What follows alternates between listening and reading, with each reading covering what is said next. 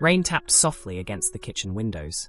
It had been one of those long Florida evenings where the sky couldn't seem to decide whether it wanted to storm or simply stay grey. Roman Reigns finally pushed open the front door. The moment he stepped inside, he let out a long breath. What a day! He dropped his truck keys into the small wooden bowl beside the entrance and slipped off his boots. The house was unusually quiet. No television, no music, just the comforting smell of cinnamon drifting through the kitchen. It made him smile. "Joelle," he called. "I'm in here," came the cheerful reply. Roman followed the voice. His daughter stood in the kitchen wearing an oversized hoodie, her hair tied back as she searched through nearly empty cabinets. She looked over her shoulder and smiled. "There you are." Roman walked over and gave her a quick hug. "Missed me already? You've been gone all day." "I've been gone 6 hours." "Exactly." She laughed. "You know that counts as forever." Roman chuckled. "I'll try to remember that next time." Joelle continued searching through the pantry. A moment later, she frowned. "Oh." Roman noticed immediately. "What?" She held up an empty bread bag. "We're out." Roman blinked. "Out of what?" "Bread." She turned the empty bag upside down, as though another loaf might magically appear. "Nothing. I was going to make French toast tomorrow morning." Roman leaned against the counter. "I thought we bought groceries 3 days ago." "We did. You made sandwiches. You ate 4 of them." Roman scratched the back of his neck. "I might have been hungry." "Might have." She laughed. "You practically inhaled them." Roman opened the refrigerator. No bread. He checked the pantry. Still nothing. Joelle folded her arms dramatically. "I specifically told you we were running low." Roman raised an eyebrow. "Did you?" "I definitely thought about telling you." He laughed. "So this is somehow my fault?" "A little." They both laughed.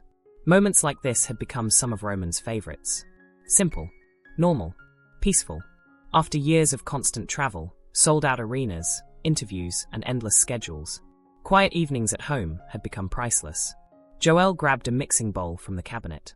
"I promised Grandma I'd make breakfast tomorrow." Roman nodded. "French toast. The good kind. The kind with cinnamon." Roman smiled. "The best kind." She looked back into the pantry one more time, then sighed dramatically. "No bread." Roman reached for his truck keys. "I'll go." Joelle looked guilty. "You just got home." "I know. You've got to be exhausted." Roman shrugged. "It's 5 minutes. I'll survive." She smiled. "Thanks, Dad." He pointed toward her. "You owe me one. I'll make extra French toast." "Now we're negotiating." She grinned. "I learned from the best." Roman slipped his hoodie over his head, pulled a baseball cap low. Not because he was hiding, because sometimes it was nice to shop like everyone else. No cameras, no photos, no conversations about wrestling. Just another customer picking up bread. He waved as he headed toward the door. "I'll be back. Drive safe." "I always do." "That's debatable." Roman laughed. "I heard that." The neighborhood grocery store sat only a few blocks away. It wasn't one of the huge chain supermarkets. It was smaller, older, the kind of place where handwritten signs still hung above certain aisles. Roman liked it. People minded their own business. The employees were friendly. It felt real. Rain drizzled lightly as he walked inside. A tiny bell above the entrance chimed. The smell of fresh bread and brewed coffee filled the air. An elderly woman compared soup cans. A young couple debated cereal brands. A father pushed a shopping cart while his toddler proudly held a banana. Ordinary life. Roman smiled. He missed ordinary life. He headed straight toward the bakery section. Fresh loaves still sat warm on the shelves. He picked one up, then remembered Joelle. She'd asked for cinnamon bread. He swapped it for another loaf. "She'll appreciate this," he murmured. As he turned toward the checkout, he noticed strawberry jam on sale. Joelle loved strawberry jam. Into the basket it went. Then butter.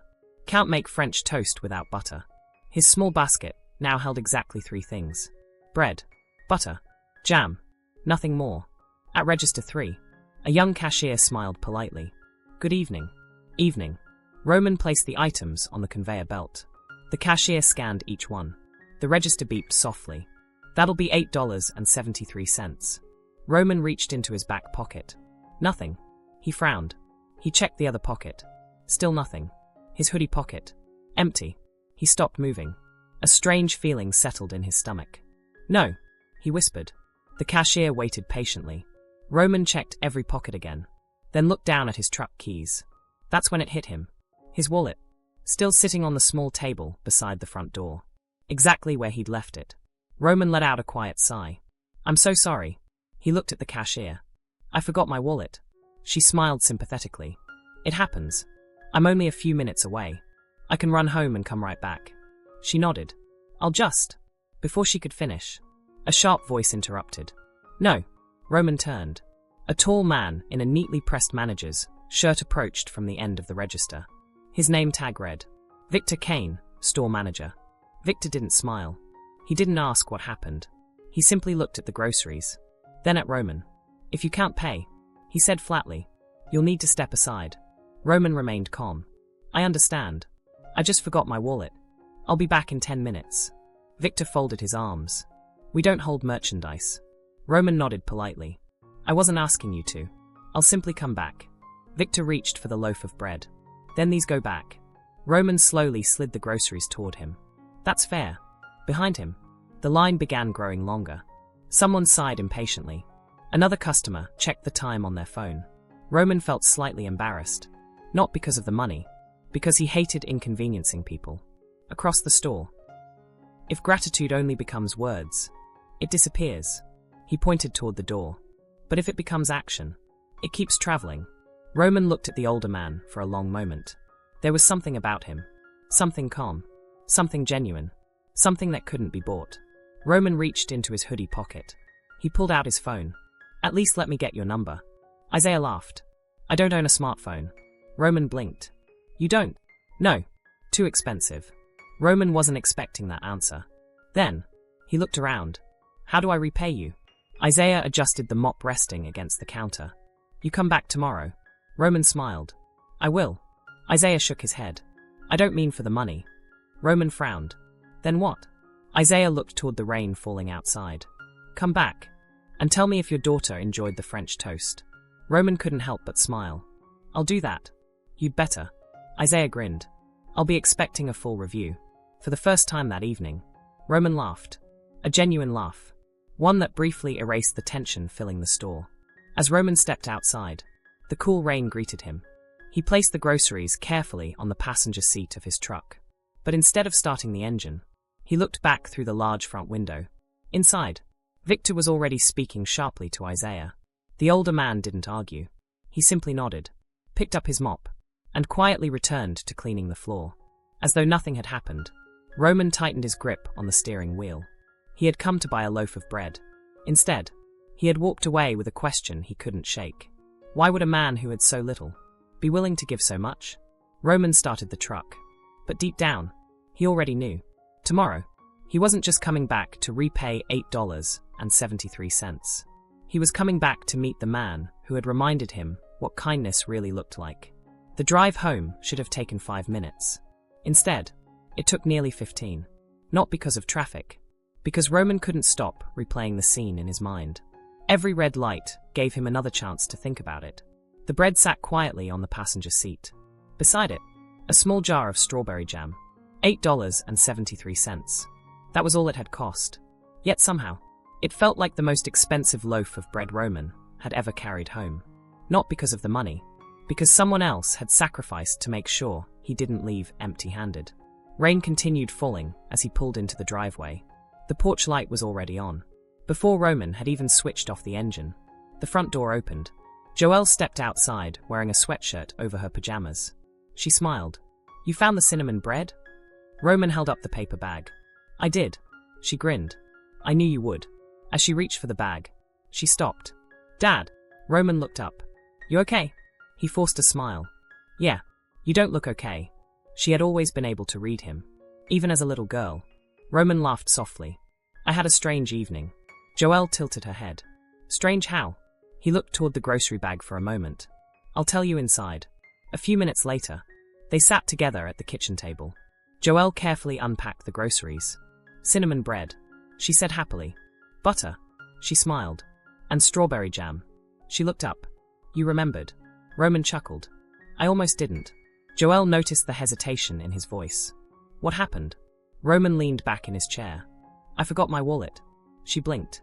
"You what?" "I walked all the way to the checkout and realized it was sitting right here at home." Joelle laughed. "That's something I'd do." "So I've been told." What happened? Roman smiled faintly. I was about to leave, when someone paid for my groceries. She stopped unpacking. A stranger? Roman nodded. An older gentleman. He works there. He was cleaning the floors. Joel smiled. That was really nice. It was. Roman agreed. Then his smile faded. But his manager wasn't happy about it. He told her everything. Victor's sharp words. Isaiah quietly counting the bills from his worn wallet. The argument at the register. The customers watching. The calm way Isaiah had answered every insult. Joelle listened without interrupting. When Roman finished, she quietly folded the empty grocery bag. That's awful. Roman nodded. He barely had enough money himself. And he still helped you. Exactly. She looked at him thoughtfully. So, what are you going to do? Roman frowned. What do you mean? You've had that look since you walked in. The one where you're already planning something. Roman laughed. Do I really make that face? Every time. She smiled. So, what are you planning? Roman looked out the kitchen window. I honestly don't know. I just know. I can't pretend tonight didn't happen. Meanwhile, across town, the neighborhood grocery store was nearly empty. Only a handful of customers wandered through the aisles. The registers had gone quiet. Victor stood near the office reviewing paperwork. He looked up as Isaiah slowly pushed his mop bucket past the checkout lanes. Isaiah. The older man stopped. Yes. Victor pointed toward his office. Come in. Isaiah nodded. Of course. The office was small. Bare walls. A metal filing cabinet. A desk that had seen better days. Victor closed the door behind them. Then folded his arms. You embarrassed me tonight. Isaiah remained calm. I wasn't trying to. You undermined me. I helped someone. You ignored my instructions. Isaiah looked down briefly. I did. Victor leaned forward. You know why people never get ahead? Isaiah waited quietly. Because they waste time worrying about everyone else's problems. Silence. Victor shook his head. You've worked here 11 years. You've never asked for a promotion. You've never asked for better hours. You settle. Isaiah smiled gently. I suppose it depends on how you measure success. Victor scoffed. Here we go. Isaiah looked around the tiny office. When I was younger, I thought success meant earning more. Victor rolled his eyes. An older black man quietly pushed a mop across the floor. His grey maintenance uniform was faded from years of washing. His work boots were worn. His hands showed decades of hard work. He had been cleaning near the produce section.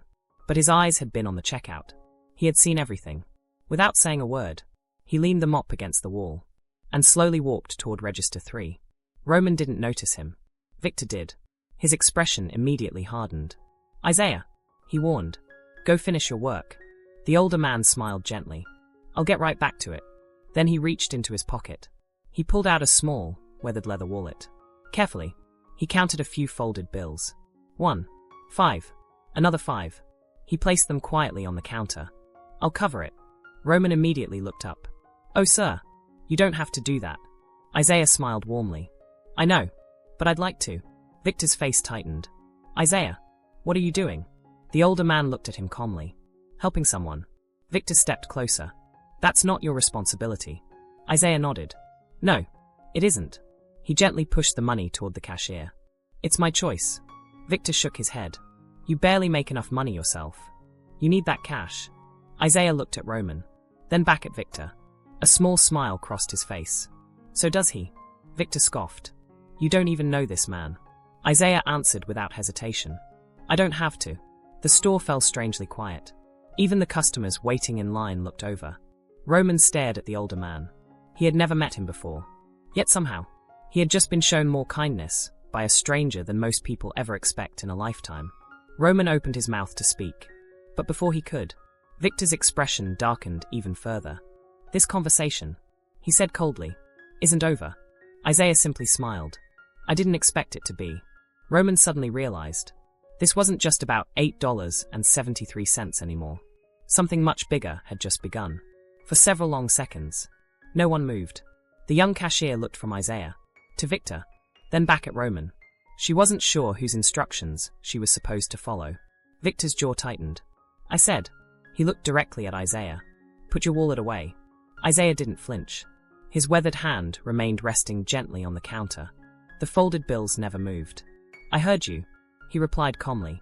Victor folded his arms. Then why are we still having this conversation? Isaiah smiled. Because someone needs help. Victor let out an impatient sigh. And I'm telling you, that isn't your concern. It is now. Isaiah answered quietly. Roman stepped forward. I appreciate what you're trying to do. He looked at Isaiah. But I really can't let you spend your money. Isaiah turned toward him. Can I ask you something? Roman nodded. Of course. If our situations were reversed. If I forgot my wallet, and you had enough to help, what would you do? Roman didn't even think about it. I'd help. Isaiah smiled. I figured. So let me do the same. Roman hesitated. He wasn't uncomfortable because of the money. $8.73 meant nothing to him. What bothered him was knowing those same $8 might mean everything to the man standing beside him. Victor slapped one hand against the checkout counter. Enough. Several customers turned to look. This store is not a charity. Isaiah looked at him. No, it isn't. But kindness doesn't stop at the front door. Victor rolled his eyes. Kindness doesn't pay the bills. Isaiah chuckled softly. No, but it helps people survive long enough to pay them. The words landed heavily. Even the customers waiting in line fell silent. Victor pointed toward the maintenance closet. Clock out. Isaiah blinked. I'm sorry. You heard me. You've clearly got enough spare money to buy groceries for strangers. Victor's voice grew louder. So you can afford to lose an hour's pay. A murmur spread through the checkout lanes. One woman quietly shook her head. Another customer whispered. Seriously? Roman's expression changed. He had remained calm until now. But watching Isaiah get punished for doing something kind didn't sit well with him. Roman stepped between them. This isn't necessary. Victor looked at him. This has nothing to do with you. Roman answered evenly. I think it does. Victor laughed. You forgot your wallet. That's your mistake. My employee chose to ignore instructions. That's his. Roman nodded once. I understand. Then he looked toward the cashier. I'm sorry for holding everyone up. He turned back to Victor. I'll leave. Victor gave a short nod. Good. Roman picked up the loaf of bread. Then stopped. Slowly. He placed it back on the counter, along with the butter and the jam. Joelle had been looking forward to breakfast. He hated disappointing her, but he hated seeing Isaiah lose money because of him even more. Isaiah noticed. You forgot something. Roman smiled politely. I'll come back. Isaiah looked at the groceries. I wasn't talking about the bread. Roman looked confused. Isaiah tapped his chest gently. You forgot that accepting help can also be an act of kindness. Roman didn't know how to answer. He had spent most of his adult life being the one who helped others. Being on the receiving end felt strangely unfamiliar. Victor let out another frustrated sigh. Are we done? Isaiah slowly picked up the bills again. He looked at Roman. If you truly don't want me paying, then promise me something. Roman listened. When you see someone else in need, you help them. Roman smiled faintly. I already try to. Isaiah nodded. Then we're even. Before Roman could protest, Isaiah handed the money to the cashier. Ring it up. The cashier hesitated. She looked nervously toward Victor. Victor stared at the register for a long moment. Customers were beginning to whisper. A man near the back quietly said, Just let him pay. Another added, He's buying the groceries with his own money. Victor realized every eye in the store was now on him. Reluctantly, he stepped back. Fine. The cashier quickly finished the transaction. The receipt printed. She placed the groceries into a paper bag. Isaiah picked it up, then handed it to Roman. There you go. Roman accepted it slowly. I don't even know how to thank you. Isaiah smiled. My mother used to tell me. But then my father told me something. He smiled at the memory. He said, If you ever become rich, don't let it cost you being kind. Victor laughed. And where did that get him? Isaiah answered without hesitation. He died respected. The room fell silent. Victor looked away first. You can go, he muttered. Isaiah nodded politely. Good night, Victor. As he reached the door, Victor spoke again. If I ever see you paying for another customer's groceries, there'll be consequences. Isaiah paused. His hand rested on the doorknob. He didn't argue. He didn't raise his voice. He simply smiled. I hope that day never comes. Then he quietly walked out. Victor frowned. Something about Isaiah's calmness always irritated him. It was impossible to win an argument with someone who refused to become angry. Outside, the rain had finally stopped. Isaiah finished locking the maintenance closet. He checked the old watch on his wrist. 10:42 p.m. He still had a long walk home. Nearly 3 miles. He adjusted the worn backpack, slung over one shoulder. Then started walking. one steady step at a time. He passed closed storefronts. Street lights reflected in puddles. Cars rushed past without slowing down. None of it bothered him. He had made this walk hundreds of times. Maybe thousands. Halfway home, he passed a small neighborhood church. The lights were still on. A volunteer was struggling to carry several heavy boxes of donated food inside. Without hesitation, Isaiah changed direction. Need a hand? The young volunteer smiled with relief. I'd really appreciate it. For the next 20 minutes, Isaiah helped unload every single box. When they finished, the volunteer reached into his pocket. At least let me give you something. Isaiah shook his head. No need. You've already got enough to worry about. The volunteer looked confused. But you just spent your evening helping me. Isaiah smiled. My mother used to say, if your hands are free, they're probably meant to help somebody. The volunteer watched as Isaiah adjusted his backpack, once more, and continued walking into the night. He never even learned the older man's name. Back at the Anoi house, Roman couldn't sleep. Long after Joel had gone upstairs, he sat alone in the living room. The television played quietly in the background. He wasn't watching it. His thoughts remained fixed on one image. Isaiah, standing at the register, counting the last few bills from his wallet, smiling as if generosity cost him nothing. Roman had met thousands of people throughout his career. Champions, celebrities, business leaders, fans from around the world. But there was something different about Isaiah Brooks. Something impossible to explain. Roman glanced at the clock. 11:37 p.m. Then he made up his mind. Tomorrow, he would return to the grocery store. Not just to repay the money. He wanted to understand the man behind the kindness. Because somehow, he had a feeling this story wasn't really about bread anymore. It was about the person who had quietly reminded him what true character looked like. And Roman couldn't shake the feeling. That meeting Isaiah had happened for a reason. The next morning, Roman woke earlier than usual. Sunlight filtered softly through the kitchen windows. The smell of cinnamon and vanilla filled the house. Joelle was already humming to herself as she stood over the stove. Roman smiled the moment he walked into the kitchen. I see someone kept her promise. Joelle turned with a grin. And someone remembered the bread. She held up a perfectly golden slice of French toast. Roman laughed. I'll admit, it was worth the trip. She slid a plate in front of him. Only because I made it. Oh, if you'd made it, we'd probably be eating cereal. Roman chuckled. Fair point. For a while, they simply enjoyed breakfast together. No phones. No television. Just quiet conversation. Finally, Joelle looked up. So, are you going back today? Roman pretended not to understand. Back where? She smiled knowingly. The grocery store. Roman took another bite before answering. I told the man I'd repay him. Joelle raised an eyebrow. That's not the only reason. Roman sighed with a smile. No, it isn't. I want to thank him properly. She nodded. I figured.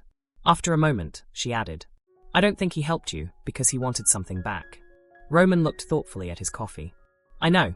Then don't make today about the money. She smiled. Make it about the man. Roman looked at his daughter. Sometimes, she had a way of saying exactly what he needed to hear. An hour later, Roman climbed into his truck. This time, he checked for his wallet. Twice. Not making that mistake again. He muttered with a laugh. He also slipped a small envelope into his jacket pocket. Inside was $100. More than enough to repay Isaiah. Roman wasn't trying to impress him. He simply wanted to return the kindness. Maybe even leave him with a little extra. He had no idea. Isaiah wasn't the kind of man who measured generosity in dollars. The grocery store was quieter than the night before. The morning rush had already passed. Soft music played overhead. Roman walked through the entrance. The little bell chimed again. He immediately looked toward the front registers. No Isaiah. He checked the bakery. Nothing. Produce. Nothing. He walked to the customer service desk. A young employee smiled. Can I help you? I'm looking for the gentleman who was cleaning last night. The older man. The employee smiled. You mean Mr. Brooks? Isaiah. Roman nodded. Yes. He doesn't start until this afternoon. Roman looked disappointed. Oh, he works evenings. The employee leaned closer. He's probably the nicest person you'll ever meet. Roman smiled. I've already figured that out. As Roman turned to leave, a familiar voice echoed from behind him. Back already? Roman looked over. Victor Kane stepped out of the stockroom, carrying a clipboard. Unlike the previous night, he recognized Roman immediately. Not because of the hoodie, but because Roman wasn't wearing the baseball cap anymore. Victor's eyes widened for a split second. Then, his professional smile appeared. "Mr. Rains." Roman nodded politely. "Morning." Victor extended his hand. "I had no idea who you were yesterday." Roman shook it briefly. "That's all right." Victor laughed awkwardly. "If I'd known." Roman interrupted gently. "It wouldn't have changed anything." Victor hesitated. "No, I suppose not." Roman noticed something interesting. Victor suddenly seemed eager to be friendly. "Very friendly. Too friendly. I came to repay Isaiah," Roman said. Victor's smile faded slightly. "That won't be necessary." "It is to me. I'll make sure he gets it." Roman reached into his pocket, then paused. Something didn't feel right. He remembered Joel's words. "Make it about the man, not the money." Roman slowly withdrew his hand from his pocket. "I think I'd rather give it to him myself." Victor forced another smile. "He's just a janitor." Roman met his eyes. "I know." Victor shrugged. "He probably won't even expect you to come back." Roman answered quietly. "I expect myself to." There was a brief silence. Victor tapped his clipboard against his leg. "If you're looking for a story," he said with a chuckle. "Isaiah isn't very interesting." Roman smiled politely. "I'll decide that for myself." Victor laughed again. "You'd be surprised. I've worked with him for years. He keeps to himself. Does his job. Never changes." Roman nodded slowly. "Some people don't need to change." Victor frowned. "What do you mean?" Roman looked around the store. "I think consistency says a lot about a person." Victor didn't reply. As Roman headed toward the exit, he noticed something near the entrance. A small bulletin board. Most people probably walked past it without a second glance. Covered in colorful thank you notes. Handwritten cards. Children's drawings. One note read, "Thank you for fixing my bike tire." Another said, "The flowers you planted outside made my grandmother smile." There was even a crayon drawing of a smiling man holding a mop. Across the top, in uneven handwriting, someone had written, "Thank you, Mr. Brooks." Roman stopped. He slowly read every single note. One after another. Some were years old. Their edges had curled with time, but they had never been taken down. An elderly woman, pushing a shopping cart, noticed him reading. She smiled. "You're looking at Isaiah's wall." Roman glanced toward her. "His wall?" She nodded. "Every now and then, someone leaves him a thank you note." Roman looked back at the board. "There are dozens." "Oh, honey." She laughed softly. "There used to be hundreds. The old manager had to clear some off because there wasn't any room left." Roman couldn't help but smile. "So many people know him?" The woman looked genuinely surprised. "You don't?" Roman shook his head. "I only met him yesterday." She smiled warmly. "Then you've met one of the finest people this neighborhood has." Before Roman could ask another question, she added quietly, "My husband passed away 3 years ago. I came here every Thursday afterward. I don't think I bought groceries once." Without Isaiah asking how I was doing, her eyes glistened. "Sometimes. He was the only person who did." She pushed her card away, leaving Roman standing in front of the bulletin board, thinking. Across the store, Victor watched the conversation from his office window. His smile had disappeared. He saw Roman reading every note. Saw customers stopping to speak with him. Saw people pointing toward Isaiah's name. Victor slowly closed the office blinds, then muttered under his breath, "This is exactly what I didn't need." He reached for the phone on his desk, dialed a number, waited. When someone answered, he spoke quietly. "Isaiah, I need you to come in 2 hours early today." He listened, then added, "And don't be late." He hung up. A slow smile spread across his face. "If Roman Reigns wants to get to know you," he whispered, "I'm going to make sure he doesn't get the chance." Outside, Roman climbed back into his truck. But instead of driving away, he took one last look at the grocery store. He had only planned to repay a stranger. Now, he had discovered an entire community seemed to love that stranger. Which raised an even bigger question. If Isaiah Brooks was so respected by everyone, why did the one person who supervised him seem determined to tear him down? Roman started the engine. He wasn't leaving the story behind. He was walking deeper into it. And somewhere inside that little grocery store, he had the feeling the truth about Isaiah Brooks was only just beginning to unfold. That afternoon, the sky had cleared. Warm sunlight replaced the rain clouds from the night before. Inside the grocery store, Isaiah Brooks quietly tied the strings of his faded maintenance apron. He checked the old watch on his wrist. 2 hours early. Victor rarely asked him to come in ahead of schedule. When he did, it usually meant one thing. There was more work than usual. Isaiah didn't complain. He simply walked into the maintenance closet, picked up his mop, filled his bucket, and started another shift. To him, every floor deserved to be clean. Every aisle deserved attention, whether anyone noticed or not. Victor stepped out of his office. "There you are." Isaiah smiled politely. "You needed me?" Victor nodded. "The warehouse needs reorganizing." Isaiah glanced toward the back hallway. "I can do that. It'll probably take the rest of your shift." Isaiah simply nodded. "No problem." Victor handed him a clipboard. "I don't want you out on the sales floor today." Isaiah looked surprised. "Not at all. No. I've got enough people handling customers." Isaiah hesitated. "If someone needs help carrying groceries..." Victor cut him off. "They'll ask someone else." The older man nodded once. "All right." Without another word, he disappeared into the stockroom. Victor watched him go, then quietly smiled to himself. "Let's see how your new friend finds you now." An hour later, Roman's truck rolled back into the grocery store parking lot. He had spent the morning finishing a few business calls, but Isaiah had remained on his mind. Joel's words echoed in his head. Make it about the man. Roman wasn't there to hand over money anymore. He wanted to sit down, talk, learn, maybe even share a cup of coffee. He grabbed the envelope from the passenger seat, then headed inside. The familiar bell chimed. Roman immediately looked around. No Isaiah. Again. This time, he walked farther into the store. Past produce. Past frozen foods. Past the bakery. Nothing. Finally, he spotted the same young cashier from the night before. She smiled. "You're back." "I am. I'm looking for Mr. Brooks." Her smile faded slightly. "He came in early." Roman brightened. "So he's here." She glanced toward Victor's office before answering. "I think he's working in the back." "The back?" She nodded quietly. "He usually isn't." Roman noticed the hesitation in her voice. Something felt off. Just then, Victor appeared once again. "Mr. Rains." Roman smiled politely. "Afternoon." Victor folded his hands. "I was just about to tell you. Isaiah's extremely busy today." Roman looked toward the warehouse doors. "I don't mind waiting." Victor shook his head. "He won't be available." "For how long?" "Probably all evening." Roman frowned. "He works evenings." "Exactly." Victor forced another smile. "So today's probably not the best day." Roman nodded slowly. "I'll wait." Victor blinked. "I'm sorry." "I said." Roman smiled calmly. "I'll wait." Victor hadn't expected that answer.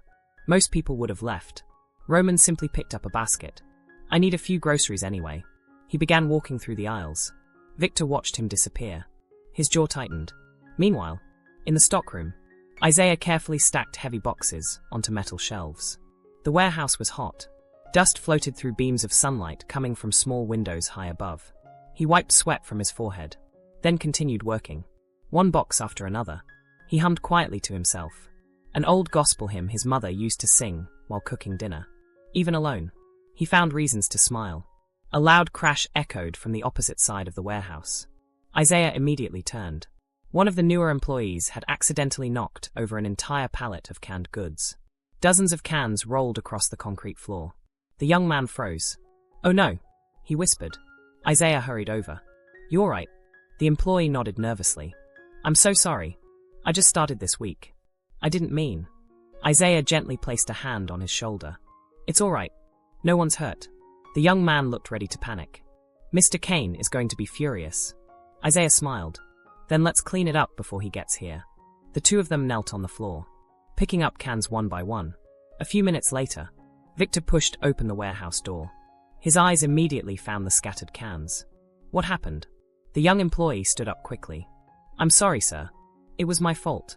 Before Victor could respond, Isaiah quietly spoke. "We've almost got everything cleaned up." Victor looked at the younger employee, then at Isaiah, then sighed. "Just finish it." He turned to leave. The young worker looked relieved. After Victor disappeared, he whispered, "Thanks." Isaiah smiled. "For what?" "You didn't let him blame me." Isaiah chuckled softly. "You already blamed yourself. There wasn't any need for both of us to do it." The young employee laughed for the first time all day. Out on the sales floor, Roman wandered slowly through the store. He wasn't really shopping. He was observing. Twice, customers stopped employees just to ask, "Is Mr. Brooks working today?" One elderly gentleman brought homemade cookies. "I promised him these." A little girl walked in carrying a hand-drawn picture. Can you give this to Mr. Isaiah? Roman watched every interaction. Every conversation seemed to lead back to the same man. Yet somehow, that same man had been hidden away in the warehouse all afternoon. It couldn't be a coincidence. As Roman rounded the corner near the dairy section, he overheard two employees stocking milk. One spoke quietly. "Poor Mr. Brooks." The other nodded. "He always gets sent to the back whenever someone important comes in." Roman slowed his pace. The first employee sighed. "I don't understand it. Customers love him." "Exactly," the second employee replied. "But Mr. Kane says he spends too much time talking." Roman stood perfectly still. Neither employee noticed him. The first worker shook her head. "Talking. He checks on people. He helps carry groceries. He fixes kids' bicycles. He even remembers everyone's birthday." The second employee smiled. "That's just who he is." Roman looked toward the warehouse doors. His expression changed. This wasn't about work anymore. Someone was intentionally keeping Isaiah out of sight. The question was, why? Behind the warehouse door, Isaiah placed another heavy box onto the highest shelf. As he stepped down from the ladder, he paused, for just a moment, almost as if he felt something, or someone, waiting beyond those walls. He smiled to himself. I wonder if that young man enjoyed the French toast. Then he quietly went back to work, completely unaware that Roman Reigns was only a few aisles away, trying his best to find him. Roman stood motionless in the dairy aisle. The words he'd just overheard echoed in his mind. He always gets sent to the back whenever someone important comes in. He slowly looked toward the warehouse doors again. It wasn't difficult to connect the dots. Yesterday, Isaiah had been cleaning the sales floor. Today, the one day Roman came back looking for him, he had suddenly been assigned to the warehouse. All day, Roman wasn't the type to jump to conclusions. But this felt intentional. Very intentional. He continued walking through the store. This time, he wasn't looking for bread, or milk, or butter. He was looking for answers. As he passed the produce section, an elderly man struggled to reach a bag of apples on the top shelf. Before Roman could step in, a teenage employee hurried over. "I've got it, Mr. Harris." The older man smiled. "Thank you." Then he chuckled. "I usually ask Isaiah." The employee laughed. "So does everybody." Roman noticed something. Every conversation somehow found its way back to Isaiah Brooks. It wasn't because people pitied him. It was because people genuinely appreciated him. That kind of respect couldn't be bought. It had to be earned. Roman picked up a bottle of water and made his way toward the register. The same young cashier smiled when she saw him. "No luck?" she asked quietly. Roman smiled back. "Not yet."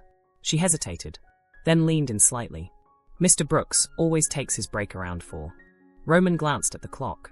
3:48 p.m. "Thank you." She nodded. "I didn't tell you that." Roman laughed softly. "No, you didn't." From inside his office, Victor noticed the conversation. His eyes narrowed. He stepped out immediately. "Emily." The cashier looked up. "Yes, Mr. Kane? I need you in the stockroom." She looked confused. "But I'm covering Register 3. "I'll cover it." His tone left no room for discussion. Emily quietly nodded. As she walked away, she gave Roman an apologetic look. Roman returned a small nod. Something was definitely happening. A few minutes later, the break room door slowly opened. Isaiah stepped inside, carrying a small brown paper bag. He smiled to himself. Lunch was simple. A peanut butter sandwich, an apple, and a small thermos of coffee. It wasn't much, but it was enough. He sat at the tiny table near the window, folded his hands, closed his eyes, and quietly whispered a short prayer. "Thank you. For another day. For honest work. And for every opportunity to help someone." He smiled, then reached for his sandwich. Outside the break room, Victor stood watching through the narrow window in the door. He checked his watch. 3:58. 4 o'clock. Right on schedule. Then, he noticed Roman walking toward the employee hallway. Victor immediately stepped into his path. "I'm sorry, Mr. Reigns. This area is for employees only." Roman stopped. "I was just hoping to thank Isaiah." Victor smiled politely. "I'm afraid he's on his break." "I can wait." Victor shook his head. "He values his privacy." Roman studied him for a moment. "Did Isaiah tell you that?" Victor hesitated. "No, but I know him." Roman nodded slowly. "I'm beginning to think you do." Inside the break room, Isaiah took another bite of his sandwich, then noticed someone had left a newspaper on the table. The front page featured a large photograph of Roman Reigns celebrating after a championship match. Isaiah smiled. I remember watching that one, he murmured. He wasn't a wrestling fanatic, but his late wife had loved WWE. She never missed Friday Night SmackDown. Whenever Roman appeared, she would cheer louder than anyone. Isaiah chuckled at the memory. You would have been excited to know I met him yesterday, Ruth. He looked at the picture again, then laughed to himself. Although, I don't think he'd remember me. He folded the newspaper, completely unaware that Roman was standing less than 30 feet away, trying to meet him. Victor glanced toward the break room door, then back at Roman. I really think you're wasting your time. Roman smiled politely. Maybe. Victor folded his arms. You've already paid him back in your own way. Roman frowned. I haven't paid him back. Victor shrugged. It was $8. Roman looked directly into his eyes. It stopped being about $8 yesterday. Victor didn't answer. At that moment, the automatic front doors slid open. A frantic young mother rushed inside, carrying a little boy, who couldn't have been older than 6. The child was crying. His knee was bleeding. I need a first aid kit, she called. Without thinking, Roman immediately hurried over. What happened? The mother looked relieved. He fell off his bike outside. Roman knelt beside the boy. Hey, buddy. Can I see? The little boy nodded through tears. Roman spoke calmly, keeping him distracted while another employee hurried to grab the first aid kit. Just then, Isaiah stepped out of the break room. He had heard the commotion. Without hesitation, he walked over. Oh my! He knelt beside Roman. The two men looked at each other for the first time since the previous evening. Recognition instantly crossed Isaiah's face. Well, he said with a warm smile. I guess somebody remembered the French toast. Roman couldn't help but grin. I told you I would. The little boy sniffled. Roman and Isaiah both turned their attention back to him. Isaiah reached into his maintenance cart and pulled out a small dinosaur sticker. I keep these for emergencies, he said with a wink. The boy looked at the sticker, then at Isaiah. His tears slowly stopped. Roman watched in amazement. You carry dinosaur stickers? Isaiah smiled. You'd be surprised how many problems a dinosaur can solve. The little boy laughed for the first time. His mother wiped away tears of relief. Thank you, she whispered. Both men smiled. No problem. They answered almost at the same time. They looked at each other, then laughed. For the first time, there wasn't a customer helping a stranger, or a janitor helping a customer. There were simply two men, working together, without saying a word. Across the store, Victor watched the scene unfold. Customers had stopped to watch. Some smiled. Others quietly applauded after the little boy stood up, proudly showing off his dinosaur sticker. Victor's expression hardened. This was exactly what he'd been trying to prevent. Because if people kept seeing Isaiah the way they naturally did, someone might eventually realize what Victor had spent years refusing to acknowledge. Isaiah Brooks wasn't just the janitor. He was the heart of the entire store. And Victor was beginning to realize he might not be able to keep that hidden much longer. The little boy proudly held up the dinosaur sticker. Look, Mom. It's a T-Rex. Isaiah smiled. No. He crouched beside him. That's a velociraptor. The little boy's eyes grew wide. Really? Isaiah nodded seriously. Much faster. And much smarter. The boy gasped dramatically. I got the smart one. You sure did. The little boy beamed. For the first time since falling off his bicycle, he wasn't thinking about his scraped knee anymore. He was thinking about dinosaurs. Roman watched the entire exchange with quiet admiration. Some people knew how to calm children. Isaiah seemed to do it without even trying. The boy's mother accepted the first aid kit from an employee. She carefully cleaned the scrape while the little boy proudly showed everyone his sticker. Before leaving, she looked at Isaiah. You always know exactly what to say. Isaiah smiled. I've just had lots of practice. She laughed softly. I believe it. Then she turned to Roman. And thank you too. Roman nodded. I'm glad he's all right. Together, mother and son walked toward the exit. Halfway there, the little boy turned around. Bye, dinosaur man. Isaiah laughed. Take care, buddy. The automatic doors slid shut behind them. For a brief moment, the store felt peaceful again. Roman looked toward Isaiah. I think you just saved my reputation. Isaiah raised an eyebrow. My reputation? Roman smiled. I was trying to distract him. You solved it. Isaiah chuckled. Children usually aren't looking for perfect answers. They're looking for something better to think about. Roman let those words settle. There was wisdom hidden inside even Isaiah's simplest sentences. I owe you, Roman said. Isaiah immediately shook his head. You already told me the French toast was a success. Roman laughed. I did. And Joel loved it. Isaiah's smile widened. See, worth every penny. Roman reached into his jacket pocket. He pulled out the envelope. I still want to repay you. Isaiah looked at it, then gently pushed Roman's hand back toward him. I appreciate the thought, but I can't take that. Roman looked confused. Why not? Isaiah smiled. Because yesterday, I didn't loan you money. I gave you kindness. Those aren't the same thing. Roman paused. No, but it was your money. Isaiah nodded. It was. And yesterday, you needed it more than I did. Roman couldn't help but laugh. I'm pretty sure that's not true. Isaiah shrugged. You needed bread.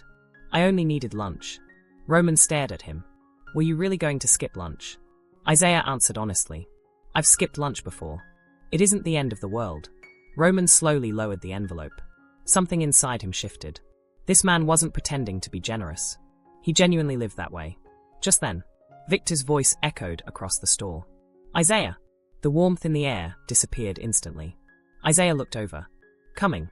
Victor walked toward them with a clipboard tucked beneath his arm. He didn't even acknowledge Roman. Instead, he addressed Isaiah. The loading dock hasn't been cleaned.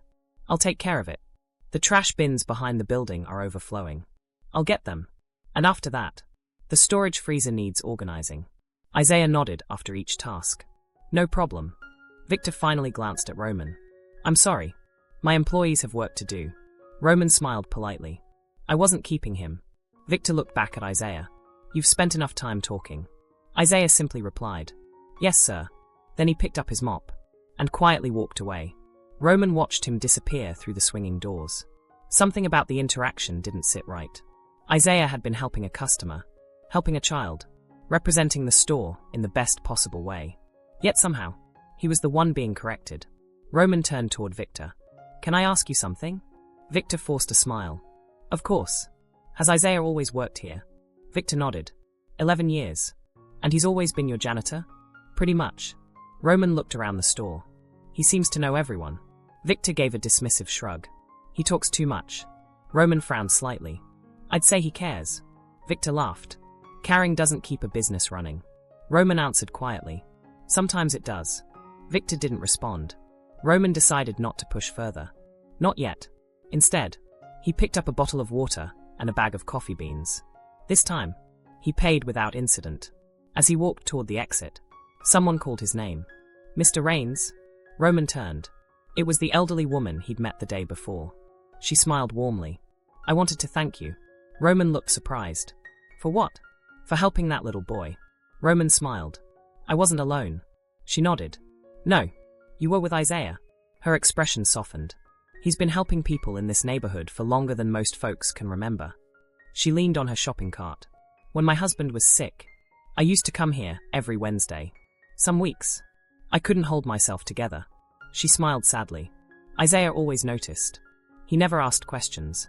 He'd simply carry my groceries to the car. And before walking away, he'd say, one day at a time, Miss Eleanor.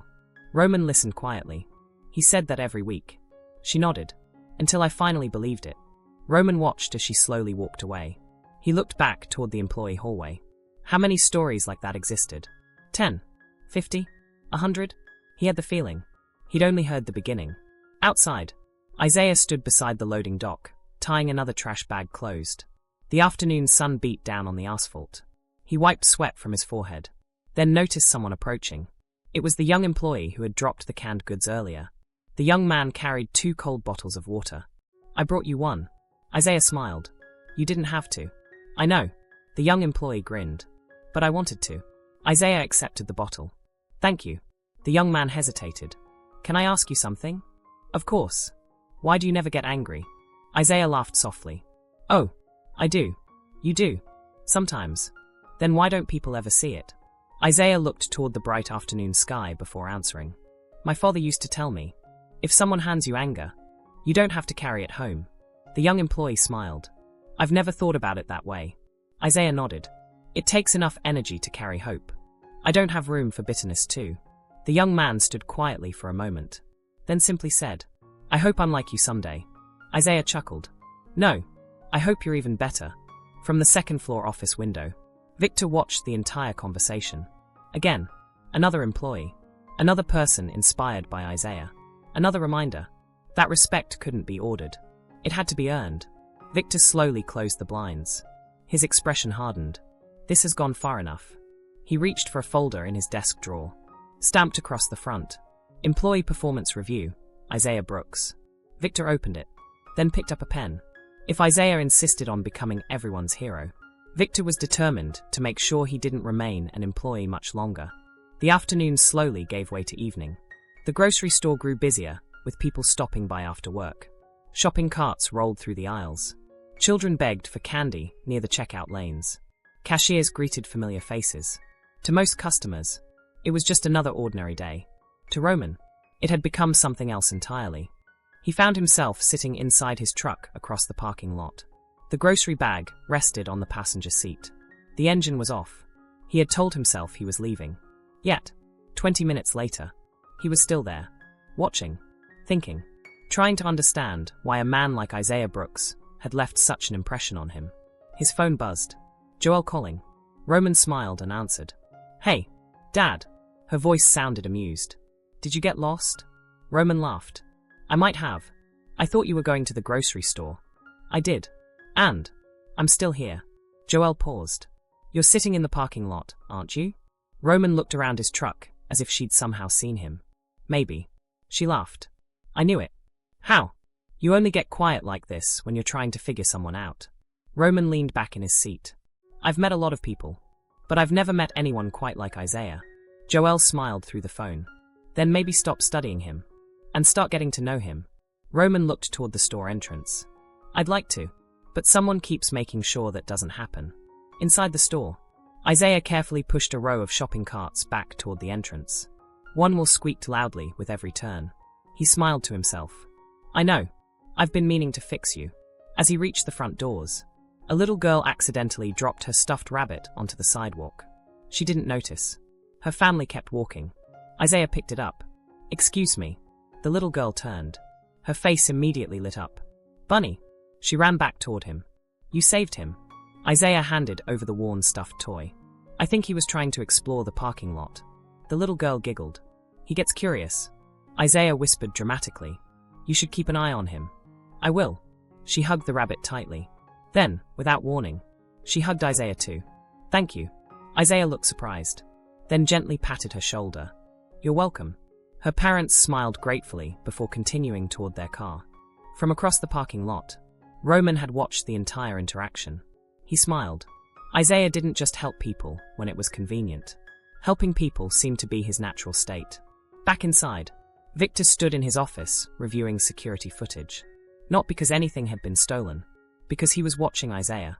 Again, the monitor showed Isaiah returning the shopping carts, helping customers, picking up litter someone else had dropped, stopping to ask an elderly man if he needed assistance carrying groceries. Victor sighed with frustration. "You never learn," he muttered. His assistant manager, Linda, stepped into the office carrying inventory reports. She glanced at the monitor. Watching Isaiah again, Victor minimized the screen. "I like knowing what my employees are doing." Linda folded her arms. "You've been doing that a lot lately." Victor didn't answer. Instead, he focused on the paperwork. Linda hesitated before speaking again. "You know, if you spent half as much time encouraging him as you do criticizing him, this store would probably run even better." Victor looked up sharply. "Whose side are you on?" Linda frowned. "There aren't sides. I'm just saying. The customers love him. The staff respects him." Victor leaned back in his chair. "And that's exactly the problem." Linda looked confused. "The problem?" Victor sighed. "People keep forgetting who's in charge." Linda stared at him for a long moment, then quietly said, "No, I think they're remembering who treats them with respect." Without waiting for a response, she walked out, leaving Victor alone. His expression darkened. Meanwhile, Isaiah was sweeping near the entrance when he noticed Roman walking back inside. He smiled warmly. "You're still here." Roman laughed. "I guess I am. I thought you'd gone home." "I tried." Isaiah leaned on the broom. "Didn't work?" Roman shook his head. "Not really." Isaiah smiled knowingly. "Sometimes. Our feet know where we're supposed to be before our minds catch up." Roman chuckled. "You always talk like that." Isaiah laughed. "My granddaughter says the same thing." "You have a granddaughter?" "I do." Roman smiled. "I didn't know that." "There's a lot you don't know." Isaiah replied with a wink. For the first time, neither man seemed to be in a hurry. Roman leaned against the wall near the entrance. So, how long have you lived around here? Isaiah smiled. Long enough to remember when this parking lot was an orange grove. Roman raised his eyebrows. Seriously? Oh yes. There weren't grocery stores. There weren't traffic lights. Just trees. And mosquitoes. Roman laughed. I believe the mosquito part. Isaiah grinned. They've always owned Florida. The two men laughed together. It was easy. Comfortable. As though they'd known each other much longer than 2 days. Their conversation was interrupted by Victor. Isaiah. His voice echoed sharply across the entrance. I gave you a list. Isaiah straightened immediately. Yes, sir. I don't remember standing around talking being on it. Roman's smile faded. We were just talking. Victor looked directly at Roman. My employee is on company time. Isaiah nodded gently. He's right. Roman frowned. It was only a few minutes. Isaiah smiled reassuringly. Work comes first. He picked up his broom again. I'll catch up with you another time. Roman nodded reluctantly. I'd like that. So would I. Isaiah replied. Then he quietly returned to sweeping the entrance. Roman stood there for another moment, watching. Customers continued greeting Isaiah as they walked past. Children waved at him. Older couples stopped to ask about his day. He answered every person with the same warmth. Never rushing. Never pretending. Never expecting anything in return. Victor watched all of it from across the store. His patience was wearing thin. The more Roman returned, the more attention Isaiah received. And that was becoming dangerous. Not because Isaiah had done anything wrong, but because Victor had spent years convincing himself that kindness was weakness. Now, he was watching an entire community prove the opposite. He couldn't stand it. He opened the performance review folder again. This time, he didn't hesitate. At the bottom of the page, he wrote 3 words. Recommendation, terminate employment. He capped his pen, closed the folder, and quietly whispered to himself. If kindness is all he has, let's see how far it gets him without a job. Across the store, completely unaware of what had just been decided, Isaiah smiled as he held the door open for an elderly couple. Take your time, he said warmly. There isn't any rush. Roman watched the scene unfold. A strange feeling settled in his chest. He had come back intending to repay a debt. Now, he couldn't shake the feeling that Isaiah was the one who needed someone to stand beside him. He just didn't know how soon that moment would come. The evening rush slowly faded. Shopping carts became fewer. The long checkout lines disappeared one by one. By 7 o'clock, only a handful of customers remained inside the grocery store. Roman was still there. Not because he needed groceries. Not because he was waiting to repay Isaiah. He simply wasn't ready to leave. There was something about the older man that kept pulling him back. Something genuine. Something rare. In a world where people often looked past one another, Isaiah somehow made everyone feel seen. Roman couldn't explain it. He only knew he wanted to understand it. Isaiah carefully wiped down the entrance doors. Every few minutes, another customer stopped him. Good night, Mr. Brooks. See you tomorrow. Thanks for helping my mother. Don't work too hard. Isaiah answered every goodbye with the same warm smile. You have a safe drive. Tell your grandson I said hello. I hope your back feels better. Roman noticed something remarkable. Isaiah didn't just recognize faces. He remembered lives. He remembered names. Children. Grandparents. Recovering surgeries. Birthdays. Job interviews. Little details most people forgot within minutes. Yet Isaiah carried them with him. A middle-aged woman approached, carrying 2 heavy grocery bags. Before she could ask, Isaiah was already beside her. Mrs. Carter, you shouldn't be lifting these. She laughed. I knew you'd say that.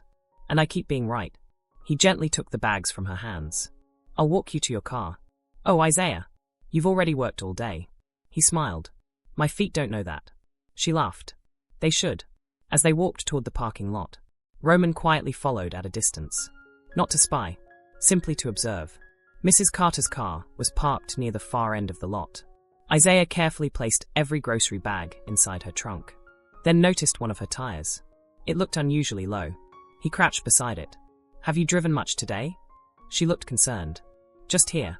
Isaiah pressed gently against the tire. You've got a slow leak. Her face dropped. Oh dear. I don't have money for another tire. Isaiah stood. It may just need a patch. She sighed with relief. I hope so. He smiled. My nephew owns a repair shop. I'll call him tonight. He'll take care of you. Mrs. Carter looked at him in disbelief. "You'd do that?" Isaiah shrugged. "Of course." She reached out and squeezed his hand. "I don't know what we'd do without you." Isaiah smiled softly. "You'd figure it out. I'd just rather help." From several parking spaces away, Roman watched silently. This wasn't an act. There were no cameras, no audience, no praise. Isaiah treated everyone this way, whether anyone noticed or not. As Isaiah walked back toward the store, Roman caught up with him. "You really know everyone?" Isaiah laughed. "I don't. It seems like you do." Isaiah smiled. "I've just been around a long time." Roman shook his head. "It's more than that." Isaiah looked curiously at him. "What do you mean?" Roman gestured toward the parking lot. "You remembered her name. You noticed her tire. You already knew someone who could help." Isaiah smiled. "I notice people." Roman nodded. "I've noticed." The two men reached the front entrance together. For a rare moment, there wasn't another customer waiting. The automatic doors remained closed. The store was unusually quiet. Roman finally asked the question that had been sitting in his mind since the night before. "Can I ask you something?" Isaiah leaned his broom against the wall. "You've already asked several." Roman laughed. "One more." Isaiah smiled. "Go ahead." Roman hesitated, then asked gently, "Why do you help everyone?" Isaiah didn't answer immediately. Instead, he looked through the glass doors toward the parking lot, watching people load groceries into their cars. Parents buckle children into back seats. An elderly couple help each other close the trunk. Finally, he spoke. "When I was 12, my mother became very sick." Roman listened carefully. "We didn't have much. There were days. We weren't sure how we'd make it through the week." Isaiah smiled at the memory. "But every Thursday, a man from our church would knock on the door. He never stayed long. He'd leave a paper bag on the porch. Bread, milk, eggs, sometimes fruit." Roman stayed silent. Isaiah continued. "We never learned his name. My mother tried. He'd always smile and say, 'Someone helped me once. Now it's my turn.'" Isaiah looked back at Roman. "I never forgot that." Roman felt something tighten in his chest. "So one stranger," Isaiah nodded, "changed the way you lived." "He changed the way I looked at people." Just then, Victor stepped out of the office. He stopped cold. There they were again, Roman and Isaiah, talking. Not for 30 seconds. Not by accident. Having an actual conversation. Victor's expression darkened. He walked over briskly. "Isaiah." The older man turned. "Yes, sir?" The more Roman returned, the more attention Isaiah received. And that was becoming dangerous. Not because Isaiah had done anything wrong, but because Victor had spent years convincing himself that kindness was weakness. Now, he was watching an entire community prove the opposite. He couldn't stand it. He opened the performance review folder again. This time, he didn't hesitate. At the bottom of the page, he wrote 3 words. Recommendation: terminate employment. He capped his pen, closed the folder, and quietly whispered to himself, "If kindness is all he has, let's see how far it gets him without a job." Across the store, completely unaware of what had just been decided, Isaiah smiled as he held the door open for an elderly couple. "Take your time," he said warmly. "There isn't any rush." Roman watched the scene unfold. A strange feeling settled in his chest. He had come back intending to repay a debt. Now, he couldn't shake the feeling that Isaiah was the one who needed someone to stand beside him. He just didn't know how soon that moment would come. The evening rush slowly faded. Shopping carts became fewer. The long checkout lines disappeared one by one. By 7 o'clock, only a handful of customers remained inside the grocery store. Roman was still there. Not because he needed groceries. Not because he was waiting to repay Isaiah. He simply wasn't ready to leave. There was something about the older man that kept pulling him back. Something genuine. Something rare. In a world where people often looked past one another, Isaiah somehow made everyone feel seen. Roman couldn't explain it. He only knew he wanted to understand it. Isaiah carefully wiped down the entrance doors. Every few minutes another customer stopped him. "Good night, Mr. Brooks. See you tomorrow. Thanks for helping my mother. Don't work too hard." Isaiah answered every goodbye with the same warm smile. "You have a safe drive. Tell your grandson I said hello. I hope your back feels better." Roman noticed something remarkable. Isaiah didn't just recognize faces. He remembered lives. He remembered names. Children. Grandparents. Recovering surgeries. Birthdays. Job interviews. Little details most people forgot within minutes. Yet Isaiah carried them with him. A middle-aged woman approached, carrying 2 heavy grocery bags. Before she could ask, Isaiah was already beside her. "Mrs. Carter, you shouldn't be lifting these." She laughed. "I knew you'd say that. And I keep being right." He gently took the bags from her hands. "I'll walk you to your car." "Oh, Isaiah, you've already worked all day." He smiled. "My feet don't know that." She laughed. "They should." As they walked toward the parking lot, Roman quietly followed at a distance. Not to spy, simply to observe. Mrs. Carter's car was parked near the far end of the lot. Isaiah carefully placed every grocery bag inside her trunk, then noticed one of her tires. It looked unusually low. He crouched beside it. "Have you driven much today?" She looked concerned. "Just here." Isaiah pressed gently against the tire. "You've got a slow leak." Her face dropped. "Oh dear. I don't have money for another tire." Isaiah stood. "It may just need a patch." She sighed with relief. "I hope so." He smiled. "My nephew owns a repair shop. I'll call him tonight. He'll take care of you." Mrs. Carter looked at him in disbelief. "You'd do that?" Isaiah shrugged. "Of course." She reached out and squeezed his hand. "I don't know what we'd do without you." Isaiah smiled softly. "You'd figure it out. I'd just rather help." From several parking spaces away, Roman watched silently. This wasn't an act. There were no cameras, no audience, no praise. Isaiah treated everyone this way, whether anyone noticed or not. As Isaiah walked back toward the store, Roman caught up with him. "You really know everyone?" Isaiah laughed. "I don't. It seems like you do." Isaiah smiled. "I've just been around a long time." Roman shook his head. "It's more than that." Isaiah looked curiously at him. "What do you mean?" Roman gestured toward the parking lot. "You remembered her name. You noticed her tire. You already knew someone who could help." Isaiah smiled. "I notice people." Roman nodded. "I've noticed." The 2 men reached the front entrance together. For a rare moment, there wasn't another customer waiting. The automatic doors remained closed. The store was unusually quiet. Roman finally asked the question that had been sitting in his mind since the night before. "Can I ask you something?" Isaiah leaned his broom against the wall. "You've already asked several." Roman laughed. "One more." Isaiah smiled. "Go ahead." Roman hesitated, then asked gently, "Why do you help everyone?" Isaiah didn't answer immediately. Instead, he looked through the glass doors toward the parking lot, watching people load groceries into their cars. Parents buckle children into back seats. An elderly couple help each other close the trunk. Finally, he spoke. "When I was 12, my mother became very sick." Roman listened carefully. "We didn't have much. There were days. We weren't sure how we'd make it through the week." Isaiah smiled at the memory. "But every Thursday, a man from our church would knock on the door. He never stayed long. He'd leave a paper bag on the porch. Bread, milk, eggs, sometimes fruit." Roman stayed silent. Isaiah continued. "We never learned his name. My mother tried. He'd always smile and say, 'Someone helped me once. Now it's my turn.'" Isaiah looked back at Roman. "I never forgot that." Roman felt something tighten in his chest. "So one stranger." Isaiah nodded. "Changed the way you lived." "He changed the way I looked at people." Just then, Victor stepped out of the office. He stopped cold. There they were again. Roman and Isaiah, talking. Not for 30 seconds. Not by accident. Having an actual conversation. Victor's expression darkened. He walked over briskly. "Isaiah." The older man turned. "Yes, sir?" Victor held up a clipboard. "The loading dock still hasn't been pressure washed." Isaiah looked surprised. "I thought that was scheduled for tomorrow." "It isn't anymore." Victor replied flatly. "I need it done tonight." Isaiah glanced outside.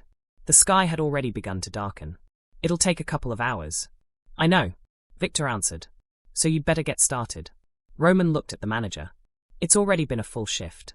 Victor gave a tight smile. "We all have responsibilities." Roman held his gaze. "So do managers." For a split second, the air felt heavy. Neither man looked away. Finally, Isaiah stepped between them. "It's all right." He smiled gently. "I'll get it done." Victor nodded. "I expect you will." Without another word, he walked away. Roman watched Isaiah pick up the pressure washer from the maintenance room. "You don't have to pretend it's all right," he said quietly. Isaiah smiled as he adjusted the hose over his shoulder. "I'm not pretending." Roman frowned. "He's making you work overtime." Isaiah shrugged. "Maybe. Doesn't that bother you?" Isaiah looked toward the darkening sky. "Sometimes. But I learned a long time ago. If I let one difficult person decide the kind of day I'm going to have, I've given away something far too valuable. Roman stood quietly. Isaiah smiled. I'd rather keep my peace. Then he wheeled the pressure washer toward the loading dock. Roman remained where he was, watching the older man disappear around the corner. He had spent years facing opponents in the ring. He knew strength when he saw it.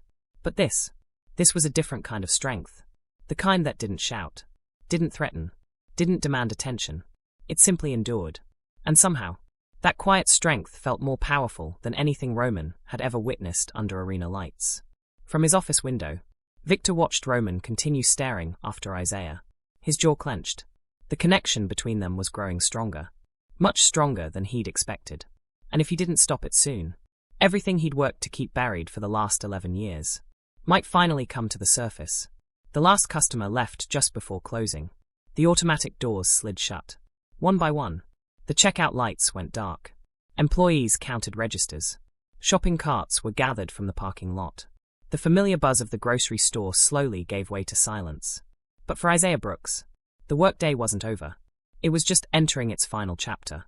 Behind the building, the loading dock stretched across the back of the store. Years of dirt, tire marks, and oil stains covered the concrete. A pressure washer sat humming beside Isaiah as he rolled up his sleeves. The evening air was still warm, but a cool breeze hinted that another storm might arrive before morning. Isaiah smiled to himself. Well, he whispered, let's make this place shine. He pulled the trigger. A powerful stream of water swept across the concrete, lifting months of grime. Slowly, methodically, without complaint. Inside his office, Victor watched through the security monitor.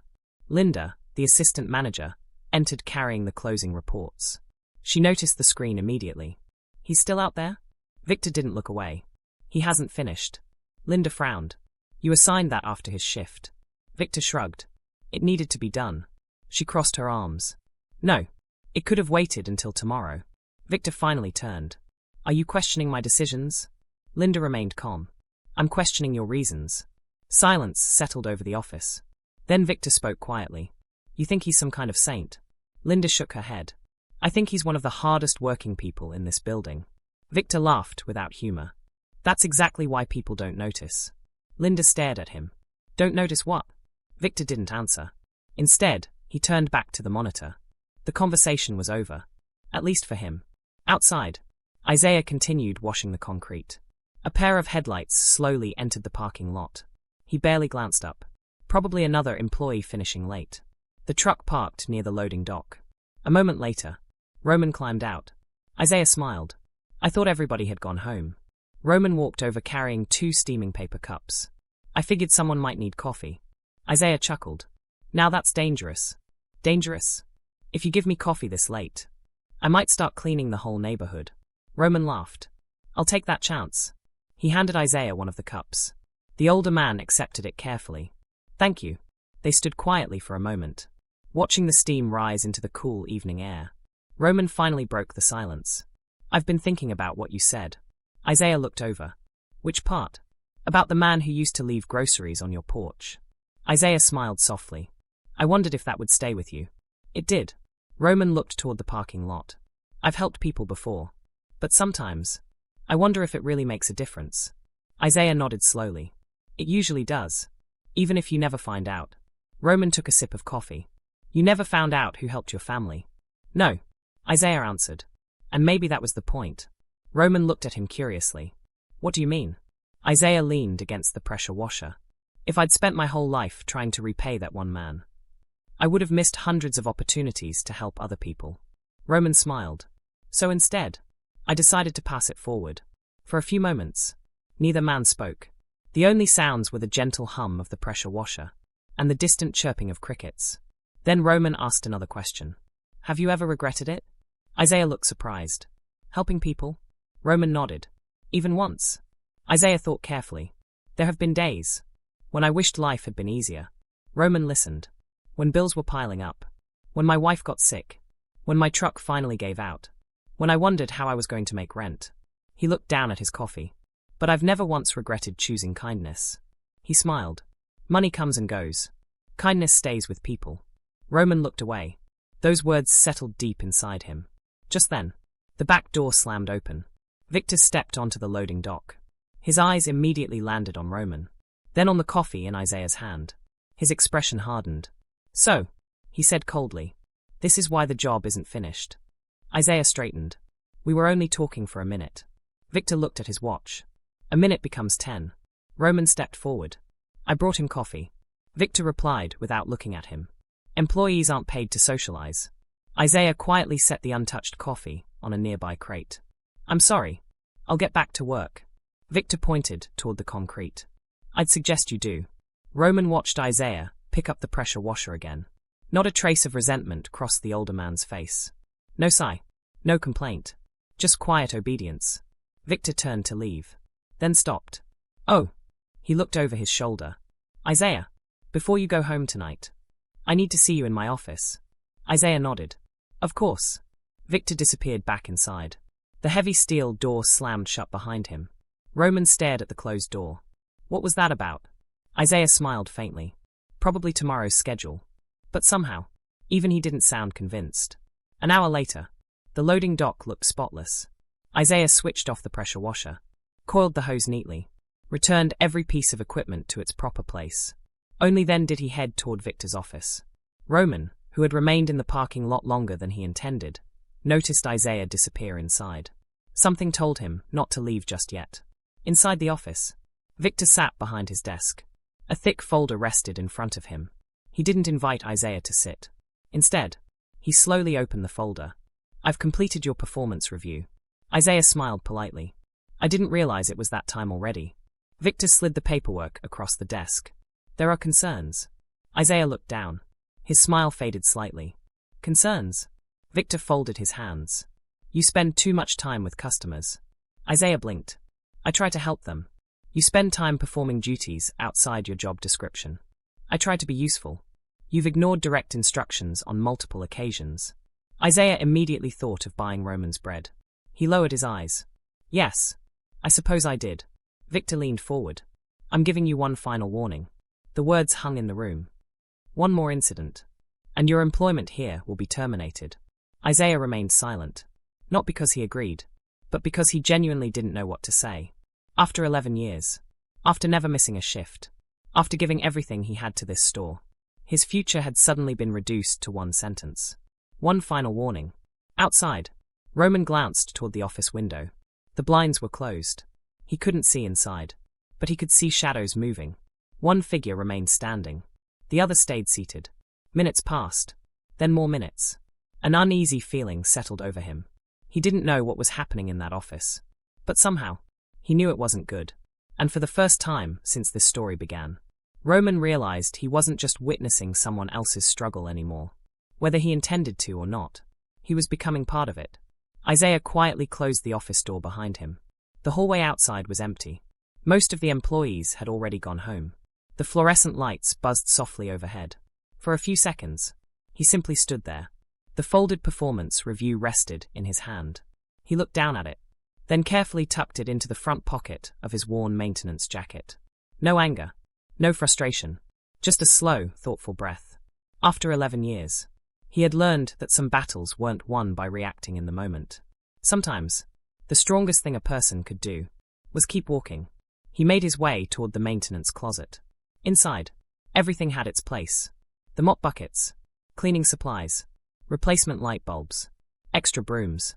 Isaiah believed a clean workspace reflected a peaceful mind. He rinsed the mop bucket, hung each mop carefully to dry, folded the cleaning rags, then checked every bottle of disinfectant before locking the cabinet. No one had asked him to. No one would probably notice. But tomorrow's shift deserved a fresh start. Just like every other day, as he reached for the light switch, a voice called from the hallway. "Mr. Brooks." Isaiah turned. It was Emily, the young cashier. She still had her purse over one shoulder. "You haven't gone home yet?" Isaiah smiled. "I'm just finishing up." Emily hesitated. "I saw you go into Mr. Kane's office." Isaiah nodded gently. "I did." She searched his face. "Everything okay?" There it was. The question most people answered automatically. "I'm fine." Isaiah could have said it. Instead, he smiled warmly. "I've had better days." Emily looked genuinely concerned. "Did he yell at you again?" Isaiah chuckled softly. "Only with words." She lowered her eyes. I'm sorry. Isaiah shook his head. Don't be. She looked surprised. Why not? Because if you carry my worries home, you'll have less room for your own joys. Emily blinked. I've never heard anyone say that before. Isaiah smiled. My mother believed burdens multiply when we hand them to people who can't fix them.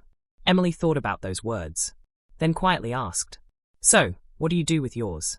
Isaiah looked toward the small window at the end of the hallway. I give them to tomorrow. Emily frowned slightly. What if tomorrow doesn't solve them? Isaiah smiled. Then I'll meet them again. But tonight, I'd rather go home with peace. Emily couldn't help smiling. You always know what to say. Isaiah laughed. I usually don't. I just try to say what I'd need to hear. Outside, Roman remained in his truck. The lights inside the grocery store had almost all gone dark.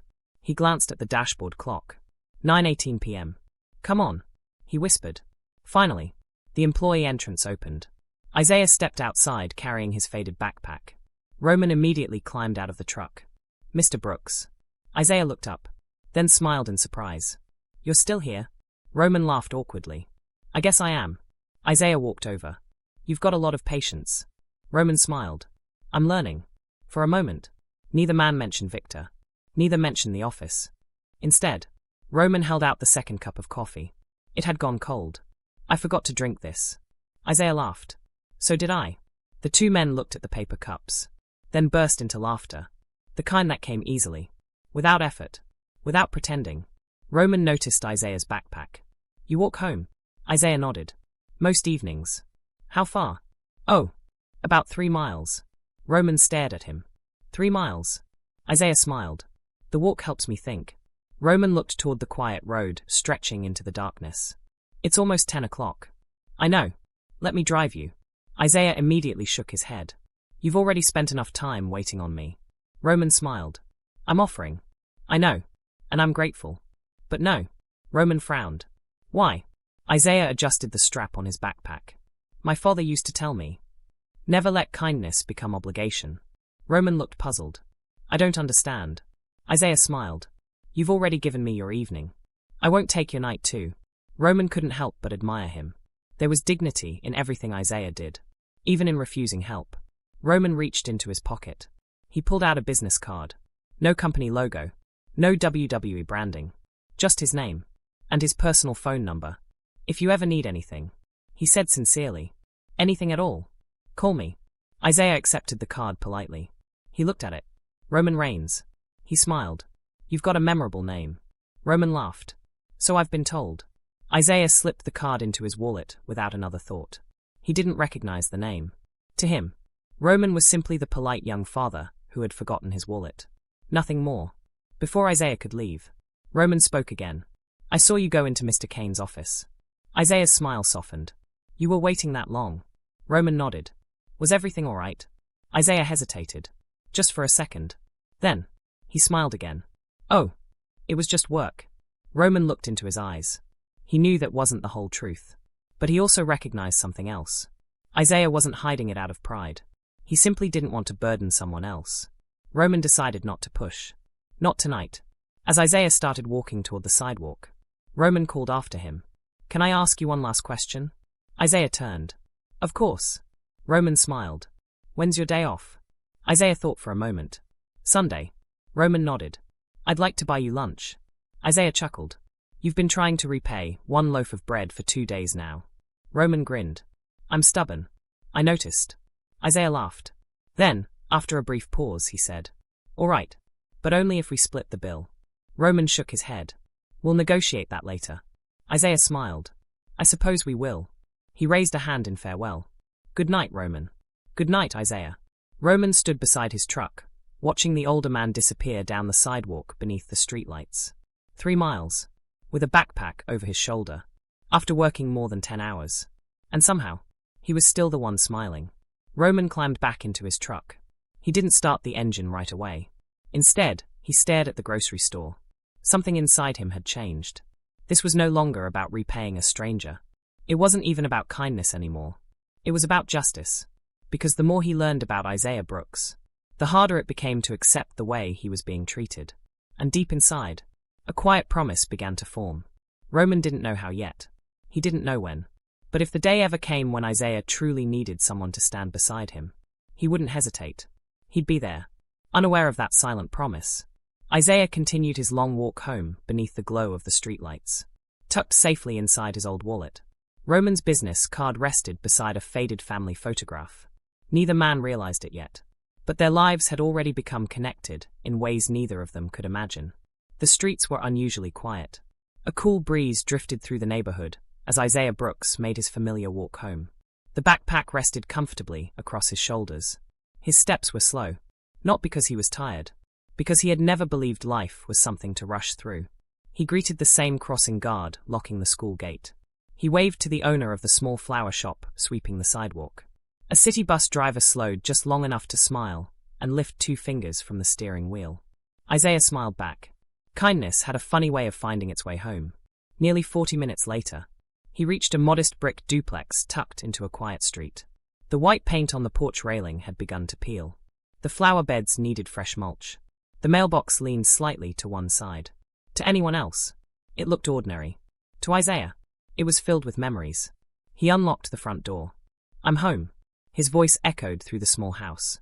No answer. He smiled anyway. Old habits stayed long after loved ones were gone. The living room was simple. A worn sofa, 2 bookshelves filled with old novels and family photo albums, a wooden rocking chair beside the window. On the mantel sat several framed photographs.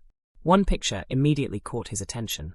His late wife, Ruth, laughing as she held a much younger Isaiah's hand. He gently picked up the frame. "Met someone interesting today," he said softly. "You would have liked him." He smiled. He forgot his wallet. And somehow, I think that wasn't the biggest thing he forgot. Isaiah chuckled quietly to himself before placing the photograph back where it belonged. He moved into the kitchen. The refrigerator wasn't empty, but it wasn't full either. A carton of milk, a few eggs, some vegetables, leftover soup, half a loaf of bread. He reached for the bread, then laughed. "I suppose I could have just eaten this yesterday." He shook his head. No, that young father needed it more. He warmed the leftover soup on the stove. Nothing fancy, just enough. As he ate, his eyes drifted toward the old leather wallet resting beside his plate. He opened it. Inside were only a few dollars. A faded family photograph, his library card, and Roman's business card. He smiled. Nice young man. Then closed the wallet again. Across town, Roman sat in his home office. He wasn't reading emails. He wasn't reviewing schedules. Instead, he stared at a blank notepad. At the top of the page, he had written one question. Who is Isaiah Brooks? Beneath it, he began writing down everything he had learned. 11 years at the grocery store. Walks 3 miles to work. Knows nearly every customer by name. Never complains. Refused repayment. Loves helping people. Carries dinosaur stickers. Lost his wife. Has a granddaughter. Roman leaned back. So much kindness. He murmured. And so little about himself. His phone buzzed. It was Paul. Roman answered. "Hey, you disappeared today." Paul's voice teased.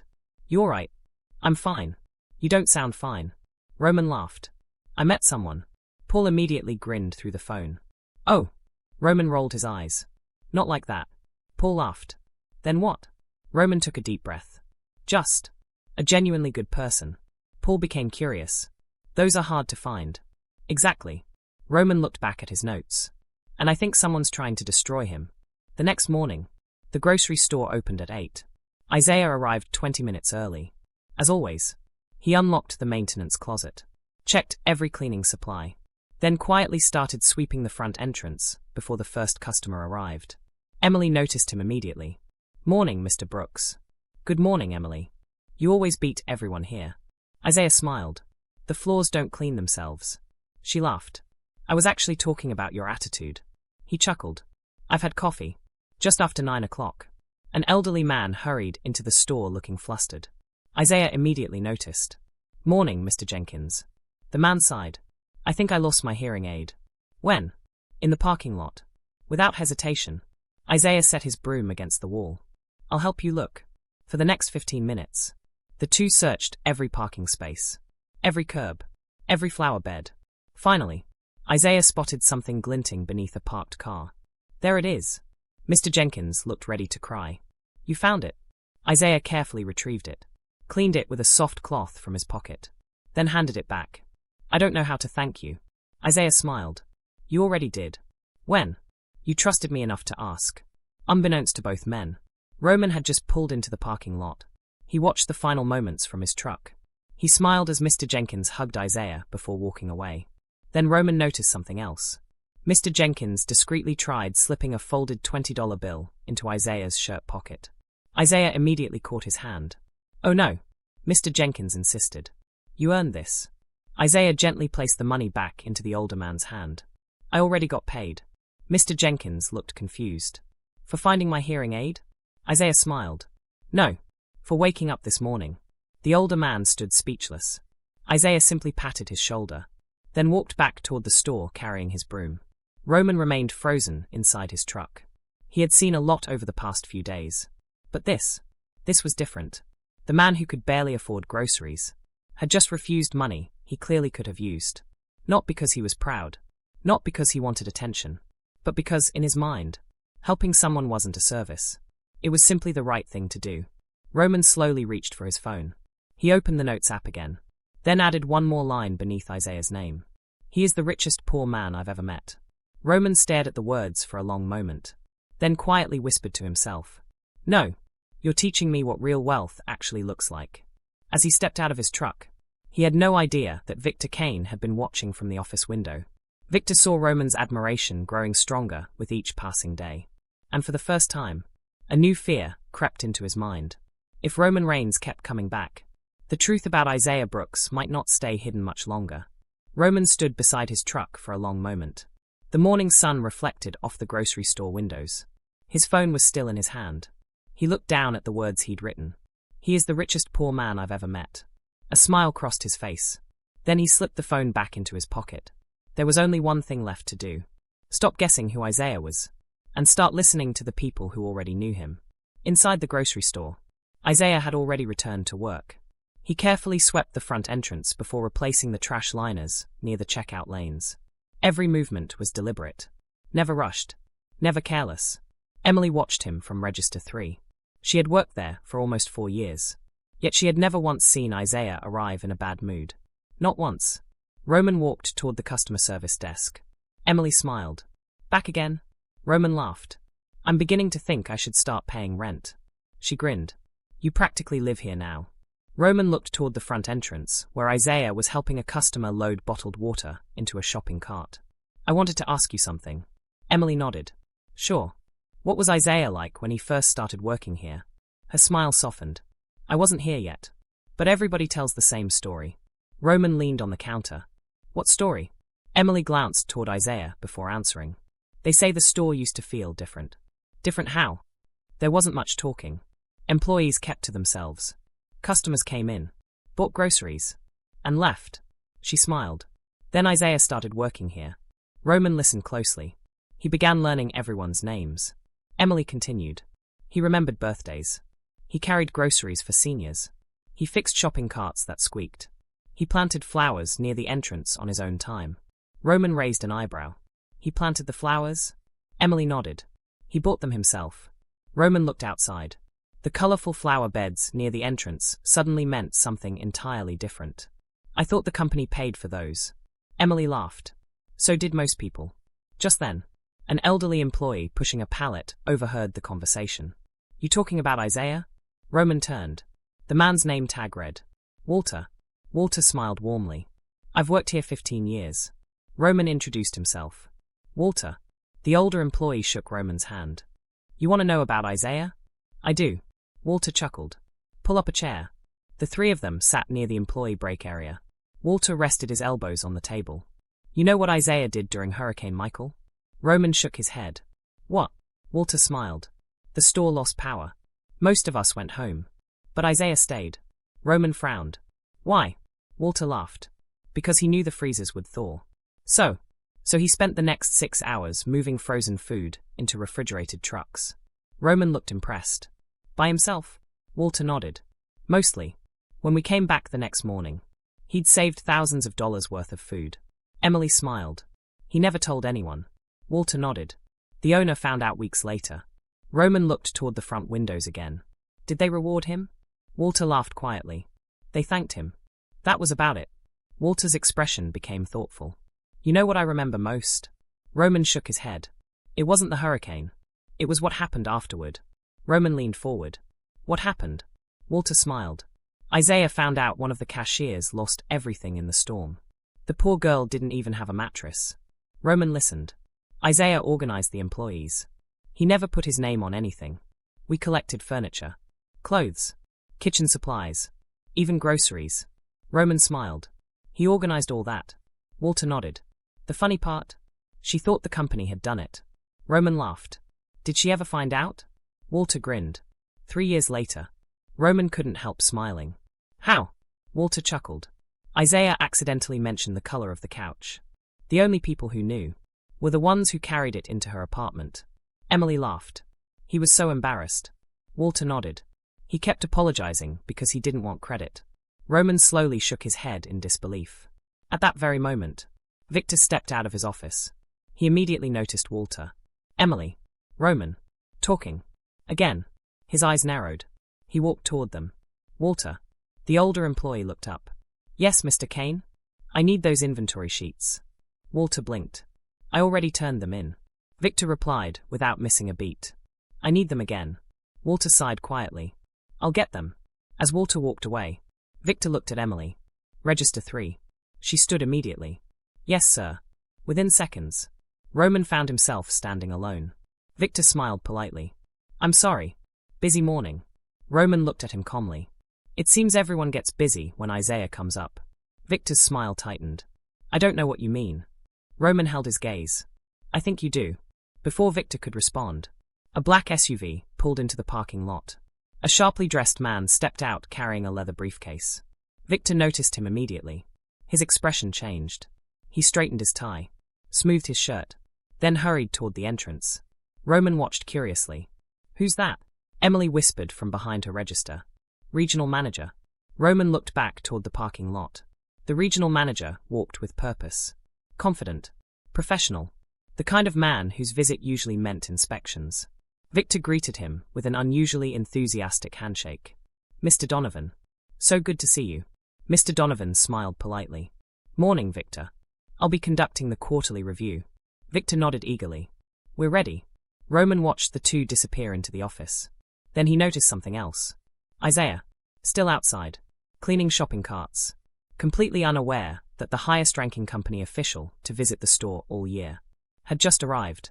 Inside Victor's office, Mr. Donovan opened his notebook. Let's begin with employee evaluations. Victor slid a stack of files across the desk. Right on top sat one folder. Isaiah Brooks. Mr. Donovan opened it. His eyes scanned the page, then paused. He looked back up. Termination recommendation? Victor nodded confidently. Unfortunately. Mr. Donovan frowned. I've heard customers mention him before. Victor folded his hands. He's become a distraction. Mr. Donovan looked back at the paperwork. I'll need to observe him personally before I approve anything. Victor forced a smile. Of course. But inside, his stomach tightened. Because for the first time, someone besides him would be judging Isaiah. And Victor had no idea that Roman Reigns had no intention of leaving the store until he saw exactly how that judgment unfolded. The regional manager followed Victor through the store. His notebook remained tucked beneath one arm. His eyes moved constantly, checking displays, greeting employees, watching customers. He wasn't interested only in numbers. He wanted to understand how the store actually operated. Victor knew that, which made him nervous. Everything looks good, Mr. Donovan said as they passed the bakery. Victor smiled. We've worked hard. I can see that. Mr. Donovan nodded. Then he stopped. Across the produce department, Isaiah was kneeling beside an elderly woman. One of the wheels on her walker had come loose. Isaiah had set his broom against a nearby shelf. Using a small screwdriver from his maintenance pouch, he carefully tightened the wheel. The woman smiled. I don't know what I'd do without you. Isaiah chuckled. You'd probably find somebody else. I doubt that, she replied. Victor immediately stepped forward. Isaiah. The older man looked up. Yes, sir? Were you assigned to repair walkers today? Isaiah stood. No, sir. Victor folded his arms. Then why aren't you doing your job? The elderly woman frowned. He was helping me. Victor offered her a polite smile. And we appreciate that. But employees have assigned responsibilities. Isaiah lowered his eyes. I'm sorry. I'll get back to work. He picked up his broom. The elderly woman looked disappointed. As Isaiah walked away, Mr. Donovan quietly wrote something in his notebook. Victor smiled to himself. Exactly what he wanted. A few aisles away, Roman had watched the entire exchange. Something didn't sit right. He approached the elderly woman. Excuse me. She smiled. Yes. I'm curious. Does Isaiah usually help people like that? She laughed. Honey, that's Isaiah. Roman smiled. Has he ever charged anyone? The woman looked almost offended. Heavens no. He won't even let people buy him lunch. Roman looked back toward Isaiah. His suspicion grew stronger. Meanwhile, Isaiah resumed sweeping. His pace never changed. His expression never changed. It was as though Victor's criticism had simply rolled past him like a passing cloud. A young stock clerk approached. Mr. Brooks. Isaiah smiled. Morning, Tyler. Tyler looked uncomfortable. I'm sorry. For what? I should have fixed her walker. Isaiah shook his head. You were unloading produce. I was closer. Tyler lowered his voice. But you got in trouble. Isaiah smiled. No. I got corrected. There's a difference. Tyler frowned. I don't see one. Isaiah rested a hand on the young man's shoulder. You will someday. Inside Victor's office, Mr. Donovan reviewed several employee files. When he reached Isaiah's again, he paused. 11 years. Victor nodded. That's correct. No write-ups for the first 9. Victor shifted slightly. No. Mr. Donovan looked up. But suddenly, the last 2 years show repeated concerns. Victor answered quickly. His attitude changed. Mr. Donovan tapped the file. Interesting. Victor forced a smile. What is? Mr. Donovan closed the folder. I've had stores where employees changed. I've also had managers change. Victor's smile disappeared. I'm not sure what you're implying. I'm not implying anything. Mr. Donovan replied calmly. I'm observing. Outside, the lunch rush began. Customers filled the checkout lanes. Shopping carts rolled in every direction. Isaiah quietly emptied trash bins near the cafe seating area. As he tied off one of the bags, a sharp crash echoed through the store. Glass shattered. Several customers gasped. Isaiah immediately turned. Near the end of aisle 7, an entire display of imported olive oil had collapsed onto the floor. Bottles rolled everywhere. Golden oil spread across the polished tiles. Employees rushed toward the scene. Victor was the first manager to arrive. What happened? No one answered. The young stock clerk, Tyler, stood frozen. His face had gone pale. He had accidentally backed a pallet jack into the display. Before Victor could speak, Isaiah stepped forward. I'll clean it. Victor looked at him. I didn't ask who would clean it. He looked directly at Tyler. Who caused this? Tyler opened his mouth. Nothing came out. He was terrified. Isaiah saw it immediately. Without hesitation, he quietly said, It happened while I was nearby. Victor narrowed his eyes. So you were responsible? Isaiah paused, then answered carefully. I should have noticed it sooner. Victor seized on the words. So you admit fault. Roman had just rounded the corner. He had heard everything. He looked at Tyler, then at Isaiah, then back again. Something wasn't adding up. Tyler looked like he was about to cry. Isaiah simply nodded. I'm sorry. Victor pulled a disciplinary form from his clipboard. That's your second written warning. The words echoed through the aisle. Customers had stopped shopping. Several employees stared in disbelief. Isaiah accepted the paperwork without argument. He didn't defend himself. He didn't explain. He simply took the form, folded it neatly, and slipped it into his pocket. Then, without another word, he knelt down among the broken glass and began cleaning the mess. Roman stood frozen. Every instinct in him screamed that something was wrong. Across the aisle, Tyler couldn't take it anymore. Tears filled his eyes as he watched Isaiah silently accept blame for something he hadn't done. For the first time, Tyler realized that kindness wasn't always easy. Sometimes, it came with a cost. And Isaiah Brooks had just paid it for someone else. The sound of shattered glass had long faded, but the silence that followed felt even louder. Isaiah remained on one knee, carefully picking up each broken bottle, one piece at a time. Golden olive oil spread across the polished floor like a mirror. He worked slowly, making sure no sharp glass remained where someone could get hurt. Around him, customers whispered. Employees exchanged uneasy glances. Nobody liked what they had just witnessed. Yet nobody spoke. Roman stepped closer. He grabbed a second dustpan leaning against a nearby display. Without saying a word, he knelt beside Isaiah. Isaiah looked over in surprise. You don't have to do this. Roman smiled. I know. He began collecting broken glass. For nearly a minute, neither man spoke. The only sounds were the scrape of brooms and the soft clink of shattered bottles dropping into the trash bin. Finally, Roman broke the silence. You didn't knock that display over.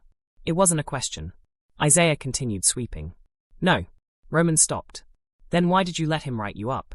Isaiah placed another shard of glass into the dustpan. Because someone had to clean it. Roman frowned. Cleaning it is one thing. Taking the blame is another. Isaiah looked toward Tyler. The young stock clerk stood frozen several aisles away. His hands trembled. He hadn't moved since the accident. Isaiah lowered his voice. He's 19. Roman remained silent. It was his first serious mistake. Isaiah continued. I've seen fear like that before. Roman followed Isaiah's gaze. Tyler looked as though he expected to lose everything. Isaiah smiled gently. If Victor had written him up today, he probably would have quit. Roman looked back at Isaiah. And what about you? Isaiah shrugged. I'll still be here tomorrow. Roman stared at him. You don't know that. Isaiah's broom paused for the first time. Just briefly. Then he resumed sweeping. We'll see. Across the aisle. Tyler couldn't watch anymore. He hurried into the stockroom. The moment the door closed behind him, he buried his face in his hands. His breathing became uneven. I should have said something, he whispered. I should have told him. Tears rolled down his cheeks. The image of Isaiah quietly accepting the warning replayed again and again in his mind. A soft knock came at the stockroom door. Tyler quickly wiped his face. Come in. Walter stepped inside. The older employee looked at him for a moment. You all right? Tyler tried to answer. Nothing came out. Walter already knew. You knocked over the display. Tyler nodded slowly. I'm so sorry. Walter sighed. I know. Tyler looked up. Why didn't Mr. Brooks tell the truth? Walter pulled over an empty crate and sat down. Because that's who he is. Tyler shook his head. No. That doesn't make sense. Walter smiled sadly. It doesn't. Not anymore. Walter looked toward the closed stockroom door before continuing. When I first met Isaiah, I thought he was pretending. Tyler listened quietly. I figured nobody could actually be that patient. That forgiving. That selfless. Walter smiled faintly. I've spent 15 years trying to prove myself right. And every single time, he proves me wrong. Tyler lowered his head. I can't let him lose his job because of me. Walter's expression became serious. Then tell the truth. Tyler looked terrified. You know what Victor will do. Walter didn't answer immediately. Because he did know. Victor had a reputation. Employees who challenged him somehow ended up with worse schedules. Fewer hours. Bad evaluations. Transfers. Most people simply learned to stay quiet. Walter finally spoke. Doing the right thing usually costs something. Tyler whispered. I'm scared. Walter nodded. So was Isaiah. Tyler looked confused. What do you mean? Walter smiled. You think courage means not being afraid? Tyler didn't answer. Walter leaned forward. Courage is doing the right thing. While you're afraid. Meanwhile, inside Victor's office, Mr. Donovan continued reviewing paperwork. He closed Isaiah's personnel file, then looked at Victor. Tell me something. Victor smiled politely. Of course. In 11 years. How many customer complaints has Isaiah received? Victor hesitated. Very few. Mr. Donovan raised an eyebrow. Very few. Victor cleared his throat. Actually, none. Mr. Donovan made another note. No customer complaints. No attendance issues. No theft. No policy violations for nearly a decade. Victor nodded. That's correct. Mr. Donovan looked directly into his eyes.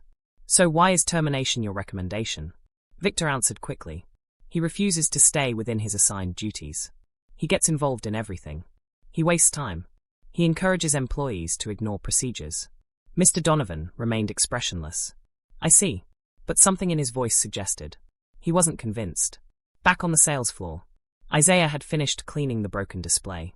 The floor looked as though nothing had happened. Roman stood beside him.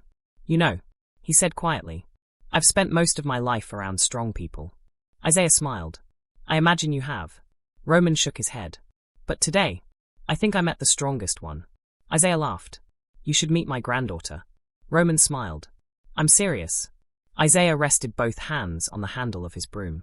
There are different kinds of strength. Roman nodded. I know. Isaiah looked toward the front windows. My wife used to tell me something. Roman waited. She'd say, the strongest trees aren't the ones that never bend. They're the ones that don't break during the storm. Roman quietly repeated the words in his mind. Don't break during the storm. Just then, Emily hurried across the store. She looked nervous. Mr. Brooks. Isaiah turned. Yes. Mr. Kane wants you in his office. Again. Roman immediately looked toward Victor's office. Isaiah smiled gently. I suppose I'd better not keep him waiting. As he walked away, Roman noticed something.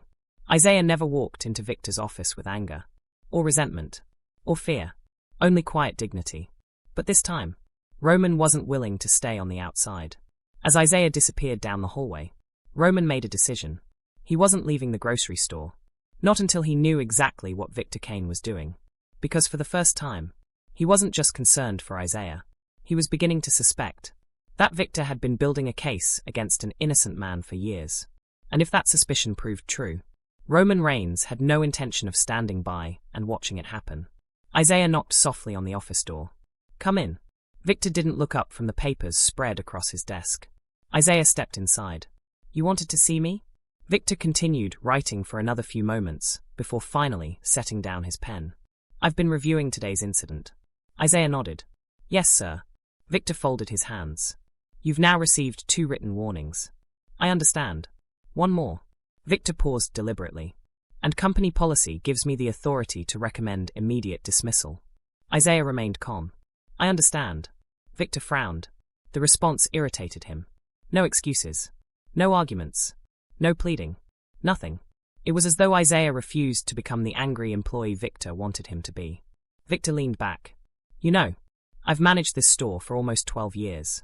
Isaiah nodded politely. Yes, sir. And I've learned something. He locked eyes with Isaiah. People who think they're indispensable eventually become a problem. Isaiah answered quietly. I've never believed I was indispensable. Victor gave a dry laugh. No. Isaiah shook his head. If I didn't come to work tomorrow, the sun would still rise. The doors would still open. The customers would still buy groceries. Victor studied him. So why do they all seem to think this place revolves around you? Isaiah smiled faintly. I don't think they do. Victor stood and walked toward the window overlooking the sales floor. You know what I see? Isaiah waited. I see employees stopping to talk to you. I see customers asking for you. I see people treating you like you're the manager. Isaiah looked genuinely surprised. I've never wanted that. Victor turned sharply. Intentions don't matter. Perceptions do. Isaiah thought for a moment before answering. My father used to say. Victor interrupted him. I don't care what your father used to say. Silence filled the office. Isaiah lowered his eyes. Yes, sir. Outside the office, Roman sat quietly in the small cafe area near the front of the store.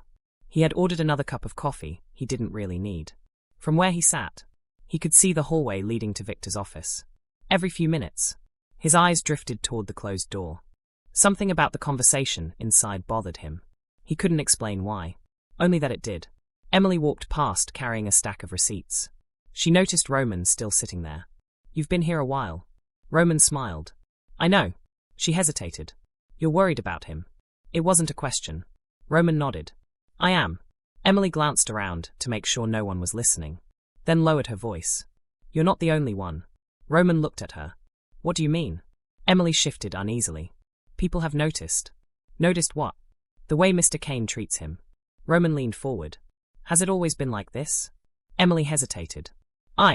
Before she could finish, Victor's office door opened. Emily immediately straightened. I should get back. She hurried away before another word could be said. Roman watched her leave. Fear. That's what he'd just seen. Not hesitation. Fear. Inside the office, Victor handed Isaiah another sheet of paper. I want you to sign this. Isaiah looked down. It acknowledged receipt of the second warning. He read every line carefully, then signed his name. His handwriting was neat. Steady. Victor watched him. Aren't you even going to defend yourself? Isaiah placed the pen back on the desk. I don't think defending myself would change your mind. Victor narrowed his eyes. So you think I'm unfair? Isaiah answered honestly. I think. He chose his words carefully. That you've already decided who I am. Victor looked away. For the briefest moment, something flickered across his face. Not anger. Not satisfaction. Something closer to guilt. But it vanished almost instantly. You're dismissed. Isaiah nodded politely. Have a good afternoon, Mr. Kane. He turned and quietly left the office. As Isaiah stepped into the hallway, He nearly bumped into Roman. "Oh." Isaiah smiled. "I didn't know you were still here." Roman stood. "I was waiting." Isaiah laughed softly. "You really are stubborn." "So I've been told." They walked slowly toward the front entrance. Roman glanced at Isaiah. "Can I ask you something?" "You usually do." Roman smiled. "Has Victor always treated you like this?" Isaiah was silent for several steps. Then he answered. "No." Roman stopped walking. "No." Isaiah looked toward the front windows. "There was a time when we actually got along." Roman frowned.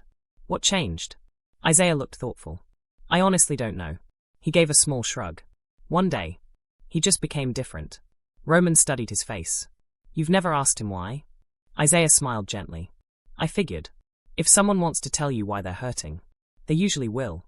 And if they don't, forcing the conversation rarely helps." Roman couldn't believe what he was hearing. "You never confronted him?" Isaiah shook his head. "No." "Why not?" Isaiah smiled. "Because not every battle has to be fought." Roman answered quietly. "But some do." Isaiah looked at him. "Maybe. But I never wanted to become the reason this store lost its peace." Across the store, Walter had been watching. So had Emily. So had Linda. None of them could hear the conversation. But all three noticed something. For the first time in years, Isaiah wasn't carrying his burden alone. Someone was finally standing beside him. And that alone made Victor nervous. Very nervous. Late that afternoon, Mr. Donovan prepared to leave. Before getting into his car, he stopped beside Victor. "I'll be back next week." Victor forced a smile. "Of course. I'd like another look at a few things." Victor's stomach tightened. "A few things?" Mr. Donovan nodded. "Particularly." He glanced through the front windows, where Isaiah was helping an elderly customer carry groceries to her car. "Your recommendation regarding Isaiah Brooks." Victor's smile became strained. "I'm confident you'll reach the right conclusion." Mr. Donovan looked at Isaiah for another moment. Then quietly replied, "I always try to." He climbed into his car and drove away. Victor stood motionless in the parking lot. For the first time, his plan wasn't unfolding exactly as he'd imagined. Meanwhile, Roman watched Isaiah helping the elderly customer into her car, smiling as if nothing had happened. He couldn't understand it. How could a man carry so much unfairness, yet still choose kindness every single day? Roman didn't have the answer, but he made another silent promise to himself. He would find out what had happened between Victor Kane and Isaiah Brooks. Because somewhere in that unanswered question, he was certain the real story was waiting. The grocery store settled into its familiar afternoon rhythm. Children hurried toward the bakery for cookies. Parents compared prices in the cereal aisle. Cashiers greeted regular customers by name. To anyone walking through the front doors, everything looked perfectly ordinary. But beneath the surface, tension had begun spreading through the building. Employees felt it. Customers sensed it. Even those who couldn't explain it noticed something had changed. Isaiah quietly replaced the trash liners near the cafe. As he tied the final bag, Linda approached carrying a clipboard. "Isaiah." He looked up with his usual smile. "Good afternoon, Linda." She returned the smile, though it carried concern. "Walk with me for a minute." "Of course." The two slowly made their way toward the produce section. Linda waited until no customers were close enough to hear. "I heard about the second warning." Isaiah nodded. "So did I." She sighed. "You know it isn't right." Isaiah smiled gently. "Life isn't always measured by what's fair." Linda stopped walking. "But this isn't just life. This is your job." Isaiah rested both hands on his broom. "I know. And if I lose it, I'll find another." Linda looked at him in disbelief. "At your age?" Isaiah chuckled. "I still know how to push a broom. If someone gives me one, I'll be all right." Linda looked away for a moment. She had worked with Isaiah for nearly 8 years. She had seen him comfort grieving families, stay late after storms, cover shifts for sick co-workers, even spend his own money replacing broken shopping carts, so children wouldn't pinch their fingers. And now, he spoke about losing everything as though it were a rainy afternoon. She couldn't understand it. "Why aren't you fighting this?" Isaiah smiled. "Because I'm not fighting Victor." Linda frowned. "He certainly seems to be fighting you." Isaiah thought for a moment, then answered quietly, "I don't think I'm his real battle." Those words stayed with Linda long after they parted. "I'm not his real battle." What did that mean? Meanwhile, Roman sat at a small table near the store cafe. A notebook rested open in front of him. Every day, the list grew longer. Things I've learned about Isaiah Brooks. Refuses money for helping people. Walks 3 miles home. Never speaks badly about anyone. Took blame for Tyler. Lost his wife. Has a granddaughter. Never complains. Roman tapped the pen against the page. Then added another line. Protects people. Even when it hurts him. He stared at the sentence. Then quietly whispered. Who does that anymore? Across the store. Victor watched from his office window. He noticed Roman writing. Watching. Observing. Coming back day after day. It made him uneasy. He picked up the phone. Claire. His secretary answered immediately. Yes, Mr. Kane? I need the archived personnel files. Which employee? Victor hesitated. Then answered. Isaiah Brooks. 20 minutes later. A thick cardboard archive box sat on Victor's desk. Dust covered the lid. The oldest documents in the store. Victor slowly opened it. Performance reviews. Payroll records. Training certificates. Attendance reports. Near the bottom, he found a faded photograph tucked between 2 folders. Victor froze. The picture had been taken 11 years earlier. Store grand opening. Employees stood in 2 neat rows outside the entrance. Everyone was smiling. Even Victor. And standing beside him was Isaiah. Younger. Hair darker.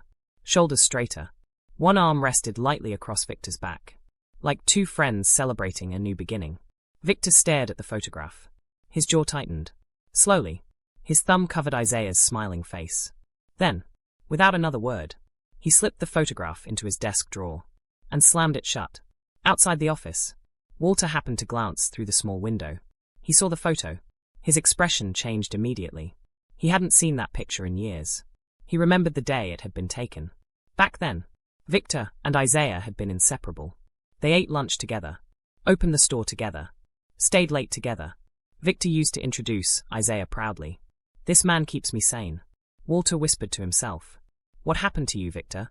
Roman noticed Walter staring toward the office. He walked over. You all right? Walter looked at him.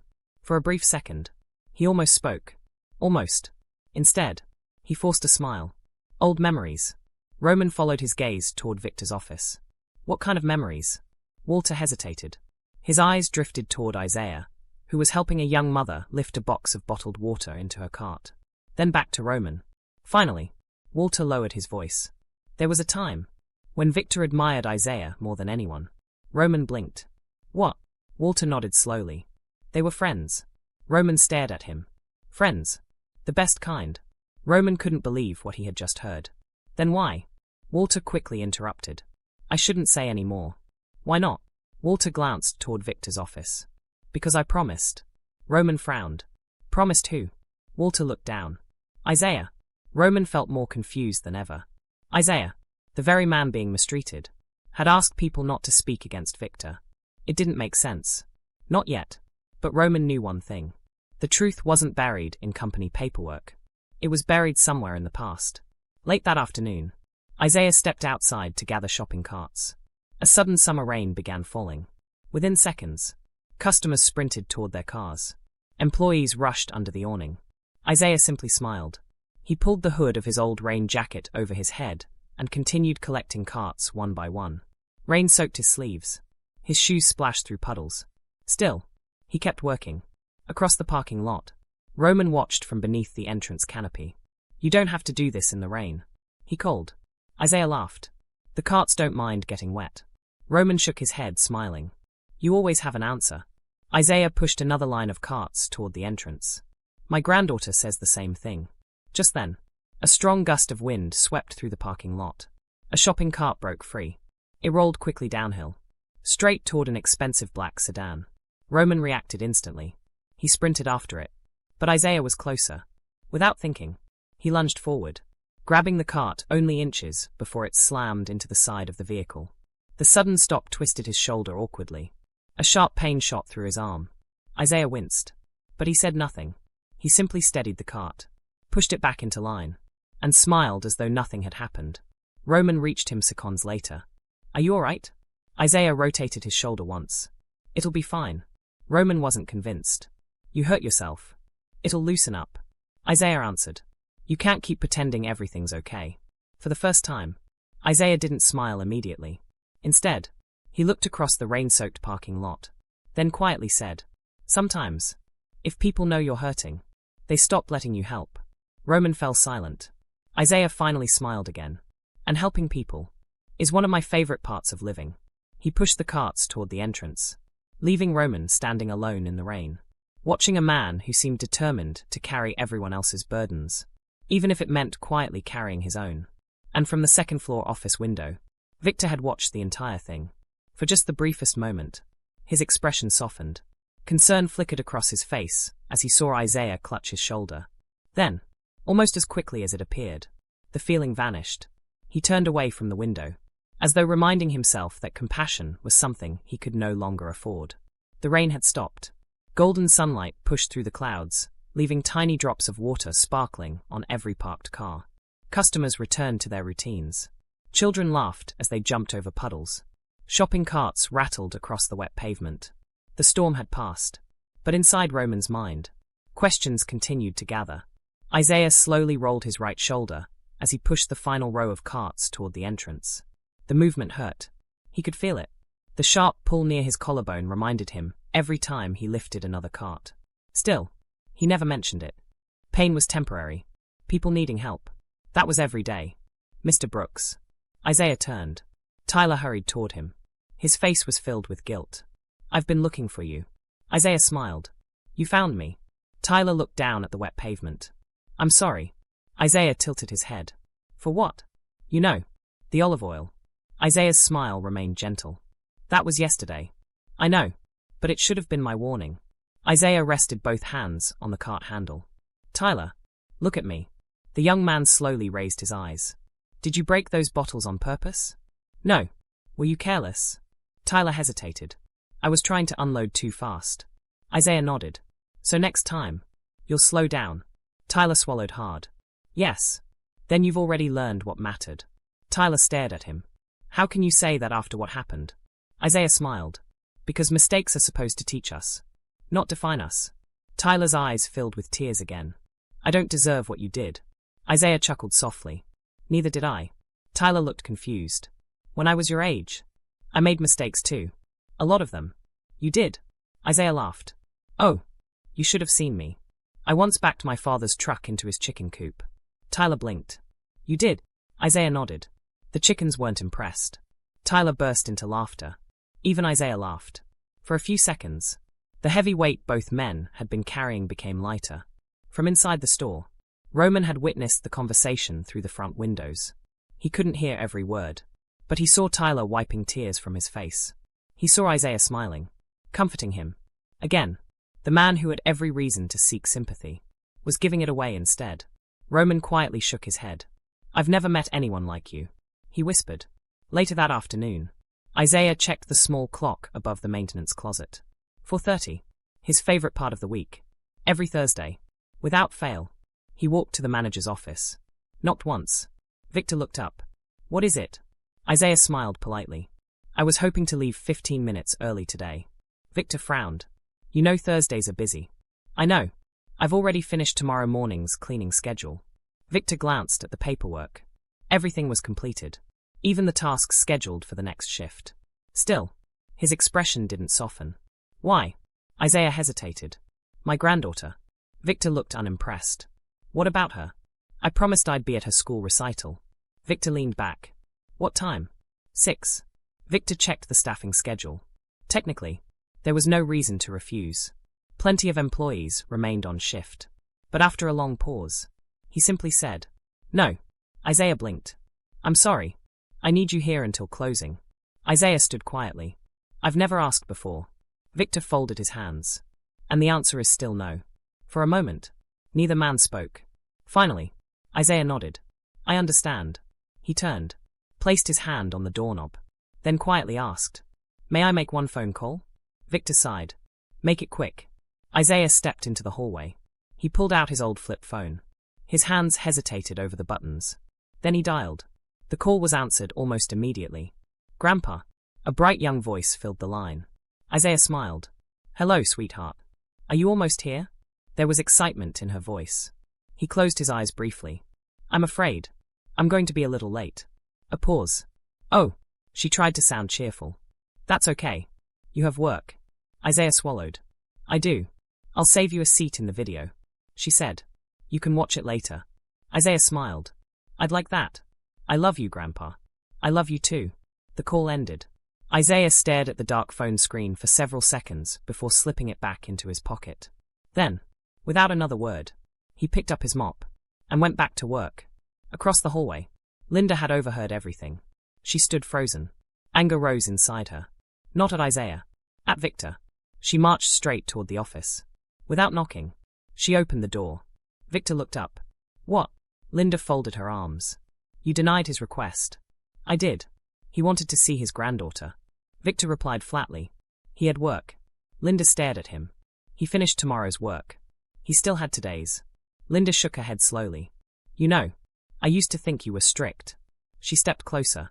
Now, I think you're just being cruel. Victor's face hardened. Watch yourself. No, Linda replied. I think someone needs to start watching you. She turned and walked out, leaving Victor alone. For the first time all day, the office felt unusually quiet. Victor looked toward the doorway, then slowly leaned back in his chair. His eyes drifted to the drawer where the old photograph was hidden. He opened it, looked at the picture again. His younger self, standing shoulder to shoulder with Isaiah, smiling, laughing. Friends. Victor stared at it for a long time, then whispered something no one else could hear. You should have let me help you. Outside the office, Roman happened to walk past. He didn't hear the words, but he saw Victor quickly close the drawer. And for the first time, Roman noticed something unexpected. It wasn't hatred on Victor's face. It was regret. Just for a second. Before it disappeared behind the mask he wore every day.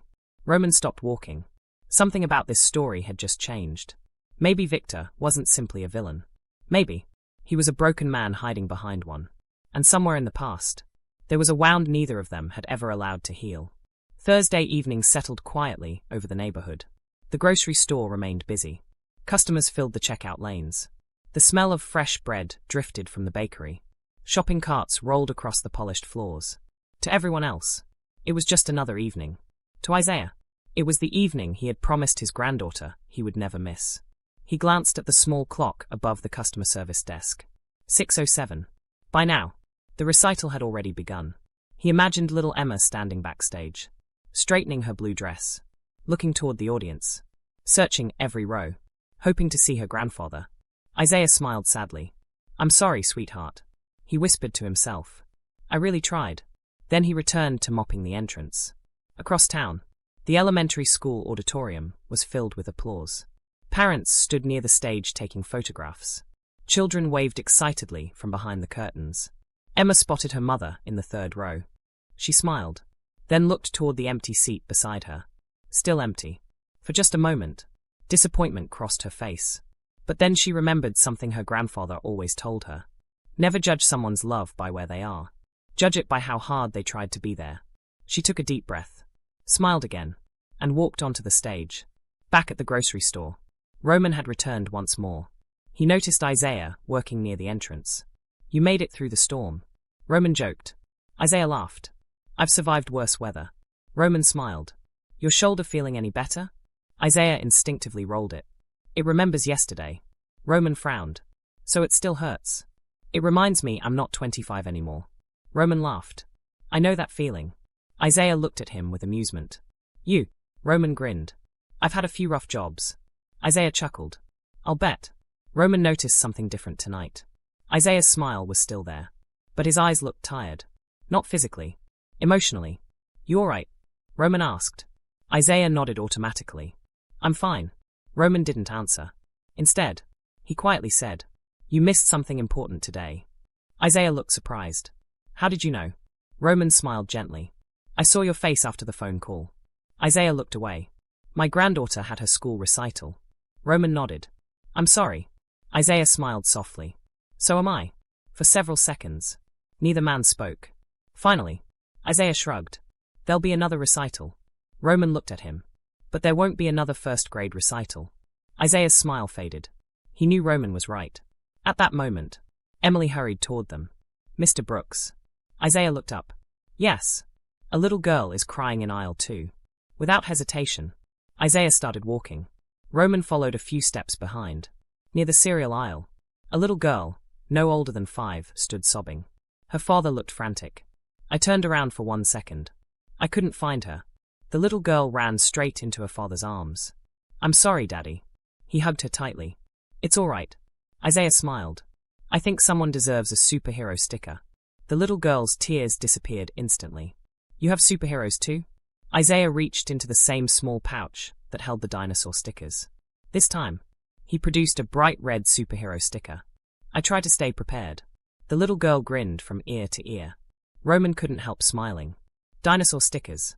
Superheroes. What else are you hiding?" Isaiah laughed. "A few bandages. And some chocolate." Roman shook his head. "You really think of everything." Isaiah answered quietly. "No. I just remember what children need." Watching from nearby, Mr. Donovan quietly closed his notebook. He had returned to the store without announcing himself. Victor hadn't noticed. Roman hadn't noticed. No one had. He had simply walked the aisles, observing, listening, learning. He had now watched Isaiah help 3 customers in less than 20 minutes. Not once had Isaiah ignored his assigned work. Instead, he somehow managed to accomplish both. Mr. Donovan wrote another note, then continued walking. Meanwhile, Victor stepped out of the stockroom carrying inventory reports. He froze. "Mr. Donovan." "Back again." Without warning, Victor forced another smile. "Mr. Donovan. I wasn't expecting you." "I know," the regional manager replied calmly. "Sometimes the best observations are the unexpected ones." Victor's smile tightened. Mr. Donovan looked around the store. "I've been watching your employees." Victor nodded. "We have a strong team." "You do," Mr. Donovan agreed. Then he asked casually, "Tell me, when was the last time Isaiah Brooks took a vacation?" Victor blinked. "I'm not sure." Mr. Donovan opened Isaiah's personnel file. "It's been almost 6 years." Victor said nothing. Mr. Donovan continued. "And according to payroll, he has over 300 hours of unused vacation." Victor looked uncomfortable. "He prefers to work." Mr. Donovan nodded thoughtfully. "Or perhaps, he doesn't believe he can afford not to." Those words lingered. Victor looked away. For the first time, he couldn't think of an answer. As the evening wore on, Roman prepared to leave. Before walking out, he stopped beside Isaiah. "I'll see you Sunday." Isaiah smiled. "Our lunch. You didn't forget." Roman laughed. "I've been looking forward to it." Isaiah extended his hand. Roman shook it firmly. For just a second, Isaiah winced. His injured shoulder tightened. Roman noticed immediately. "You really did hurt yourself." Isaiah smiled through the discomfort. "It'll heal." Roman looked at him carefully. "Does everything?" Isaiah didn't answer right away. His eyes drifted toward the front windows, where rain clouds were beginning to gather once more. Then he quietly replied, "No. Some things. You simply learn to carry differently." Roman stood silent. There was something in Isaiah's voice. Something deeper than a sore shoulder. Deeper than work. Deeper than Victor. It sounded like someone remembering an old wound. One that time had never fully healed. Across the store, Walter watched the exchange. He looked toward Victor's office. Then toward Isaiah. Finally, he made a decision. He had kept his promise for 11 years. But promises weren't meant to protect injustice forever. That evening, Walter walked into the employee break room. Sat alone. Pulled an old envelope from the bottom of his locker. Inside was another photograph, taken 12 years earlier, before the grocery store ever opened. It showed Victor and Isaiah standing together outside a small construction site. Both wore hard hats. Both were laughing. Written across the back, in faded black ink, were the words, "No matter what happens, we're family." Walter stared at the photograph for a long time, then quietly whispered, "I'm sorry, Isaiah. I think it's finally time someone learned the truth." He slipped the photograph into his jacket. Unaware that Roman's Sunday lunch with Isaiah was about to uncover a past neither man had spoken about in over a decade. Sunday morning arrived with clear skies. For the first time all week, neither Roman nor Isaiah had anywhere they needed to be. No grocery store. No rushing customers. No managers. No schedules. Just 2 men, keeping a promise. Roman pulled into the parking lot of a small family-owned diner just outside town. It wasn't fancy. The sign had faded from years in the sun. The brick walls showed their age. Inside, the smell of fresh biscuits and coffee welcomed everyone through the door.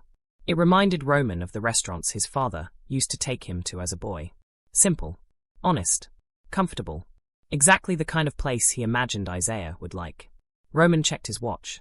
11:58. Right on time. Across the parking lot, Isaiah appeared, walking toward the diner in a neatly pressed blue button-down shirt and a brown jacket that had clearly been carefully cared for over the years. His shoes were polished. Not expensive. Just well-maintained. Roman smiled. You clean up pretty well. Isaiah laughed. My granddaughter insists Sundays deserve nice clothes. Roman chuckled.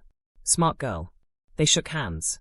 This time, Roman noticed Isaiah's shoulder no longer caused him to wince. It had improved. Not completely, but enough.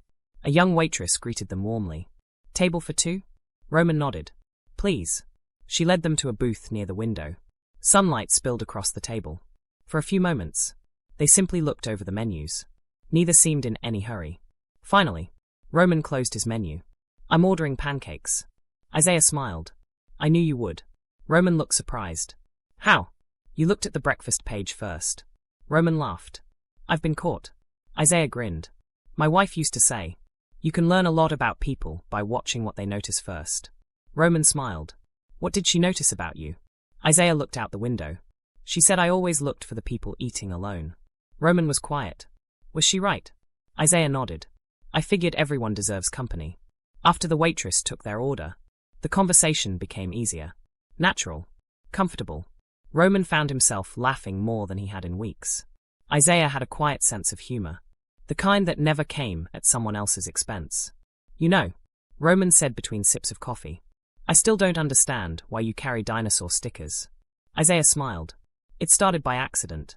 Roman leaned forward. I'm listening. Isaiah folded his hands around his coffee mug. About 15 years ago, I was shopping with my daughter, Emma's mother. Roman nodded. She was little then. Maybe 7. She saw another little boy crying near the checkout. What happened?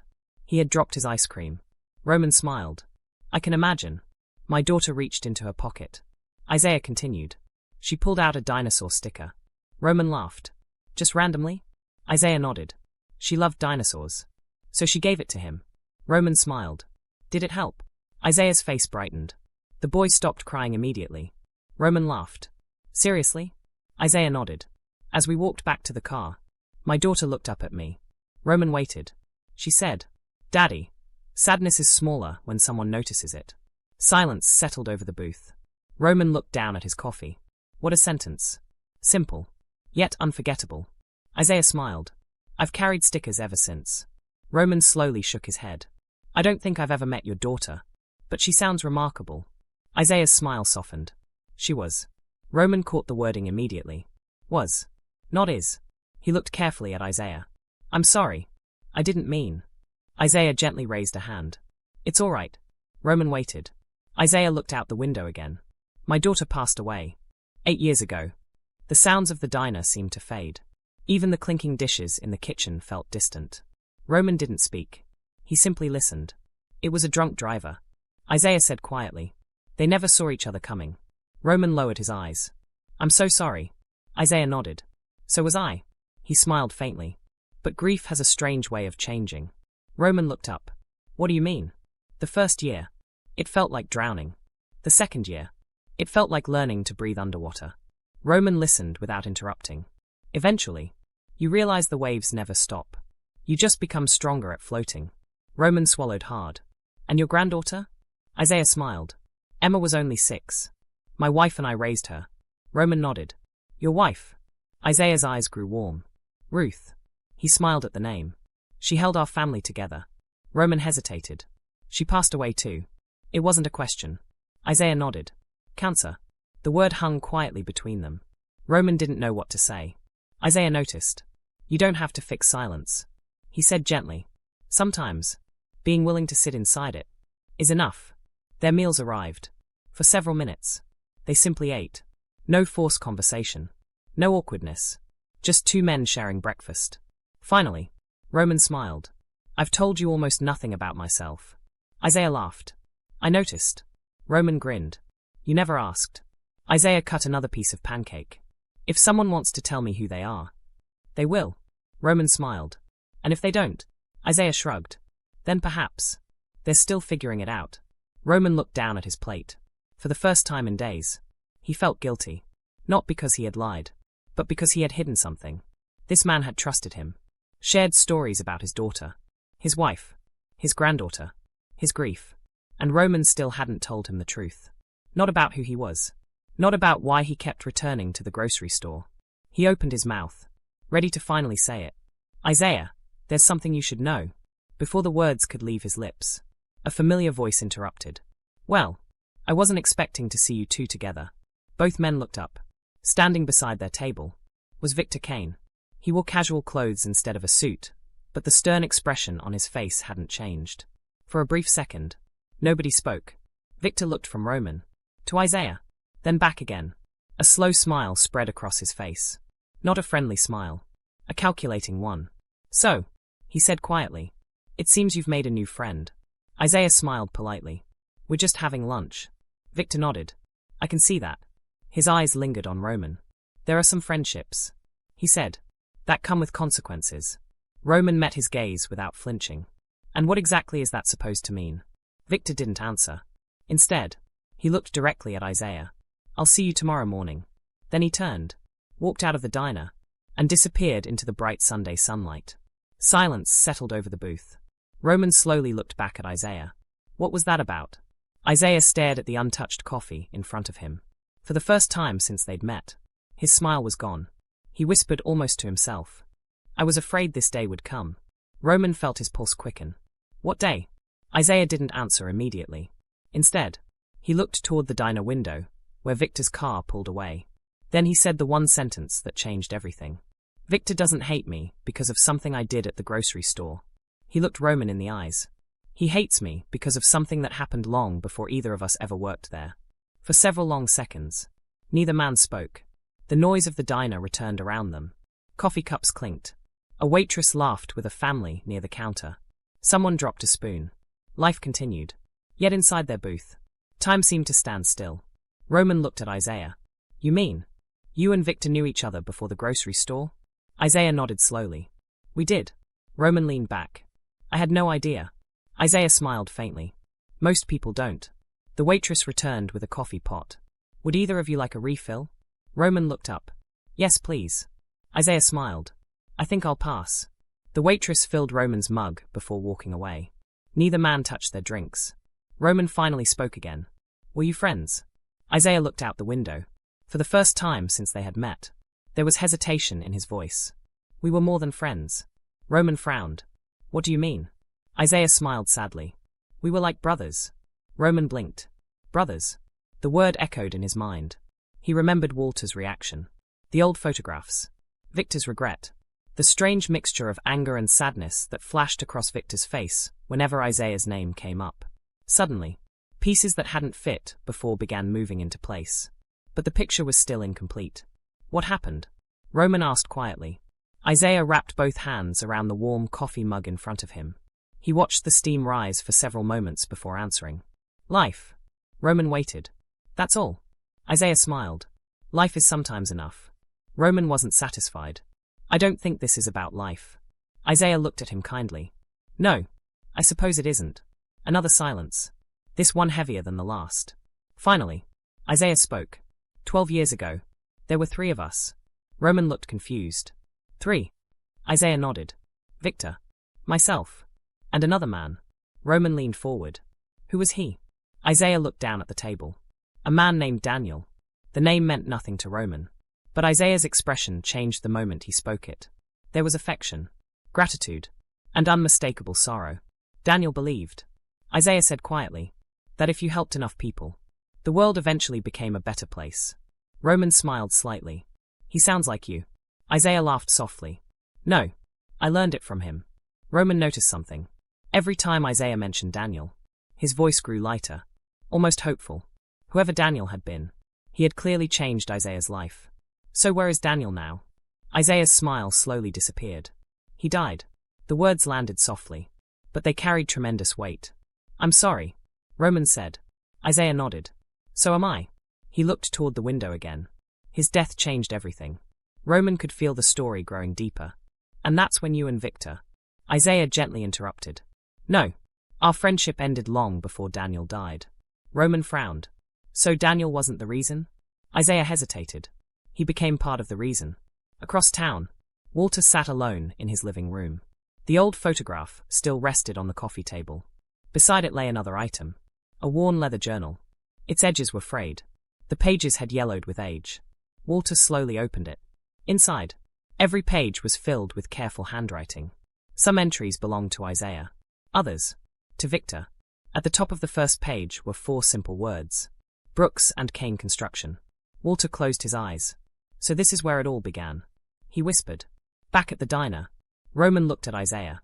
You don't have to tell me everything today. Isaiah smiled gratefully. Thank you. But, Roman continued, I'd like to understand. Isaiah nodded. I know. He took a slow breath. There are stories that don't only belong to one person. Roman listened. If I tell mine, I also tell Victor's. Roman looked surprised. And that's why you've stayed quiet? Isaiah nodded. I don't have the right to tell another man's pain. Roman couldn't help shaking his head. After everything he's done to you, you're still protecting him? Isaiah looked genuinely puzzled. I'm not protecting him. Roman stared. No, I'm protecting the truth. Isaiah answered. Those aren't always the same thing. Roman leaned back again. Everything about Isaiah challenged the way he saw the world. Most people wanted someone to blame. Isaiah wanted someone to understand. There was a difference. A huge difference. Just then, Isaiah's old flip phone buzzed. He glanced at the screen. Emma. He smiled immediately. Excuse me. Roman nodded. Isaiah answered. Hello, sweetheart. Her excited voice burst through the speaker. Grandpa, you'll never believe what happened. Isaiah laughed. What happened? I got picked to sing the solo next month. Isaiah's entire face lit up. You did? Yes. You'll come this time, right? The question caught him by surprise. His smile softened. I'll do everything I can. Emma giggled. I know you will. I love you. I love you more. After the call ended, Isaiah sat quietly for a moment. Roman noticed the look in his eyes. Hope, mixed with fear. The fear of making another promise work might not allow him to keep. Outside the diner, a black sedan remained parked across the street. Inside, Victor sat behind the wheel. He hadn't gone home. He had watched Isaiah and Roman through the restaurant window for nearly 40 minutes. His jaw tightened as he saw them talking, laughing, becoming friends. Then his phone rang. The caller ID made his expression change. Walter. Victor answered immediately. What is it? Walter's voice sounded calm. We need to talk. Victor frowned. About what? Walter took a slow breath. I can't keep pretending anymore. Victor's grip tightened on the steering wheel. What are you talking about? Walter answered with quiet resolve. Roman deserves to know what really happened. Silence. Then Victor spoke. If you tell him. Walter interrupted. I won't lie for either of us anymore. The line went dead. Victor remained frozen. For the first time in over a decade, the truth was no longer under his control. And across the diner, completely unaware of the storm now gathering around him, Isaiah smiled as Roman reached for the check. Their friendship had only just begun, but the secrets of the past were finally beginning to catch up with them all. Sunday evening settled quietly over the town. The diner had emptied. Families returned home. The last rays of sunlight stretched across the parking lot. Roman and Isaiah stood beside their cars. Neither seemed eager to leave. Some conversations ended too soon. Roman extended his hand. I had a good time. Isaiah smiled warmly. So did I. Roman hesitated. I meant what I said. I'd like to understand. Isaiah nodded. I know. He reached into his jacket pocket and pulled out Roman's business card. He looked at it for a moment before slipping it back into his wallet. I think, when the time is right, you will. Roman smiled. I'll be patient. Isaiah laughed softly. That's probably the hardest thing anyone has ever promised me. The two men shared one final laugh before going their separate ways. Roman drove home. But instead of turning into his neighborhood, he kept driving. Something inside him refused to let the day end. His mind replayed everything Isaiah had said. We were like brothers. There were 3 of us. I'm protecting the truth. None of it fit together. Not yet. Then, his phone vibrated. An unfamiliar number. He answered. Hello. A calm, older voice replied. Is this Roman? Yes. My name is Walter. Roman immediately recognized it. The grocery store employee. I'm sorry to call you on a Sunday. Walter continued. But I think it's time we talked. 40 minutes later, Roman parked outside Walter's modest home. The porch light was already on. Walter opened the door before Roman had a chance to knock. Thank you for coming. Roman smiled politely. You sounded serious. Walter nodded. I am. The house reflected its owner. Simple. Neat. Filled with memories. Family photographs line the hallway. Old woodworking tools hung neatly in the garage. The scent of cinnamon drifted from the kitchen. Walter poured 2 cups of coffee. Neither man touched them. Walter disappeared into another room. When he returned, he carried a worn cardboard box. He placed it gently on the dining table. Roman looked at it curiously. What is it? Walter rested his hands on the lid. 12 years of silence. Roman felt his heartbeat quicken. Walter slowly lifted the lid. Inside were photographs. Old company papers. Construction blueprints. Letters. Newspaper clippings. Everything carefully organized. Roman looked up. I thought they met at the grocery store. Walter smiled sadly. So did everyone else. He reached into the box, carefully removing the first photograph. It showed 3 young men standing in front of a half-finished building. All wore construction helmets. All were covered in dust. All were laughing. Walter pointed to each one. That's Isaiah. Roman smiled. He looked almost 20 years younger, still wearing the same gentle smile. Walter moved his finger. That's Victor.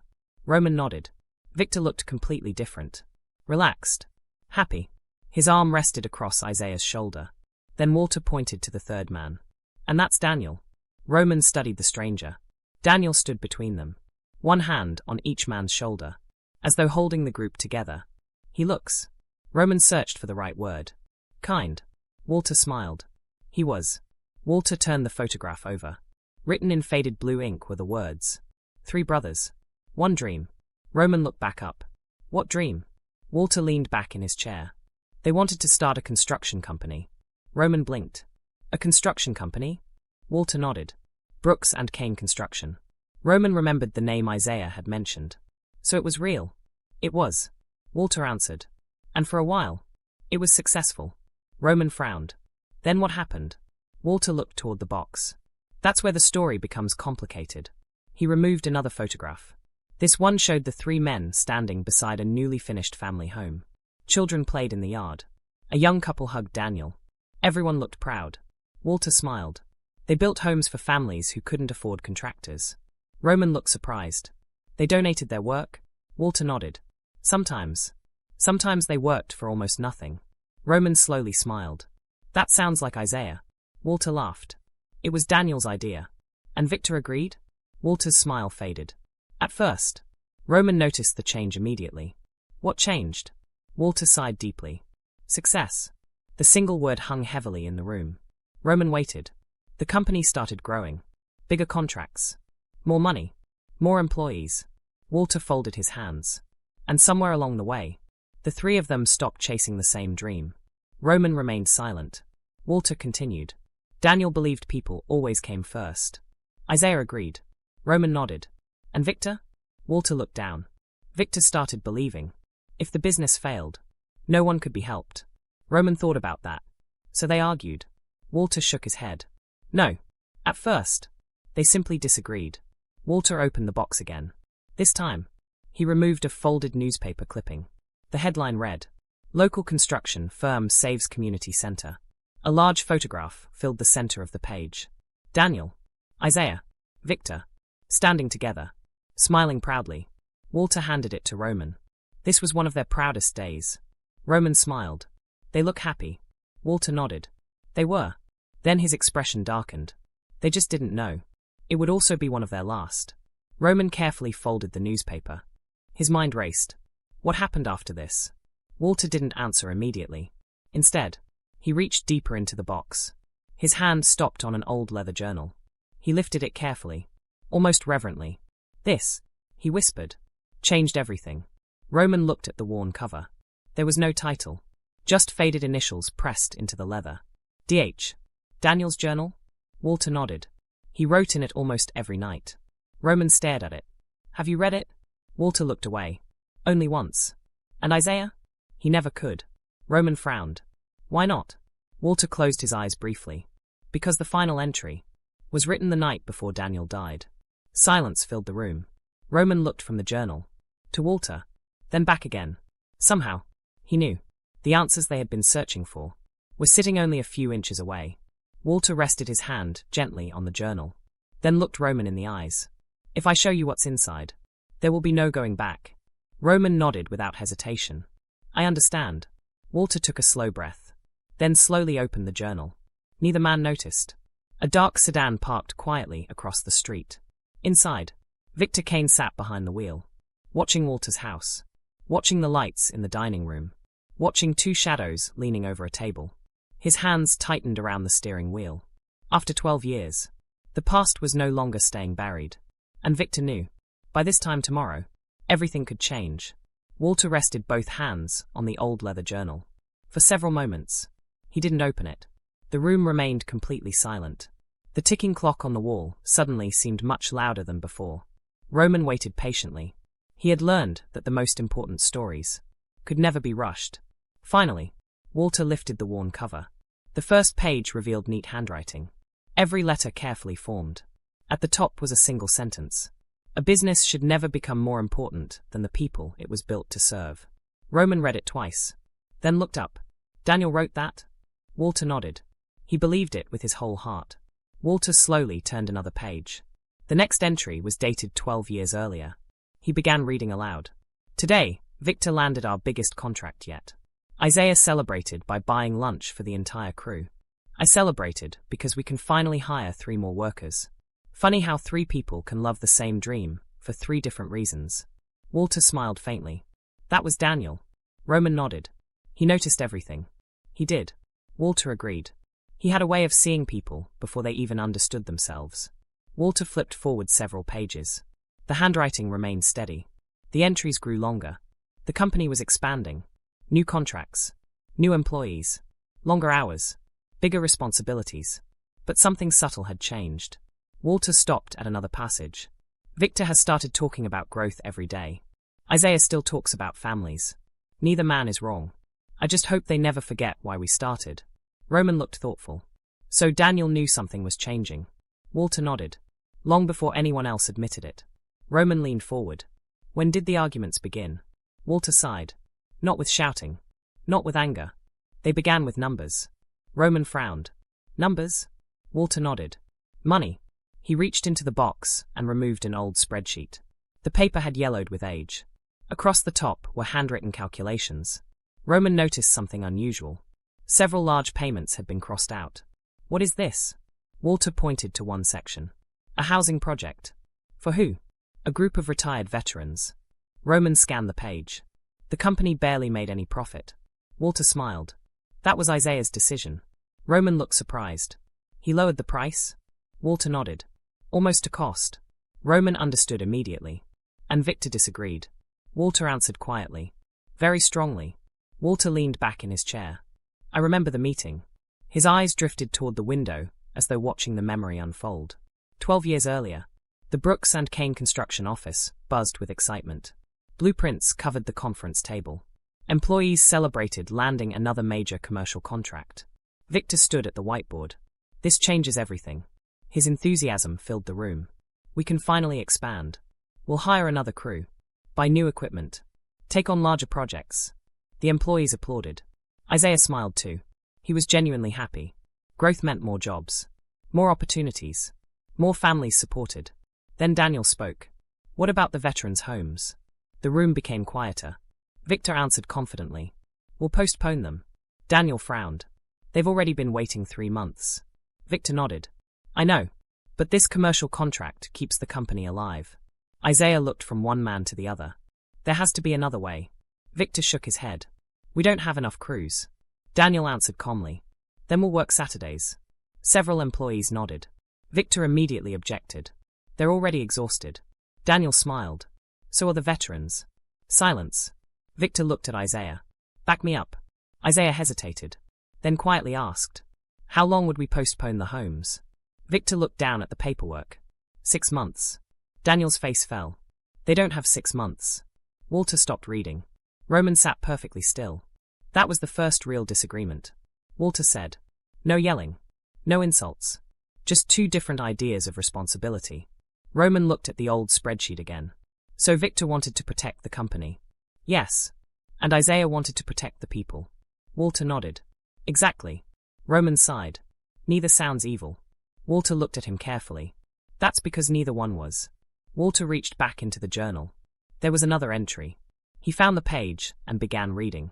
Tonight, Isaiah stayed late drawing plans for the veterans' homes. Victor stayed late rewriting next year's budget. They were sitting 10 feet apart. Neither noticed the other was trying to save the same dream. Roman slowly lowered his eyes. They just saw different parts of it. Walter smiled sadly. Exactly. Outside, Victor remained in his car across the street. The porch light reflected against his windshield. He looked toward Walter's living room. He could almost picture the journal lying open on the table. His phone rested in his lap. More than once, he considered getting out, walking to the front door, telling Roman everything himself. His hand even reached for the door handle. Then stopped. Fear won again. Back inside, Walter turned another page. This one wasn't written by Daniel. Roman noticed immediately. The handwriting was different. Sharper. More rigid. At the bottom, it was signed simply. Victor. Roman looked up. Victor wrote in Daniel's journal? Walter nodded. Only once. When? Walter swallowed. The night after their biggest argument. Roman's pulse quickened. What did he write? Walter stared at the page for a long moment. Then quietly read aloud. If this company fails, every employee loses their livelihood. Every family depending on us suffers. Daniel thinks I'm chasing money. Isaiah thinks I'm losing perspective. But someone has to make impossible decisions. I only hope one day they understand I was trying to protect them too. Silence. Complete silence. Roman closed his eyes briefly. Everything he thought he knew had just become more complicated. Victor hadn't started as a selfish man. He had started as a frightened leader. A man terrified of watching everything they built collapse. Walter slowly closed the journal. That was the last time. He whispered. Those 3 men truly saw the world the same way. Roman looked at him. What happened next? Walter's expression darkened. His fingers tightened around the journal. The accident. Roman frowned. What accident? Walter didn't answer immediately. Instead, he reached into the bottom of the box, carefully removing a folded newspaper. His hands trembled. Across the front page, a bold headline stretched from one side to the other. Local contractor killed at construction site. Below the headline, a younger Isaiah stood frozen beside an ambulance. Victor sat on the curb with his head in his hands, and paramedics surrounded someone hidden beneath a white sheet. Walter looked at Roman with tears beginning to form in his eyes. Quietly, almost in a whisper, he said, that was the day they stopped being brothers. Walter rested the newspaper carefully on the table.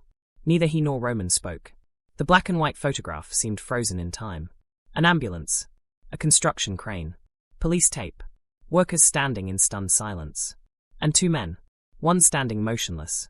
The other sitting on the curb with his head buried in his hands. Roman looked closely. Isaiah. Victor. Neither looked like the men he knew today. They looked broken. Walter finally spoke. That morning started like every other. His voice was quiet.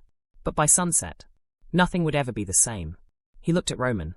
Before I tell you what happened, you need to understand one thing. Roman nodded. I'm listening. Walter folded his hands. Nobody woke up intending for someone to die. 12 years earlier, the construction site came alive before sunrise. Pickup trucks rolled through the gates. Workers unloaded lumber. The sound of nail guns echoed across the unfinished neighborhood. It was one of Brooks and Kane Construction's largest projects. A community of affordable homes. Daniel arrived first.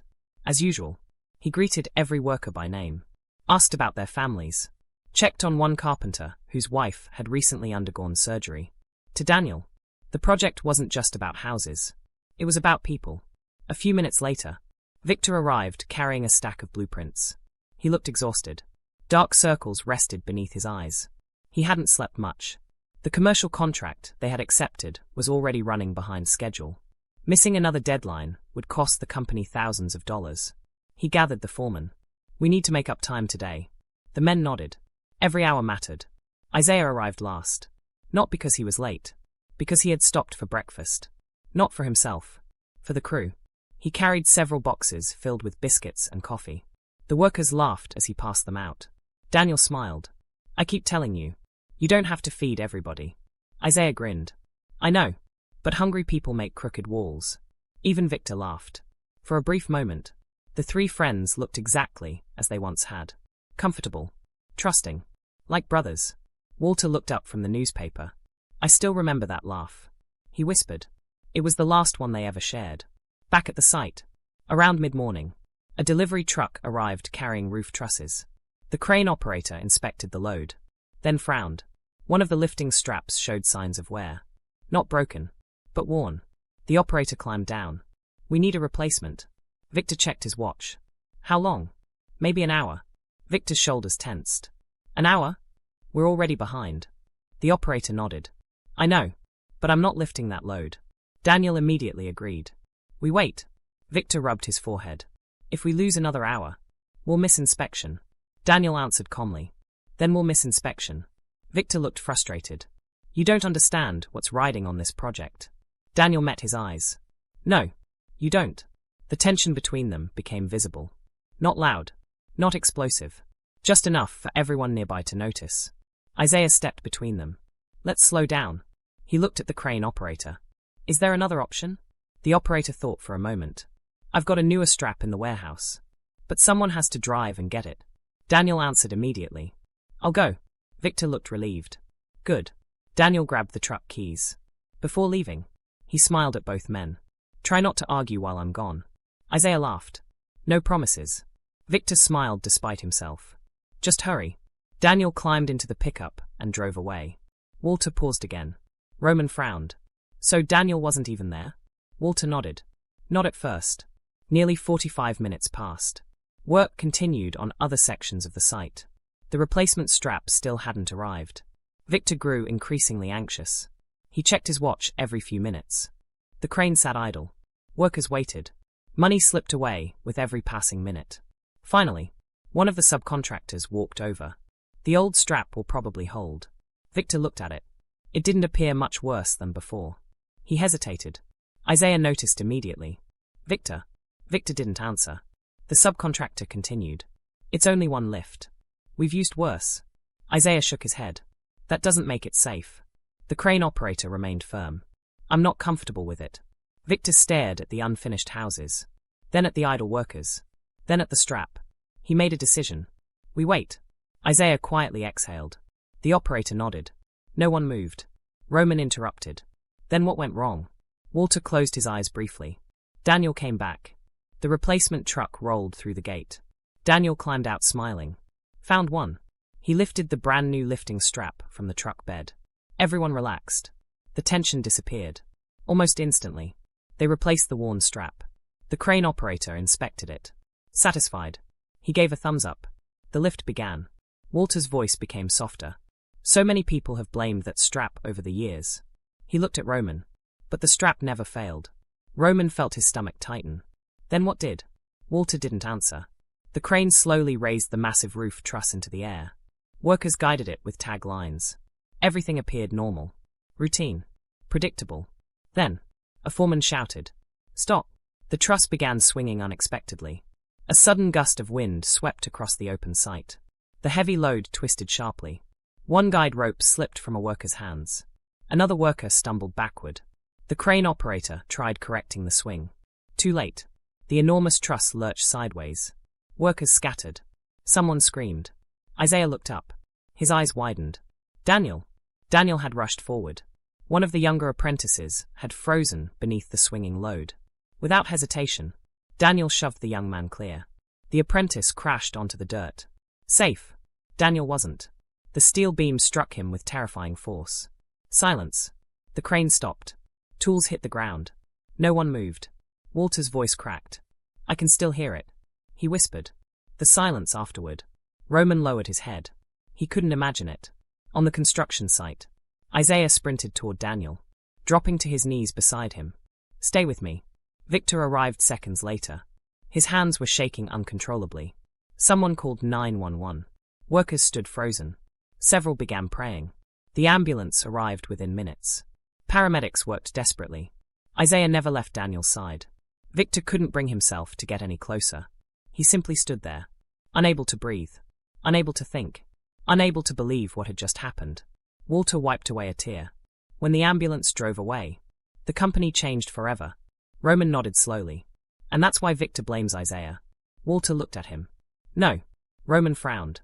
"Then why?" Walter reached back into the box. From beneath the newspaper, he removed one final item. A sealed envelope. Across the front, written in Isaiah's unmistakable handwriting, were 5 words. Open only if necessary. Walter looked at the envelope for a long moment. Then at Roman. This, he said quietly, is the secret Isaiah has protected for 12 years. Roman stared at the envelope. His pulse quickened. What is it? Walter slowly slid the envelope across the table. I've never opened it. Roman looked stunned. You mean? Walter nodded. Isaiah gave it to me the day after Daniel's funeral. He told me, if the truth ever becomes more important than my reputation, give this to the person who still believes both sides deserve to be heard. Walter looked Roman directly in the eyes. I think that person is you. Roman slowly reached toward the envelope. His fingertips rested on the edge. The seal remained unbroken. Inside, 12 years of unanswered questions waited. And neither man realized that outside, across the street, Victor had stepped out of his car. He was walking toward Walter's front door. For the first time in 12 years, he had decided to stop running from the past. Roman's fingers rested on the sealed envelope. The paper had yellowed with age. The corners were worn. But the seal remained unbroken. 12 years. Not once had Walter opened it. Not once had Isaiah asked for it back. Roman looked at Walter. Are you sure? Walter nodded. I've never been more sure of anything. Before Roman could break the seal, a firm knock echoed through the house. Both men froze. Another knock. This one louder.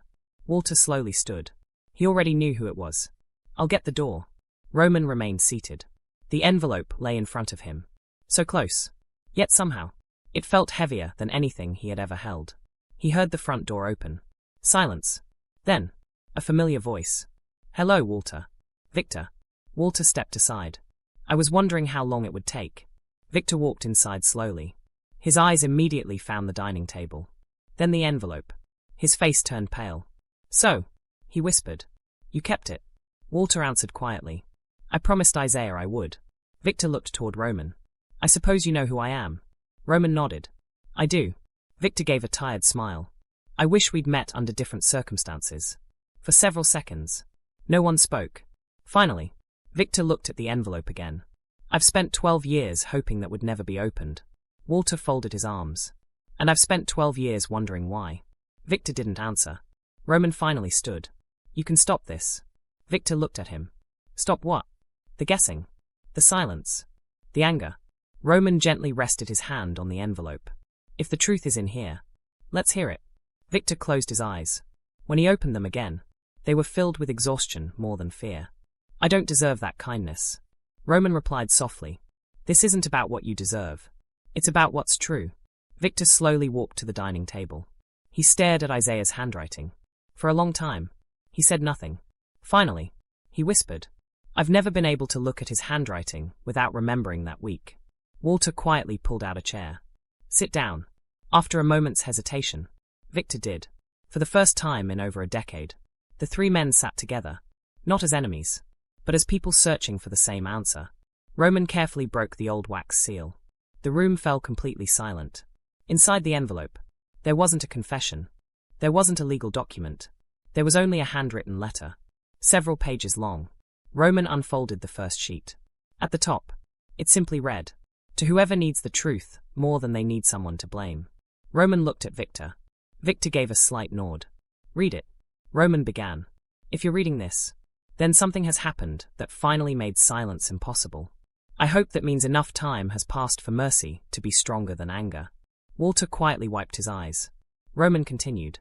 If you're looking for someone to blame for Daniel's death, stop now. You won't find that person here. Victor lowered his head. Roman turned the page. Daniel made his own choice. I know because I was standing beside him. He saw the apprentice freeze. He knew exactly what he was doing. He chose to save another man's life. No one spoke. The only sound was Roman turning the page. People will spend years asking whether Victor made the wrong business decision, whether I should have stopped the work sooner, whether someone else should have spoken louder. Those questions are understandable, but they are the wrong questions. Victor's hands trembled. Roman continued reading. The better question is this. What kind of man runs toward danger, knowing someone else might live because of it? Walter whispered. Daniel. Roman nodded silently. Another page. Daniel never wanted his death to become the reason other people stopped living. I know this because he once told me, if I ever leave before you, promise me you'll spend your years building people, not monuments. Victor quietly covered his face. Roman paused. He looked toward Victor. You've never read this? Victor slowly shook his head. No. Walter answered for him. Isaiah never showed it to anyone. Roman resumed. Victor, if by some chance these words ever reach you, I need you to know something. I forgave you before the funeral even began. Victor suddenly looked up. His eyes filled instantly. Roman kept reading. You blamed yourself because you thought leadership meant carrying every tragedy alone. But leadership also means allowing yourself to be forgiven. Daniel understood that. I hope one day you will too. Victor's breathing became uneven. Another page. The company was never destroyed by Daniel's death. It was wounded by our silence afterward. We stopped talking. We stopped grieving together. And little by little, we stopped believing the best about each other. Walter quietly whispered. He's right. Roman reached the final page. At the bottom, the handwriting became slightly shakier, as though Isaiah had struggled to finish. If 12 years have passed, then we've already lost too much time. Please, don't waste another day proving who was right. Spend whatever years you have left becoming brothers again. That's what Daniel would have wanted. Signed simply, Isaiah Brooks. Silence. Not the awkward silence of strangers. The sacred silence of truth finally spoken.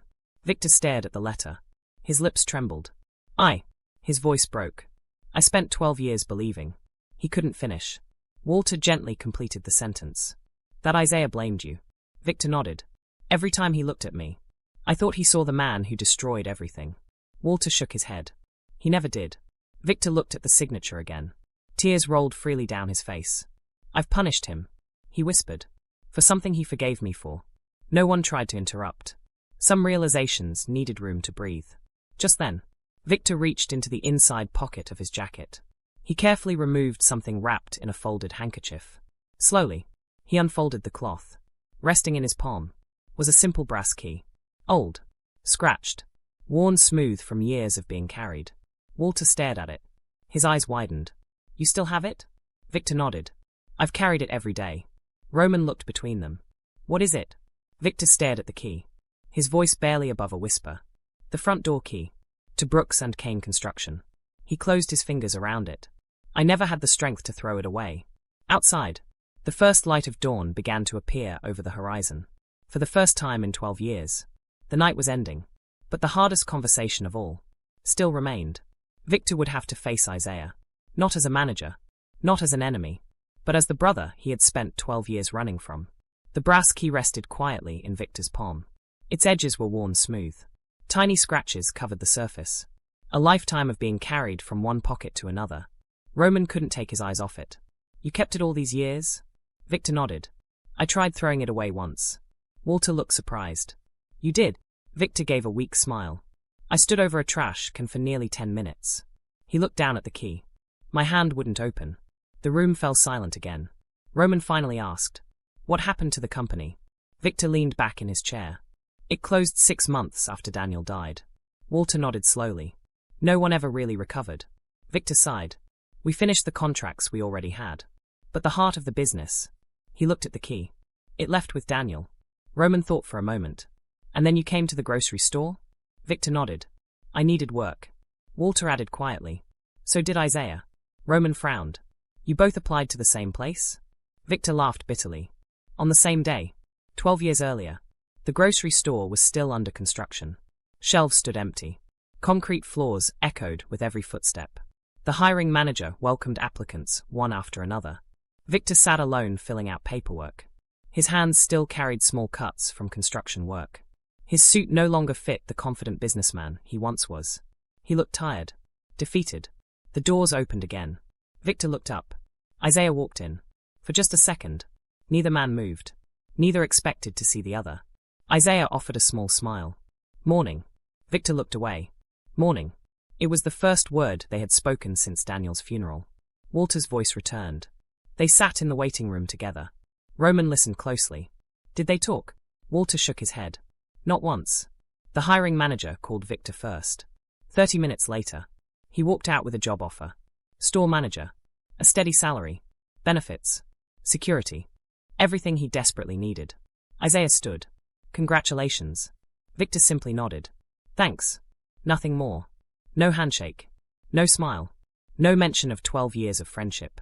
Just silence. Isaiah entered the office next. The interview lasted only 15 minutes. When he came out, the hiring manager smiled warmly. "We'd love to have you." Isaiah looked relieved. "What position?" The manager glanced at the paperwork. "Maintenance. Janitorial services." Isaiah smiled. "When do I start?" The manager laughed. "Monday." Roman frowned. "So you both started together?" Walter nodded. "Same building. Same first day. Different worlds." Victor rubbed his forehead. "I told myself we'd just stay out of each other's way." Roman looked at him. "But you didn't." Victor's expression hardened with regret. "No." Victor stood and walked toward Walter's window. The early morning light spilled across the front yard.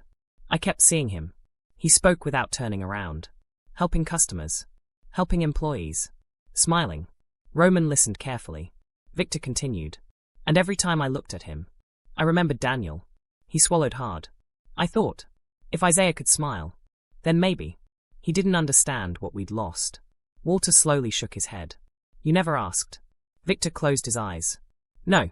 I was afraid of the answer." Roman stepped closer. "So instead, you punished him?" Victor nodded. "I convinced myself I was being objective." He laughed bitterly. "I called it discipline." Walter quietly replied. "It wasn't." Victor nodded again. "I know." He turned back toward them. There were tears in his eyes. "I wrote him up for things I ignored in everyone else. I denied vacation requests. I criticized work that I knew was excellent." His voice broke. "And every single time, he answered me with kindness." Roman remembered every encounter. Every gentle smile. Every calm response. Victor whispered. "I hated him for making it impossible to hate him." Walter looked at his old friend. "Do you know what Isaiah told Linda?" Victor shook his head. He said, "Victor isn't my real battle." Victor's shoulders slumped. He knew. Walter nodded. He always knew. Victor sat back down heavily. "I thought he blamed me." Walter replied. "And he thought you were hurting." Victor blinked. "What?" Walter smiled sadly. "He never described you as cruel. He described you as wounded." Victor covered his mouth. "No." Walter nodded. "Even after everything. He told us. People who are at peace don't spend their lives trying to make others suffer." Roman looked down. That sounded exactly like Isaiah. The first rays of sunlight filled the dining room. None of them had slept. None of them cared. Some nights changed lives. This was one of them. Victor looked at the old letter one last time.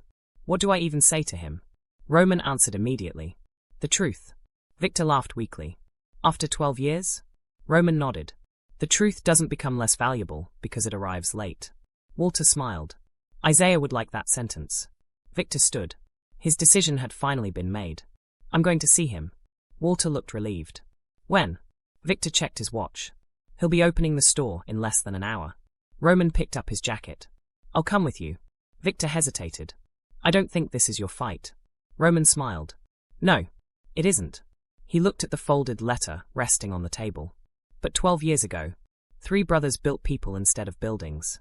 He looked back at Victor. "Maybe today, they can start rebuilding each other." Victor didn't answer. He simply nodded. The 3 men walked toward the front door together. Outside, the town was just beginning to wake.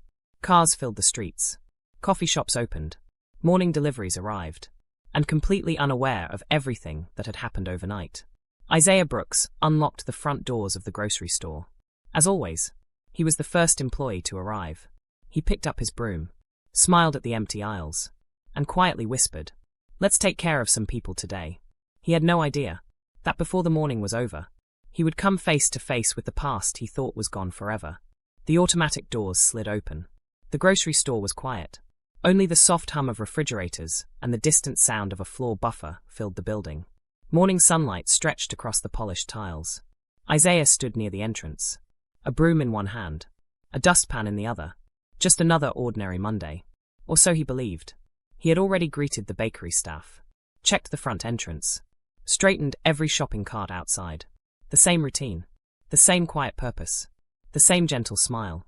Linda walked through the front doors carrying her coffee. She smiled when she saw him. "Morning, Isaiah." "Good morning, Linda." She noticed something immediately. "You look happy."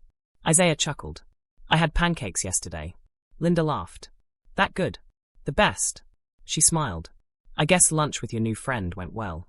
Isaiah nodded. It did. For a brief moment. The disappointment of missing Emma's recital felt a little lighter. The peaceful morning was interrupted by the sound of another car pulling into the parking lot. Then another. Then another. Linda glanced through the front windows. 3 people stepped out. Roman, Walter, Victor, walking together. Her smile vanished. "What in the world?" she whispered. Isaiah looked up. His eyes followed hers. The moment he saw Victor walking beside Walter, he knew something had changed. Victor wasn't wearing the confident stride of a manager. His shoulders were lower. His eyes avoided the windows. He looked nervous. Isaiah had never seen Victor nervous. The 3 men entered the store. None of them spoke. Customers walked past without noticing anything unusual. Cashiers continued preparing their registers. Only Linda sensed the weight hanging in the air. She quietly guided nearby employees toward the stockroom. "Let's give them some space." One by one, the front entrance became almost empty. Victor stopped a few feet from Isaiah. Neither man spoke. 12 years of silence stood between them. Roman stayed back. Walter remained beside him. This wasn't their conversation anymore. Isaiah rested his broom against the wall. He smiled politely. "Good morning, Victor." Victor closed his eyes for a moment. That simple greeting, no anger, no bitterness, no accusation, somehow made everything harder. Finally, Victor spoke. "Good morning." His voice barely came out. He tried again. "Isaiah." The words refused to cooperate. For a man who had managed employees for years, language suddenly abandoned him. Isaiah waited patiently, not rushing him, not rescuing him, simply waiting. The same way he had waited outside frightened children. The same way he waited beside grieving customers. The same way he waited for people to find the words they couldn't yet speak. Victor finally looked him in the eyes. "I read your letter." Isaiah blinked. "My letter?" Walter quietly stepped forward. "The one you gave me." Isaiah looked at the old envelope in Walter's hands. Recognition filled his face. "So," he whispered. "It finally happened." Walter nodded. "It was time." Isaiah looked back at Victor. For a long moment, neither man spoke. Then Isaiah asked softly, "Did it help?" Victor stared at him in disbelief. "Not. Are you angry?" "Not. What did you think?" "Not. Do you forgive me?" The first thing Isaiah wanted to know was whether the letter had helped. Victor's voice broke. "I don't deserve you." Isaiah smiled gently. "That wasn't my question." Victor laughed through tears. A broken, unsteady laugh. "It helped." He swallowed hard. "It helped more than you'll ever know." The silence returned. But this time, it felt different. Not heavy. Hopeful. Victor reached into his jacket. Slowly, he removed the old brass key. He held it out with both hands. Isaiah stared at it. His expression changed instantly. He hadn't seen that key in 12 years. "You kept it?" Victor nodded. "Every day." Isaiah carefully accepted it, turning it over in his fingers. His thumb brushed across the scratches. Each one carried a memory. The tiny office they had rented. The first employee they hired. The first family they handed the keys to. The late nights. The impossible dreams. The laughter. The loss. Victor whispered, "I should have given that back years ago." Isaiah looked up. "No." Victor frowned. Isaiah smiled softly. "You weren't ready." Victor couldn't hold back his tears anymore. "They weren't your fault." Isaiah said quietly. "They weren't mine either." Victor shook his head. "I punished you." "Yes." Isaiah answered honestly. "I know." Victor looked stunned. "You knew?" Isaiah nodded. "I knew." Roman watched from a distance. He could hardly believe what he was hearing. After everything, Isaiah had never misunderstood Victor's actions. He had understood them all along. Victor struggled to speak. "Why didn't you stop me?" Isaiah tilted his head. "Stop you? Why didn't you fight back? Why didn't you tell Donovan? Why didn't you expose me?" Isaiah thought for a moment, then answered simply, "Because hurting people rarely need another enemy." Victor covered his face. Isaiah continued, "They usually need someone willing to wait for them." Walter quietly wiped away another tear. Linda stood near the bakery entrance, listening, unable to move. Victor slowly lowered his hands. "I stole 12 years from us." Isaiah smiled sadly. "No." Victor looked confused. Isaiah gently corrected him. "We both lost 12 years." There was no accusation in his voice. Only grief. Shared grief. Victor took a slow breath. "I don't know how to fix this." Isaiah looked around the store. Customers had begun entering. A little boy waved at Isaiah from the produce section. Isaiah waved back. Then he looked at Victor. "You don't fix 12 years." Victor listened carefully. You honor the years you still have. Those words settled deep inside everyone who heard them. Even Roman. Even Walter. Even Linda. Just then, a loud voice echoed from the front registers. Clean up on aisle 3. A bottle of orange juice had shattered across the floor. Employees immediately rushed toward the spill. Isaiah instinctively reached for his mop.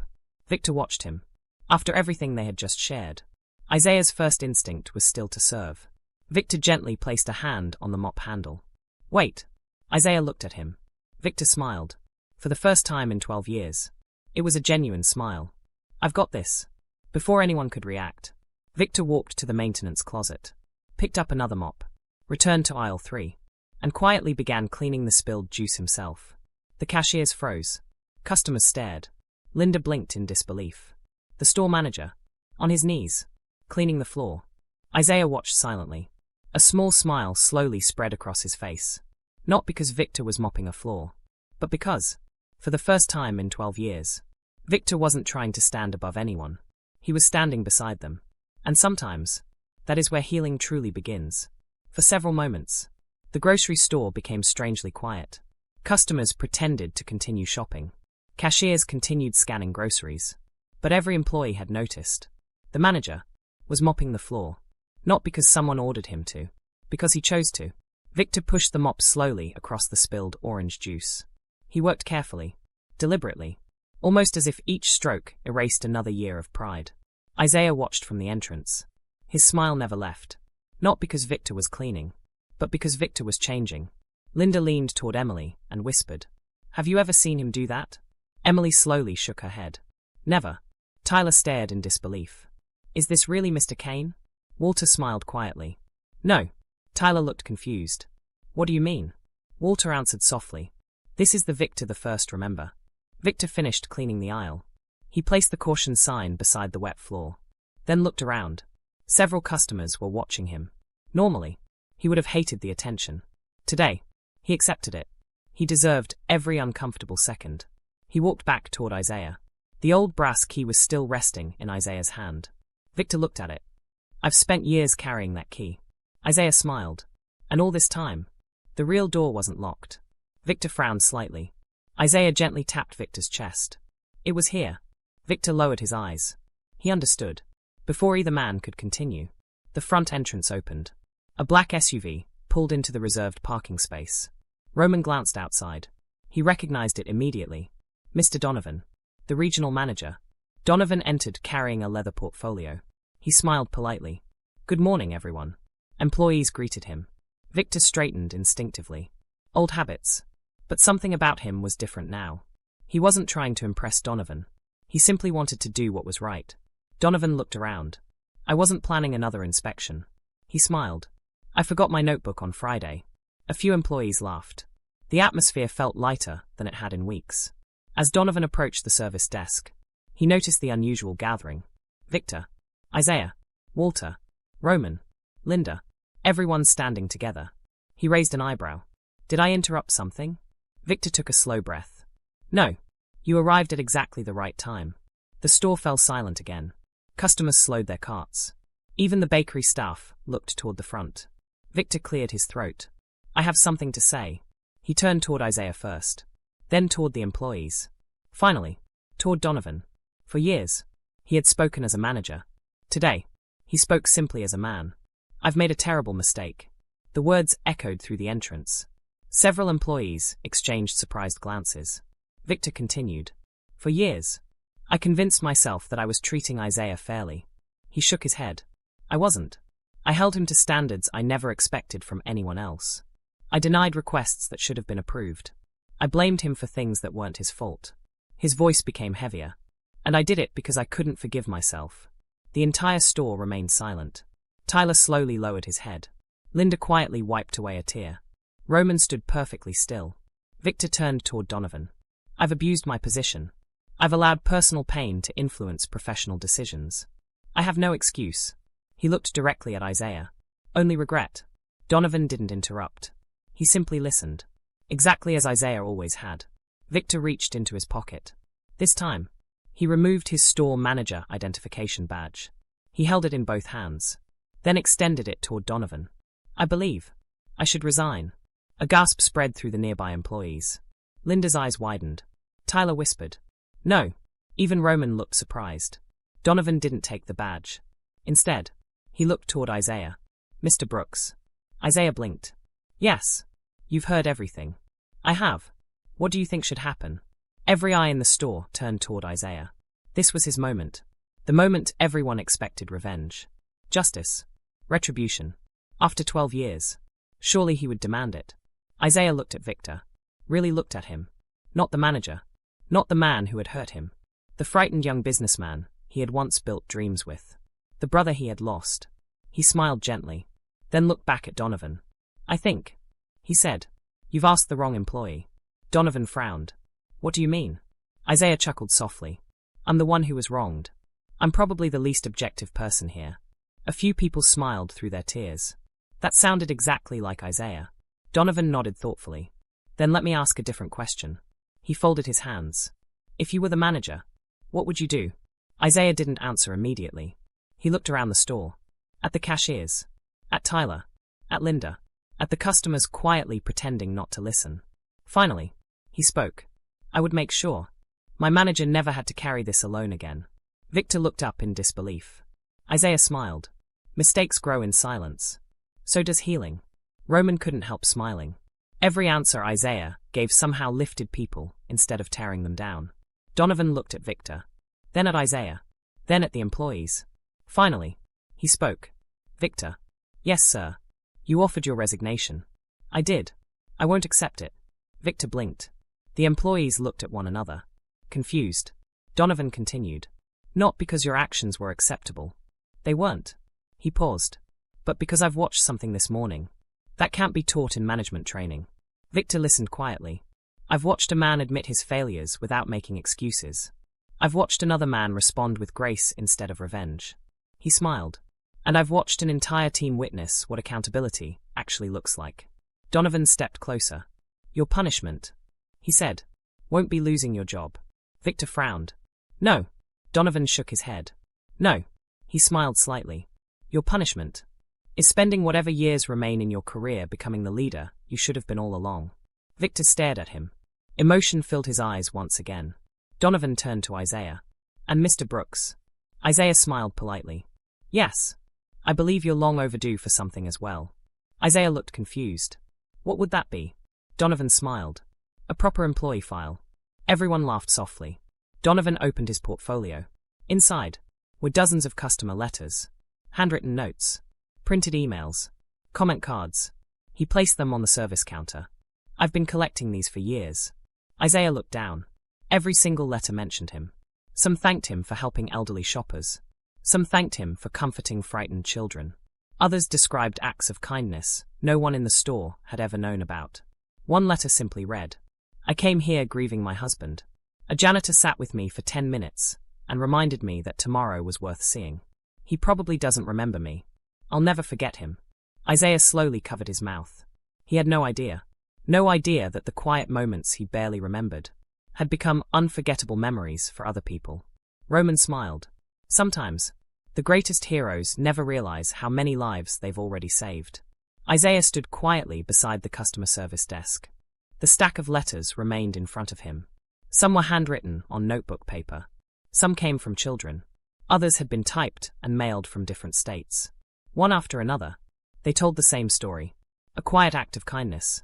A listening ear. A gentle word. A stranger who somehow became unforgettable. Isaiah slowly shook his head. "I don't remember most of these." Donovan smiled. "That's exactly why I saved them." Isaiah looked confused. "What do you mean?" Donovan picked up one of the letters. "People who perform kindness for recognition usually remember every good deed." He placed the letter back on the counter. "But people who serve because it's simply who they are, they often forget." Linda smiled. "That sounds like you." Tyler nodded. "You've probably helped half this town." Isaiah laughed softly. "I think you're giving me too much credit." Roman smiled from across the room. "No. I think they're finally giving you the right amount." The atmosphere inside the store had completely changed. Employees who had once rushed past Isaiah now walked over to shake his hand. Cashiers thanked him for covering their shifts. Stock clerks apologized for never noticing how much he did behind the scenes. Even customers who had overheard Victor's confession quietly approached. An elderly woman reached into her purse. "I've wanted to give you this for years." She handed Isaiah a folded photograph. He opened it carefully. It showed a little boy standing beside him. Both were smiling. Isaiah frowned slightly. "I'm sorry. I don't remember." The woman laughed. "Of course you don't." She pointed to the little boy. "He was terrified of hospitals. You found him crying here while I was shopping. You gave him a dinosaur sticker." Isaiah's face brightened. "Oh, the little dinosaur." The woman nodded. "He's 16 now." Isaiah looked at the photograph again. "My goodness." She smiled. "He still has that sticker." Isaiah stood speechless. He had never imagined something so small could stay with someone for so many years. Just then, a familiar ringtone echoed through the store. Roman's phone. He glanced at the screen. His expression changed. He quietly stepped aside. "I need to take this." He walked toward the entrance. "Hello." A deep voice answered immediately. "Hey, Tribal Chief." Roman smiled. "Hey, Paul." Paul Heyman continued. "Where are you?" Roman glanced back toward Isaiah. "I'm taking care of something important." Paul chuckled. "You've got media waiting." Roman sighed. "I know.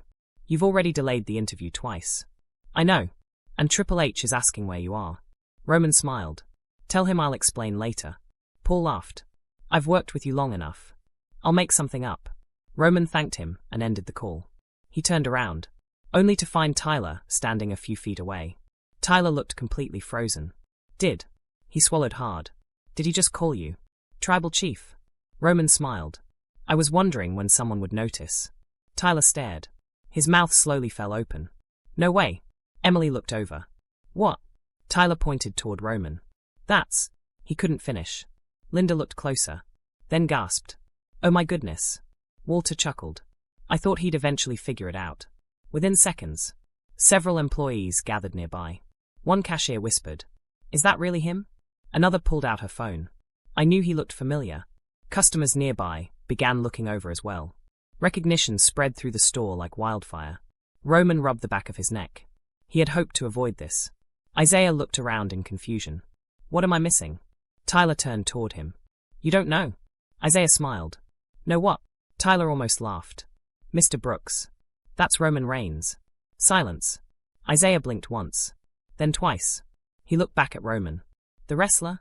Roman smiled sheepishly. "Guilty." Isaiah tilted his head. "Huh." Everyone waited. Surely Isaiah would be shocked, excited, speechless.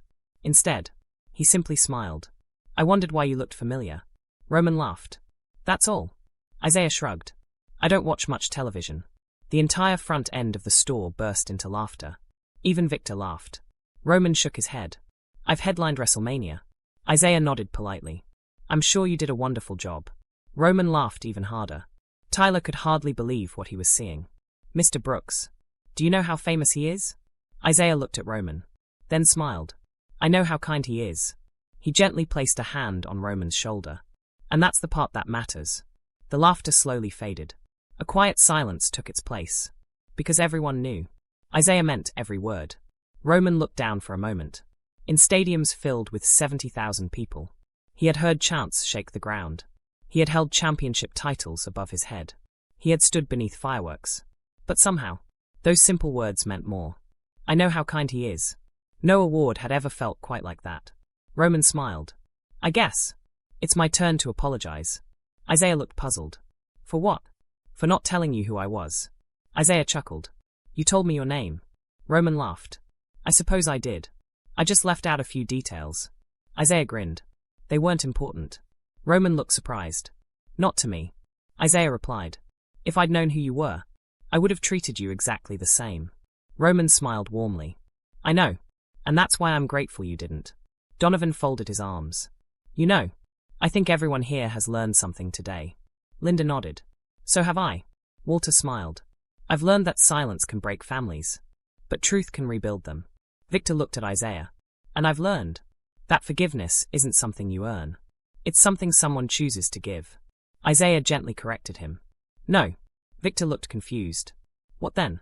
Isaiah smiled. "Forgiveness isn't pretending the wound never happened.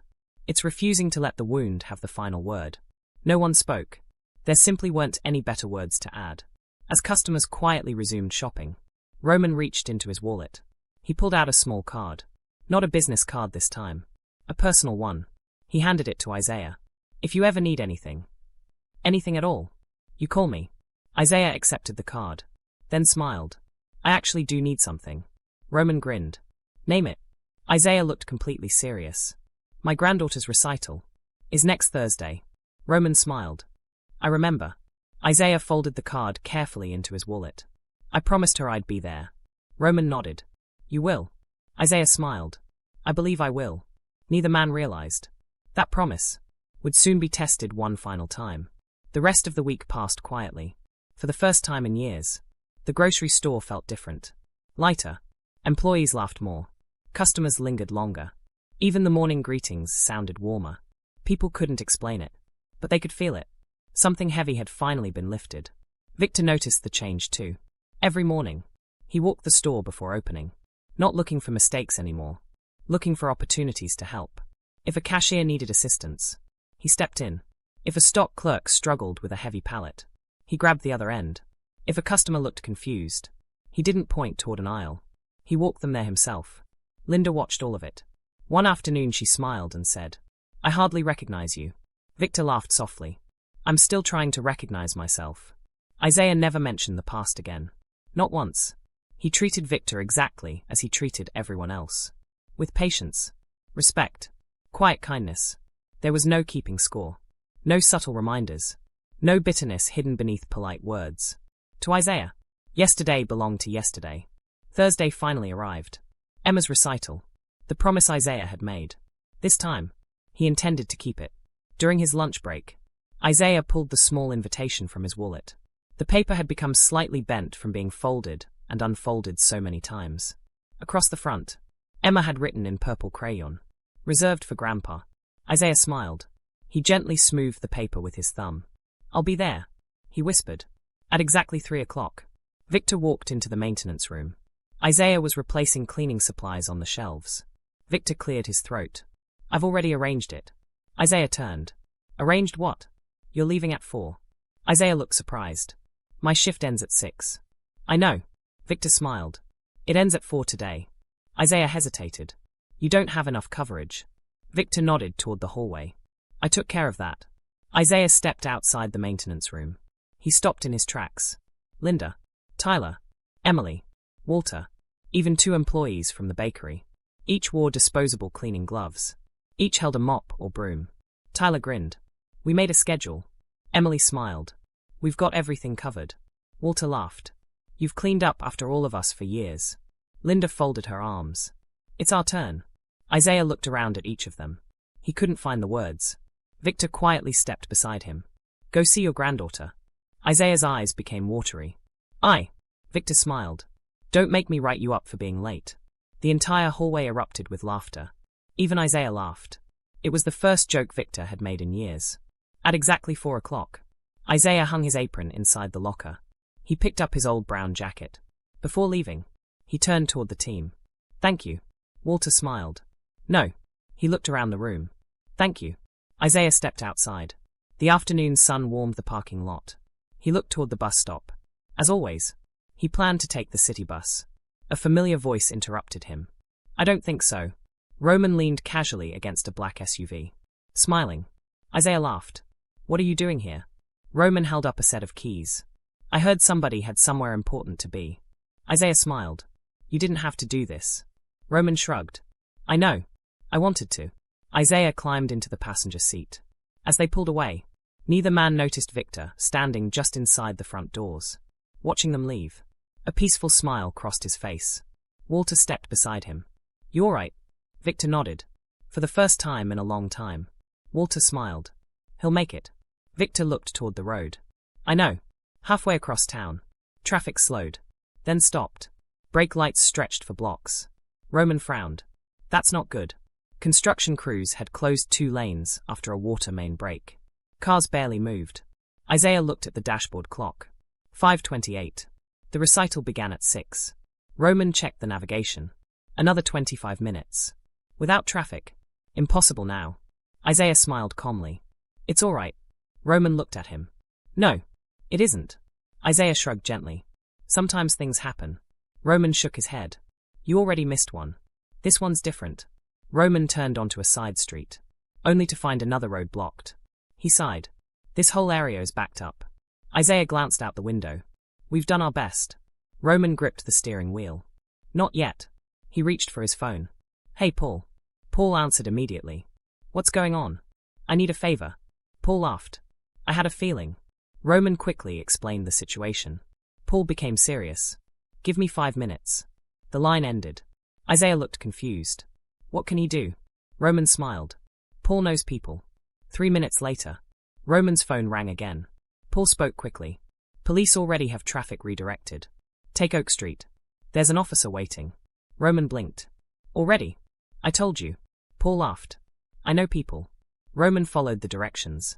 Sure enough, a police officer stood at the intersection. He recognized Roman immediately. The officer smiled. This way. He waved them through the temporary access road. Within seconds, they were moving again. Isaiah looked over. You arranged all that? Roman smiled. I had a little help. Isaiah shook his head in amazement. You really wanted me to get there. Roman looked at him. You've spent your whole life showing up for everyone else. He smiled warmly. I wasn't about to let you miss this one. At 5:56, the SUV pulled into the school parking lot. Isaiah looked at the clock. Then at Roman. We made it. Roman grinned. Barely. Isaiah hurried toward the auditorium. Halfway to the entrance, he suddenly stopped, turned around, walked back to Roman. Without saying a word, he wrapped him in a firm hug. Roman hugged him back. Neither man needed to speak. Some gratitude was too deep for words. Isaiah hurried inside. An usher quietly pointed toward the front row. There. The seat marked Grandpa. Isaiah looked. The small purple sign was still there. Reserved. Waiting. He slipped into the chair just as the lights dimmed. On stage, Emma walked into the spotlight. She scanned the audience. For one terrifying second, her face filled with uncertainty. Then, she saw him, her grandfather, smiling, exactly where he promised he would be. Her entire face lit up. She placed one small hand over her heart. Isaiah smiled back, and in that single silent exchange, every missed recital, every painful year, every sacrifice, suddenly felt worthwhile. Outside the auditorium, Roman quietly closed the door behind him. He didn't go inside. This moment didn't belong to him. It belonged to a grandfather, who had finally kept his promise. And sometimes, the greatest victory isn't winning a championship. It's making sure someone else gets to keep their word. The applause echoed through the school auditorium. Children bowed. Parents stood. Phones recorded every precious moment. Emma searched the audience one last time. Her eyes found Isaiah. Still smiling. Still clapping. Still sitting in the seat that had almost remained empty. She smiled wider than she had during the entire performance. As the curtains closed, children rushed into the lobby. Parents embraced them. Bouquets of flowers filled the room. Laughter bounced off the walls. Isaiah stood quietly near the entrance, holding a single white daisy he had bought from a street vendor on the way inside. It wasn't expensive, but it was beautiful. Just like Emma. A moment later, the backstage doors burst open. Emma spotted him immediately. Grandpa. She sprinted across the lobby. Isaiah knelt just in time to catch her as she threw her arms around his neck. You came. Isaiah laughed softly. I told you I would. Emma leaned back, just enough to look into his eyes. I kept looking for you. I'm sorry I made you wait. Emma shook her head. You made it. Then she noticed the flower. For me. Isaiah handed her the daisy. I thought the prettiest flower should go to my favorite performer. Emma giggled. I'm your only performer. Isaiah smiled. That certainly made choosing easier. Nearby, Emma's mother watched the exchange. Tears filled her eyes. She walked over quietly. Dad. Isaiah looked up. I'm so sorry about last week. He lowered his eyes. So am I. She gently squeezed his hand. She understands. Emma nodded enthusiastically. I do. Isaiah looked surprised. You do? Emma smiled. Mom said sometimes grown-ups help people even when it's hard. She tilted her head. Were you helping somebody? Isaiah glanced toward the auditorium doors, where Roman stood just outside, giving them privacy. He smiled. I think. We were helping each other. Emma nodded, as though that made perfect sense. Children often understood things adults complicated. Outside, Roman leaned against the railing. The evening air was cool. He watched families leaving together. He smiled to himself. A voice interrupted his thoughts. Mind if I join you? Victor. Roman nodded. Of course. Victor stood beside him. Neither man spoke for a while. Finally, Victor broke the silence. You know, I almost didn't come. Roman looked at him. Why did you? Victor watched Isaiah through the glass doors. Because 12 years ago, I stopped showing up. Roman understood exactly what he meant. Victor smiled faintly. I've missed a lot of moments. Roman nodded. You can't change that. I know, Victor replied. But maybe. I don't have to miss the next ones. Roman placed a hand on his shoulder. That's how healing starts. The auditorium doors opened. Isaiah walked outside with Emma perched on his shoulders. She held the white daisy like it was a trophy. The sight made Victor smile. I forgot he used to do that. Roman glanced at him. What? Carry kids on his shoulders? Victor chuckled. When we finished building a house, the neighborhood children always climbed all over him. Roman laughed. I can believe that. Emma suddenly noticed Roman. Mr. Roman. She waved excitedly. Roman waved back. Did you win? Emma proudly held up her participation ribbon. I got this. Roman studied it carefully. Looks pretty important to me. Emma nodded with complete confidence. It is. Isaiah smiled. Emma, I have someone I'd like you to meet. She looked toward Victor. Isaiah rested a hand on Victor's shoulder. This is an old friend. Victor swallowed hard. Hello, Emma. Emma smiled politely. Hi. Victor reached into his pocket. He hesitated for just a moment, then removed the old brass key. He looked at Emma. Would you hold on to this for a second? Emma carefully accepted it. She turned it over curiously. What does it open? Victor smiled sadly. It used to open a building. Emma frowned. What does it open now? Victor looked at Isaiah, then answered softly. I think. It opened my heart. Emma didn't fully understand, but she smiled anyway. Then you should keep it. She handed the key back. Victor accepted it with trembling hands. Isaiah looked at him. You don't have to carry it alone anymore. Victor nodded. I know. Without another word. He held the key out. This time. To Isaiah. Isaiah looked at it for a long moment, then gently pushed Victor's hand back. No. Victor frowned. You keep it. But why? Isaiah smiled. So every morning, when you put it in your pocket, you'll remember the kind of man you're choosing to become. Victor stared at him. That simple act carried more grace than he thought possible. He slowly closed his fingers around the key. I will. As the group began walking toward the parking lot, Emma tugged on Roman's sleeve. Can I ask you something? Roman smiled. Of course. She leaned closer and whispered. Are you really a wrestler? Roman grinned. I've been known to wrestle a little. Emma gasped. I knew it. Isaiah laughed. So now you know.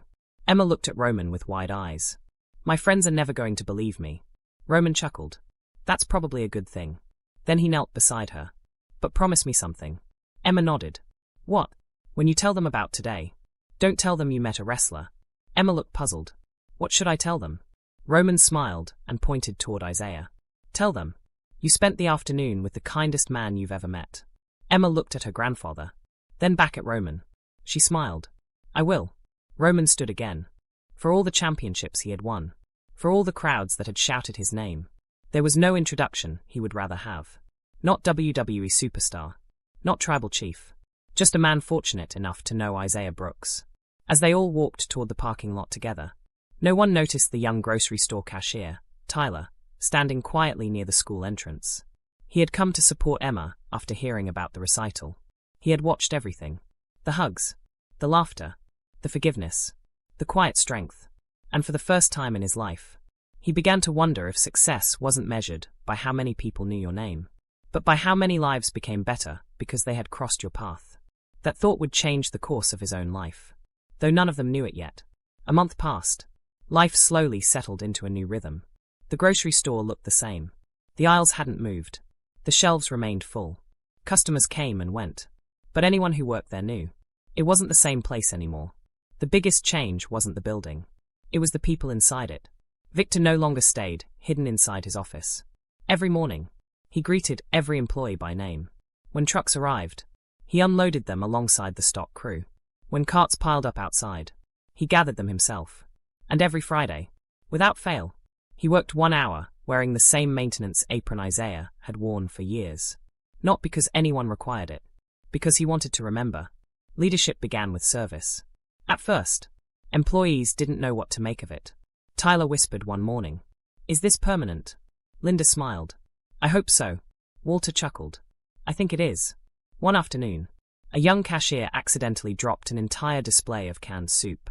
Hundreds of cans rolled across the floor. The teenager froze.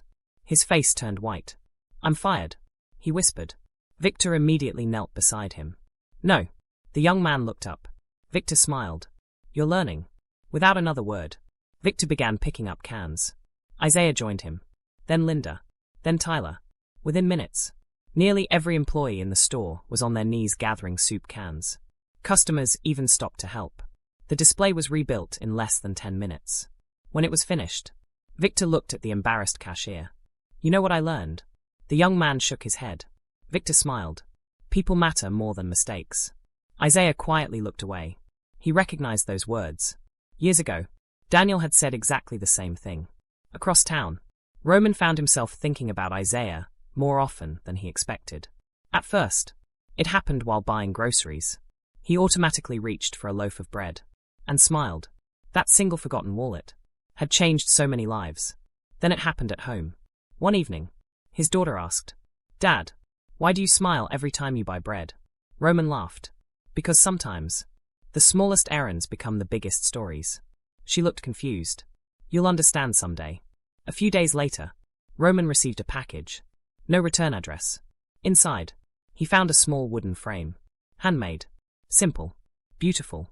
There was no expensive finish. No fancy design. Only careful craftsmanship. Inside the frame was a photograph. Roman, Isaiah, Victor, Walter, Linda, Emma, standing together outside the grocery store. On the back, a handwritten note. Families aren't always born. Sometimes, they're built. Isaiah. Roman quietly placed the frame on the bookshelf in his living room. Not beside his championship titles. Not beside photographs from WrestleMania. But in the center of the room, where everyone would see it. Whenever guests asked about it, Roman told the same story. Not about wrestling. Not about fame. About a janitor who bought a stranger a loaf of bread. Back at the grocery store, business had quietly improved. Customers who had heard the story began shopping there regularly. Not because prices were lower, because kindness had become part of the store's reputation. Parents brought their children. Older customers stayed longer just to chat. Employees smiled more. People noticed. One morning, Donovan returned for another visit. He walked through the store slowly, watching employees interact. A young stock clerk helped an elderly customer load groceries into her car. Two cashiers laughed while helping a little girl choose birthday balloons. Victor pushed shopping carts inside without being asked. Donovan smiled. This place feels different. Walter nodded. It is. Donovan eventually found Isaiah polishing the front windows. You've started something. Isaiah looked surprised. I have. Donovan nodded. Kindness spreads faster than policy. Isaiah chuckled softly. I've never been very good at policies. Donovan laughed. No, but you're excellent with people. Before leaving, Donovan gathered every employee near the front entrance. I have an announcement. Everyone stopped working. Victor looked curious. Linda folded her arms. Tyler leaned against a shopping cart. Isaiah quietly stood in the back as always, trying not to be noticed. Donovan smiled. Our company gives one annual award. He held up a small plaque. It isn't based on sales. It isn't based on profits. It isn't based on attendance. He looked around the room. It's awarded to the employee whose character changes the people around them.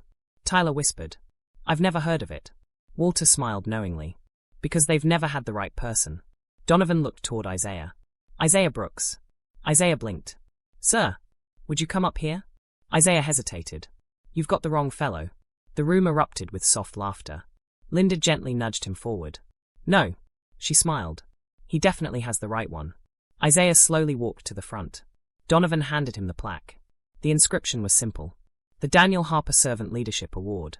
Isaiah's hands trembled. He stared at the name. Daniel. For a moment, he couldn't speak. Victor stepped forward, his own eyes glistening. I asked Donovan if we could rename the award. Isaiah looked up. Victor continued. I couldn't think of anyone who deserved to be remembered more. Isaiah ran his thumb across Daniel's name, then looked at Victor. Neither man said a word. They didn't need to. Some promises are made without speaking.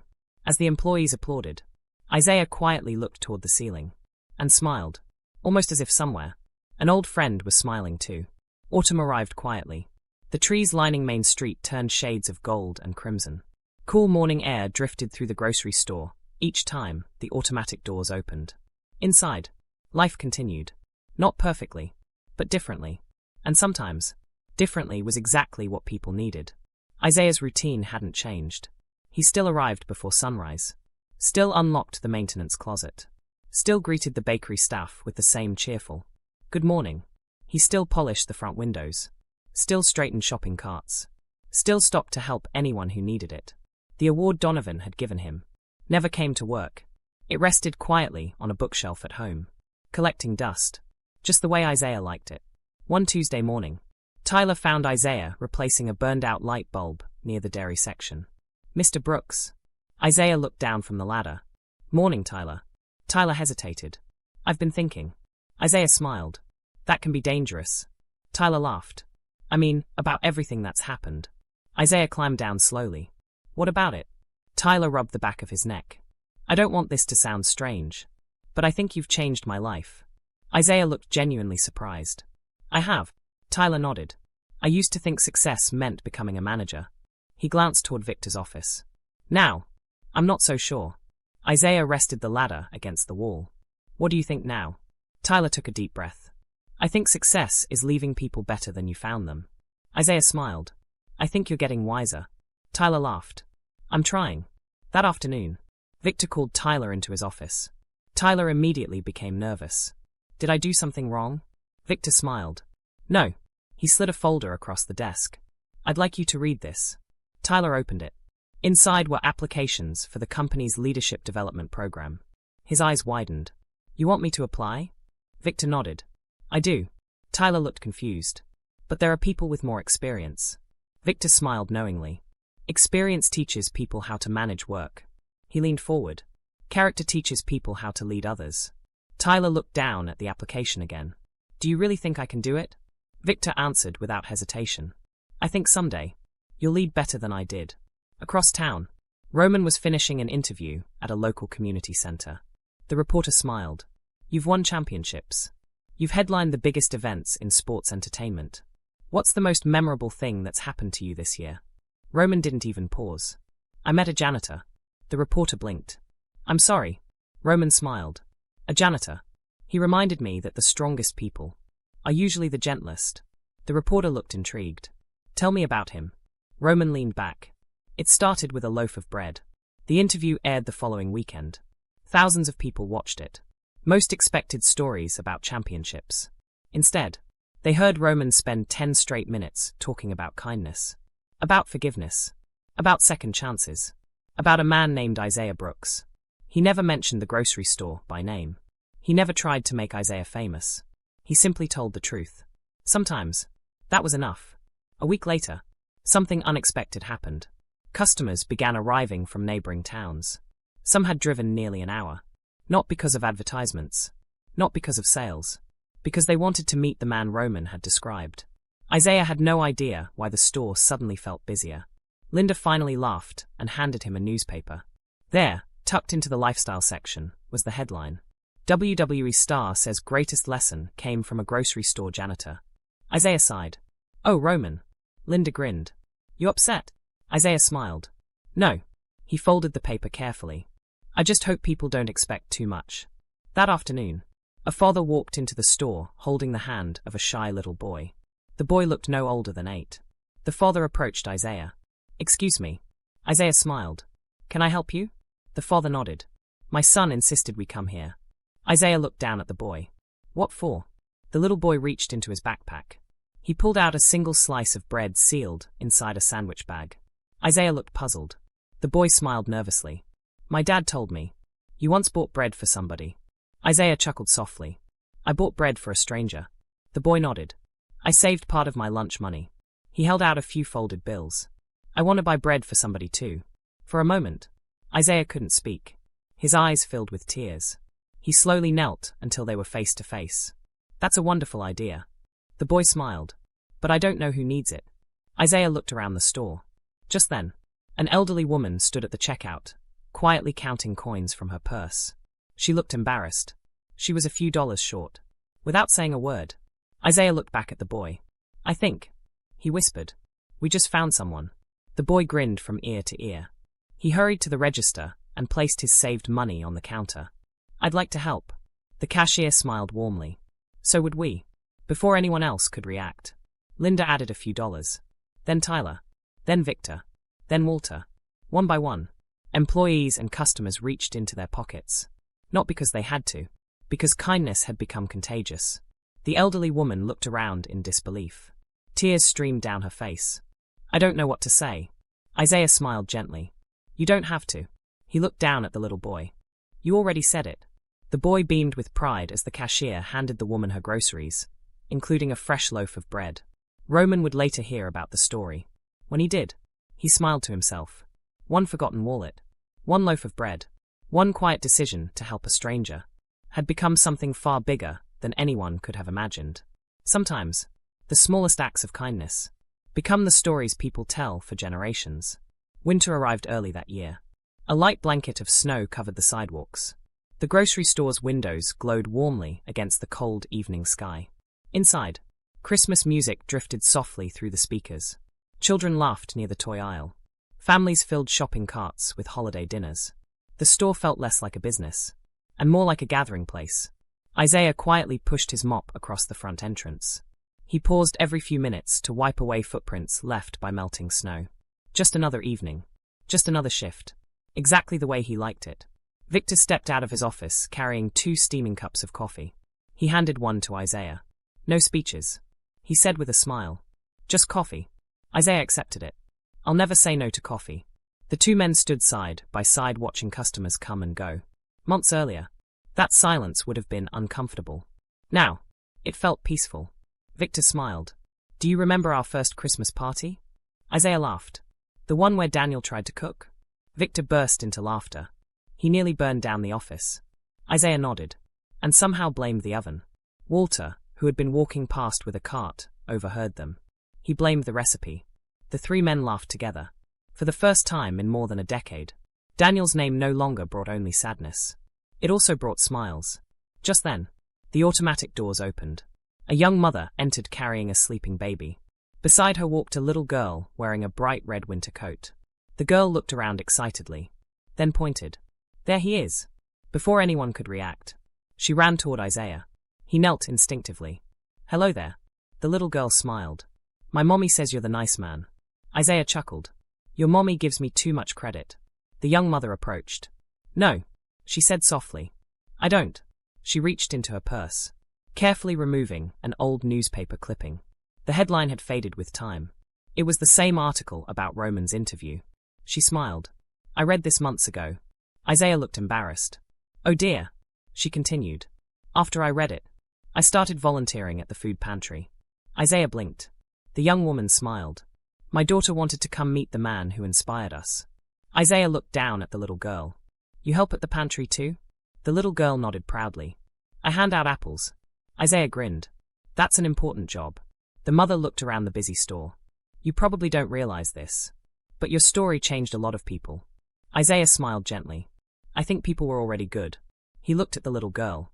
They just needed someone to remind them. Across the store, Roman quietly walked through the entrance. He had finished a charity event nearby. He wasn't announced. No cameras followed him. He simply wanted to buy groceries. This time, he remembered his wallet. As he picked up a loaf of bread, he couldn't help laughing to himself. He carried the bread to the checkout. The cashier smiled. Good evening. Roman returned the smile. Then, his eyes drifted toward another register. An elderly man stood there. His shoulders slumped. He searched every pocket. His face slowly fell. I'm sorry, he whispered. I must have left my wallet at home. The cashier smiled politely. We can hold your groceries. The elderly man nodded sadly. I appreciate that. He reached for the loaf of bread in his cart.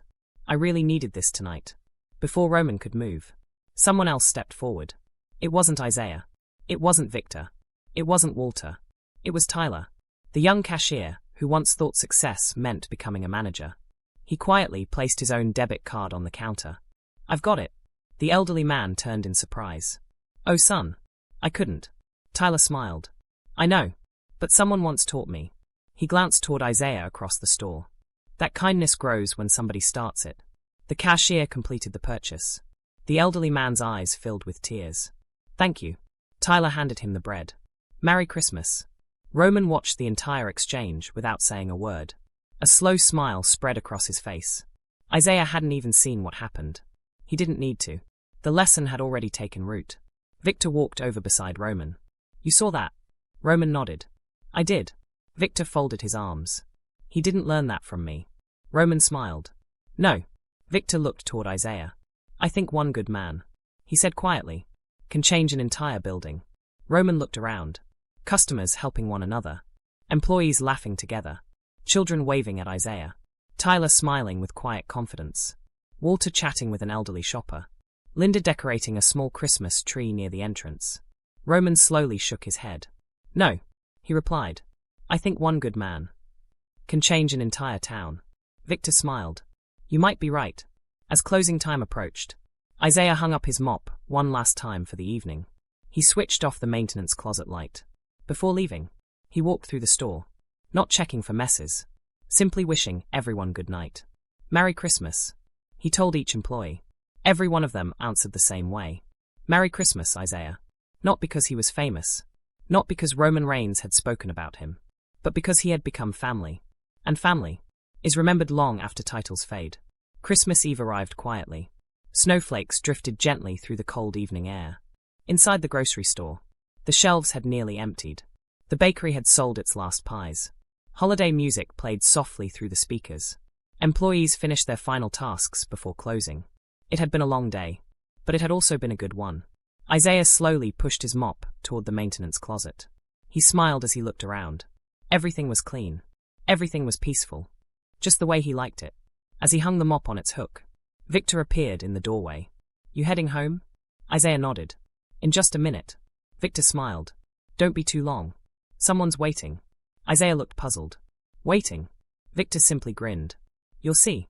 Isaiah buttoned his old brown coat, wrapped a scarf around his neck, picked up his lunch bag, and walked toward the front entrance. The lights inside the store dimmed behind him.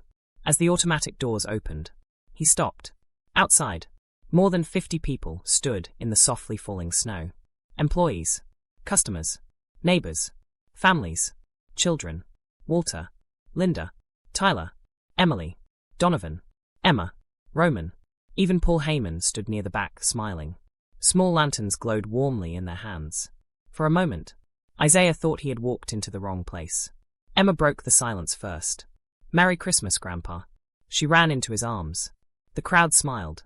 Isaiah looked around in complete surprise. "What is all this?" Walter chuckled.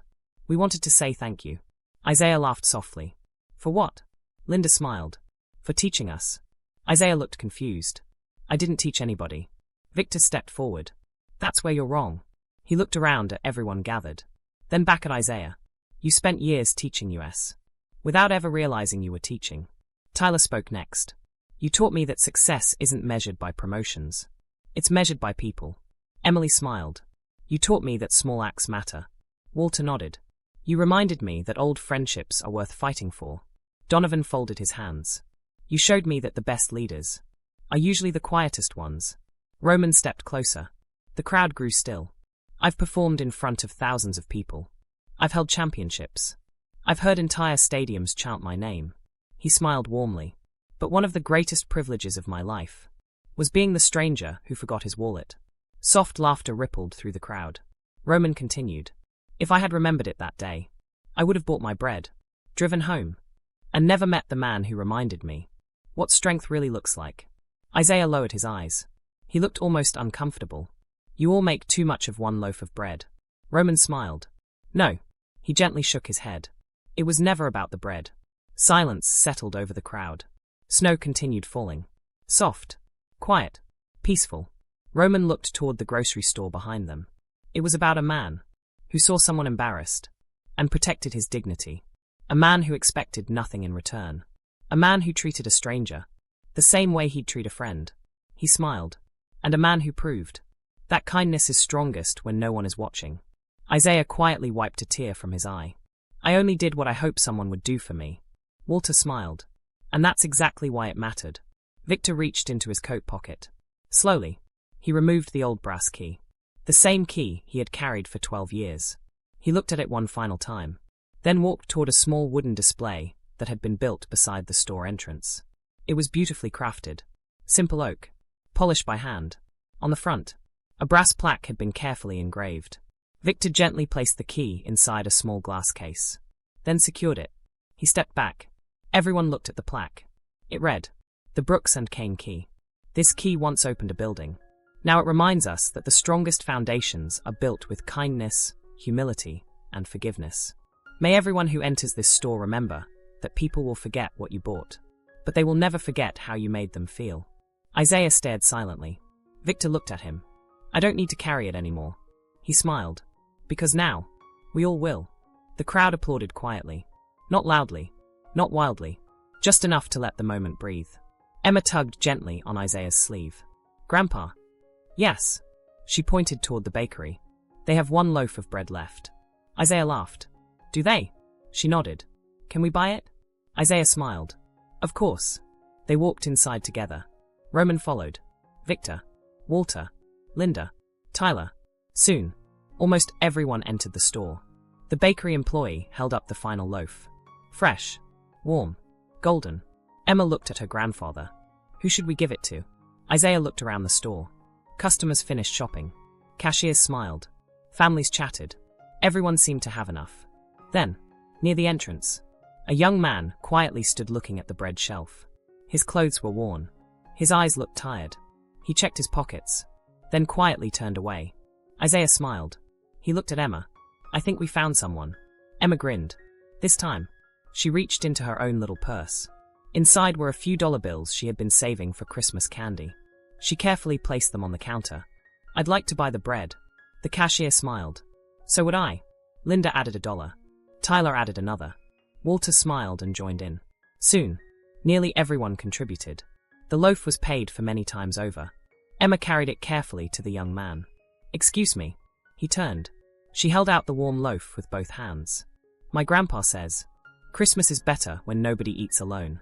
The young man's eyes filled with tears. He accepted the bread, unable to speak. Isaiah simply smiled. No introductions, no speeches, no cameras, just kindness. Exactly the way it had happened the first time. Later that evening, as the lights inside the grocery store switched off, snow continued falling. Footprints slowly disappeared beneath fresh white flakes. But some things could never be covered. Not a kind word, not a helping hand, not a forgiven heart, not a loaf of bread shared with a stranger. Because real kindness leaves footprints, not in the snow, but in people. And those footprints last forever.